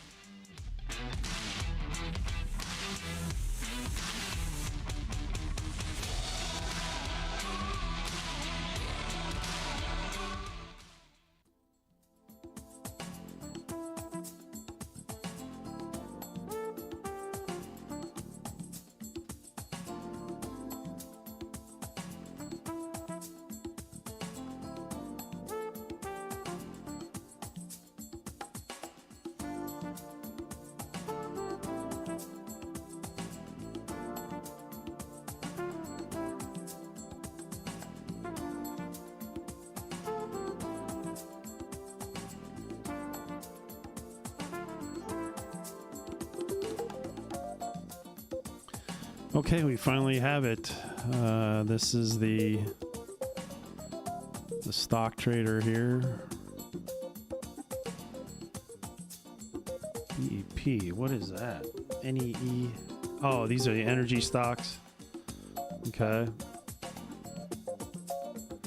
Tech stocks, Microsoft, Google, Meta, Unity, finance stocks, Citibank, JP Morgan, PNC, Fifth Third Bank, Lilly, United Healthcare, Dell, Apple, Nvidia, GE, and From the Intel. most iconic trading floor in the world, this And then is your Opening Bitcoin Bell is with your Nicole BTC, Petalidi. Live on the Bitcoin, floor of the New York Ethereum, Stock Exchange, Dodge. The countdown, the setups, the stories that make markets move. Doge. Minute by minute breakdown of the biggest headlines, earnings, and global movers. Just the trades that matter. As the bell hits and the markets react in real time. So let's see. Opening Bell, live at the NYSE, right when it counts. She looks like you, Dad. Aw, she's got your smile. Carl. Yep, your #1 broker's here to welcome your new little dependent. Actually, we invest with Schwab now. They have everything we need all in one place. I can set up her college fund. I've been learning about new trading strategies. And Schwab helps me generate retirement income. All this Schwab is everything you need is making me cranky. Does somebody need a nap? Schwab! Invest your way with Schwab. Hey, Pop. Hey, Andrew. Last year, my dad had a stroke. Big shock to see this person that I've always seen as a force in our family be vulnerable. Wait, had a stroke? Yes. Now we're in the car together almost daily. I started to realize, what can I pick up from my dad? He's been with Schwab for a long time. Jim's my financial consultant. I probably met 20 years ago. Jim's really been there to answer any questions I ever have. Makes a huge difference when you have someone that actually cares. Welcome back to Trading 360. I'm Marley Oh, Caden. that's it's time awesome. for the big three. We've got 3 stocks, 3 charts, and 3 trades for you. Rick Ducat, of course, will take us through the charts, here to take us through his picks for today. Achilles Larea Jr., the founder and CEO at Larea Wealth Management. Achilles, great to have you back on the show. Would love to start with your thoughts on this market action we're seeing, or sort of lack thereof, I guess, even in the wake of some big earnings. We're kind of directionless this morning. You know, it's funny. We're talking about market direction or lack thereof, and this is no surprise. I mean, right now, the big thing that I'm more worried about is inflation. You know, inflation is affecting right now capital expenditures, innovation, AI per se. And, you know, the higher that inflation goes, we were talking about lowering inflation at some point this year, and now we're talking about, is it going to go much more higher? I mean, we talked about 4%, and the cost that affect capital expenditures, the cost when it comes to everything else, whether it be maintenance, repair, replacement, when it comes to corporation, can't be measured at this point. It's eroding any type of small return that could be happening here, and that could affect corporate earnings. You know, so these are just, you know, inflation, more of that factor that is eroding corporate earnings. And then at the same thing, we're starving technology expenditures, which isn't the best thing to do, especially if you're thinking over a long period of time. So you, at the expense of now, of you know, the expenditures that you're going to do now, you were thinking I was going to get a certain amount of return, and then all of a sudden that's been eroded away by the higher interest rates, and that could lead to more problems economically. I certainly could. You've got some big names with earnings coming up, too, in your big three today. So let's talk about your first one. We're just now less than a month out, as they're one of the last big tech names to report. But you've got the monster here, NVIDIA. Yeah, and, you know, NVIDIA is one. I would see everything right now is really more a flight to quality. You know, people are looking for conviction, people are looking for certainty, and NVIDIA is one of these names that we see that happening. We're looking for a 10 to 14% growth in an 18-month time period. We see a near-term consolidation in the industry. We've seen that pullback of sorts, same thing across the sector. We believe that there's still decent growth available. So that's another positive for this stock. Also, that the fact that they've gone through the pricing pressures per se has been a boon to them. So we believe that the stock has room to run this year. We should see a nice double-digit increase. And then at the same time, although there be challenges, we think that they should do well in the long term. Rick, so as we look at the technical setup for NVIDIA, we did see this rotation away from big tech, but over the last month, we've seen some movement back in. NVIDIA itself up more than 16%. But what are you seeing in terms of the technical setup? Yes, we bounced off a very notable point. The area between about 165 to 170 represented a gap here and a subsequent short-term low. But then very often this general area has come back into focus. Most recently, it's about where we bottomed out. We filled the gap, and now we have had a rally that took us above 195. That's our green line here. Highs, and then kind of a similar picture here. So we had this range-bound area. What's our time? 36 minutes to give away the T-shirt. This very small gap right here. That gap level came in around 205 or so. We then do not have any other entries. So a pretty interesting situation. We did break through this boundary at the line end here. of the giveaway. Trajectory line, not really a very strong trend line. We'll, just trying to illustrate that we are seeing higher highs at this point. At the end, we'll continue with the giveaway, but since I'm the only contestant, we'll go ahead and continue. This will continue on to tomorrow's stream as well. By Friday, actually Thursday. By Thursday, if there's no winner, then we're going to go ahead and start a new one. Traders reassess, take profits, and examine their current positions and perhaps try to re-enter. So anyway, we can look at our volume profile here, showing our node in question, 175 to 190, with our point of control, our heaviest trading area of all, coming in around 179. So that's the key area to look out for, mostly matching up with our long range-bound period. All right, as we take a look at NVIDIA today, just down ever so slightly, about 0.25%, more with the broader market here. Your second pick, Achilles, also another huge name here in big mega cap tech. We also got a massive announcement, probably the headline of the day, in that CEO Tim Cook is stepping down. So take us through Apple and what your outlook is here. Yeah, obviously Tim Cook is stepping down, and that has caused a little bit of trepidation in the stock right now.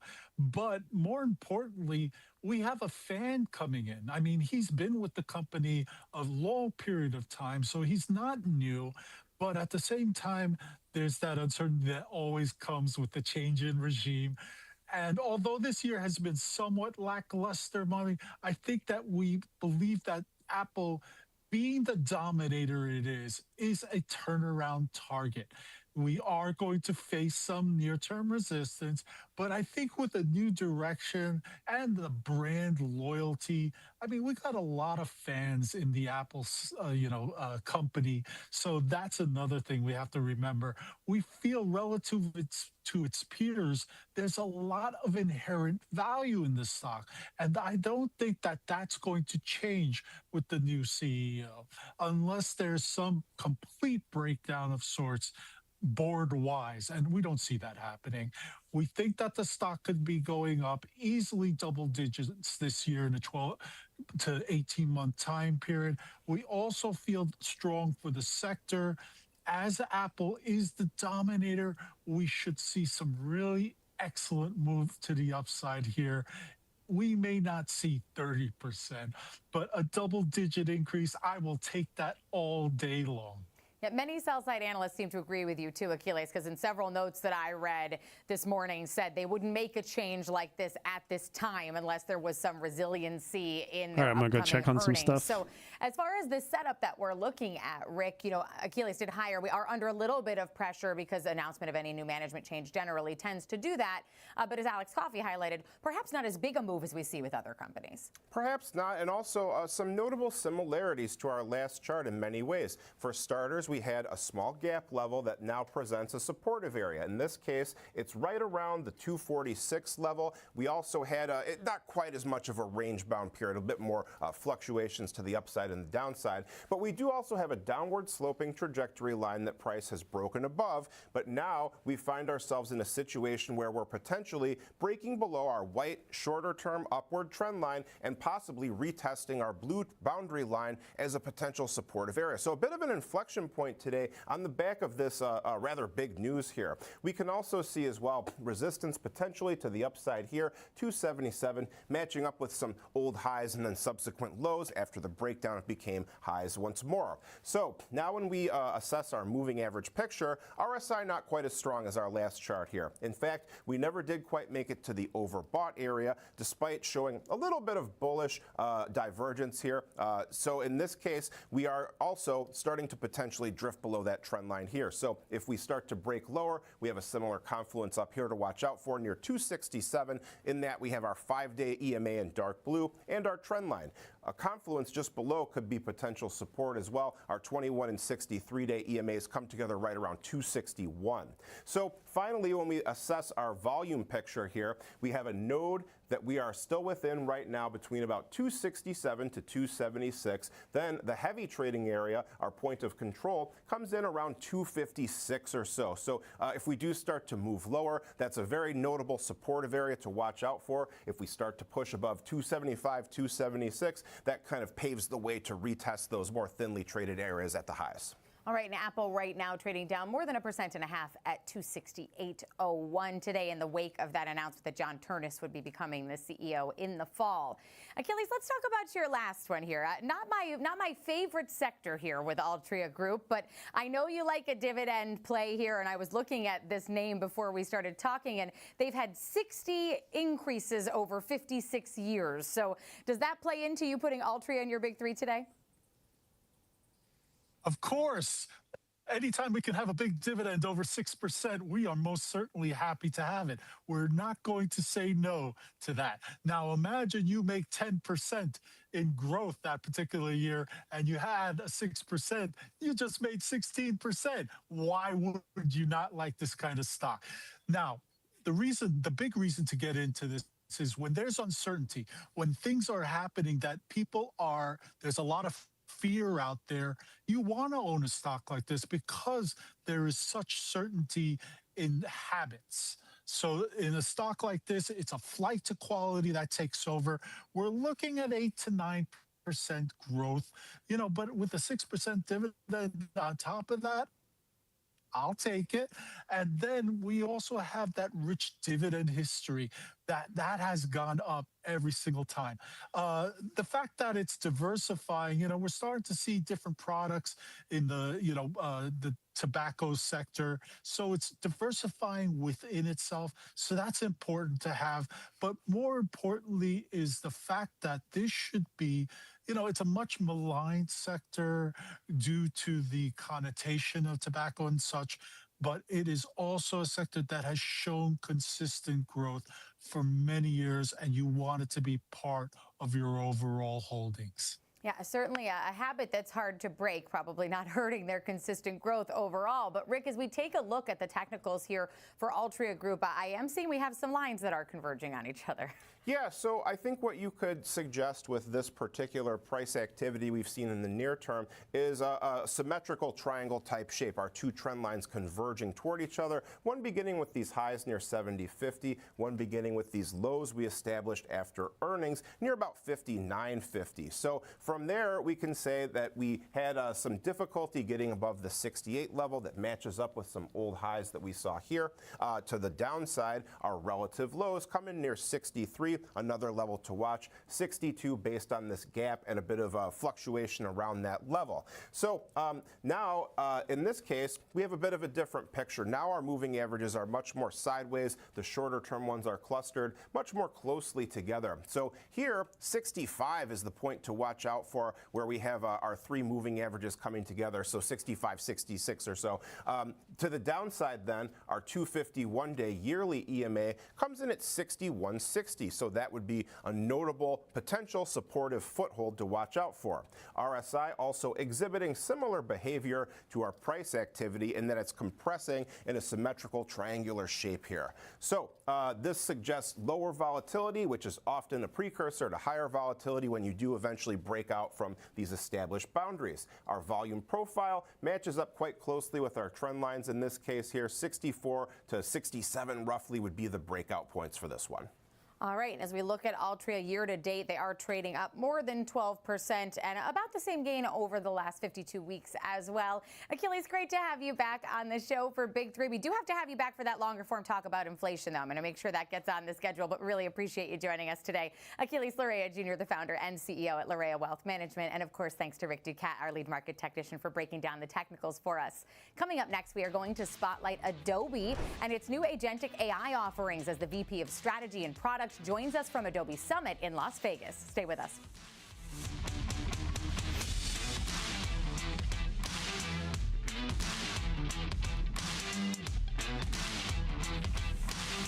Whether you're an experienced investor or just getting started, Charles Schwab offers a webcast that's right for you. The Platforms and Tools webcasts are designed to help you broaden your knowledge of platform features and resources available from Schwab. You'll learn tips and tricks to help navigate Schwab.com, Thinkorswim, and mobile-based platforms. Best of all, you can ask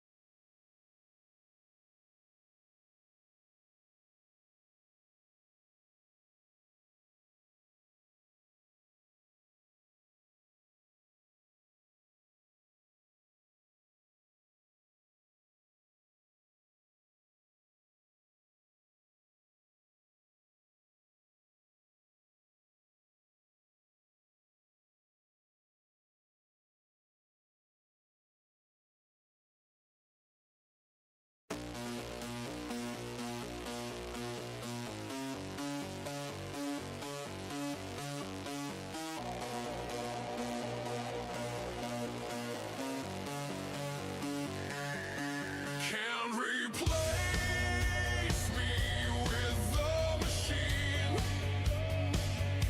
I have to let you know I am alive. It's all a simulation from my mind.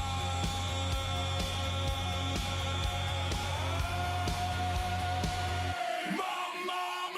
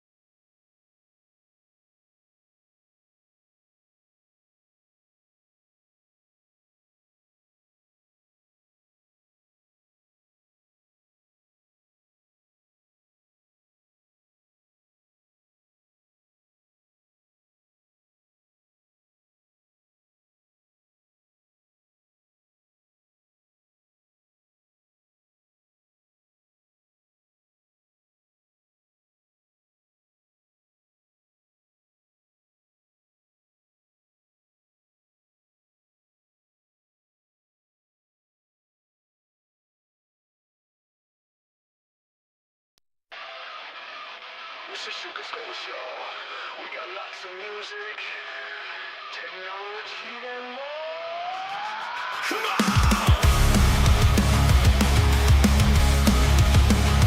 Come on!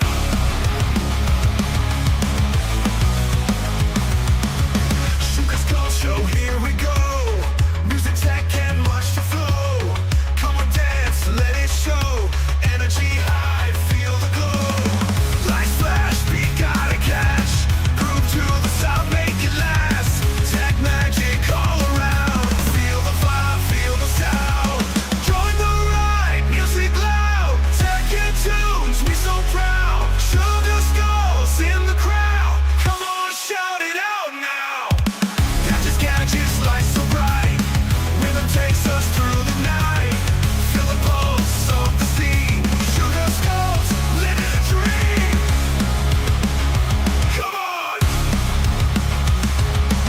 Step by step, we won't stop. Feel the beat, make it pop. Take it to so alive.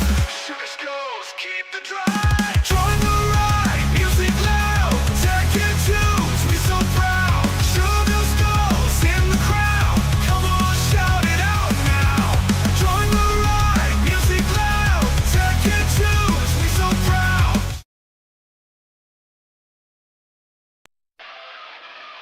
It's a Sugar Skull Show. We got lots of music, technology, and more. Come on!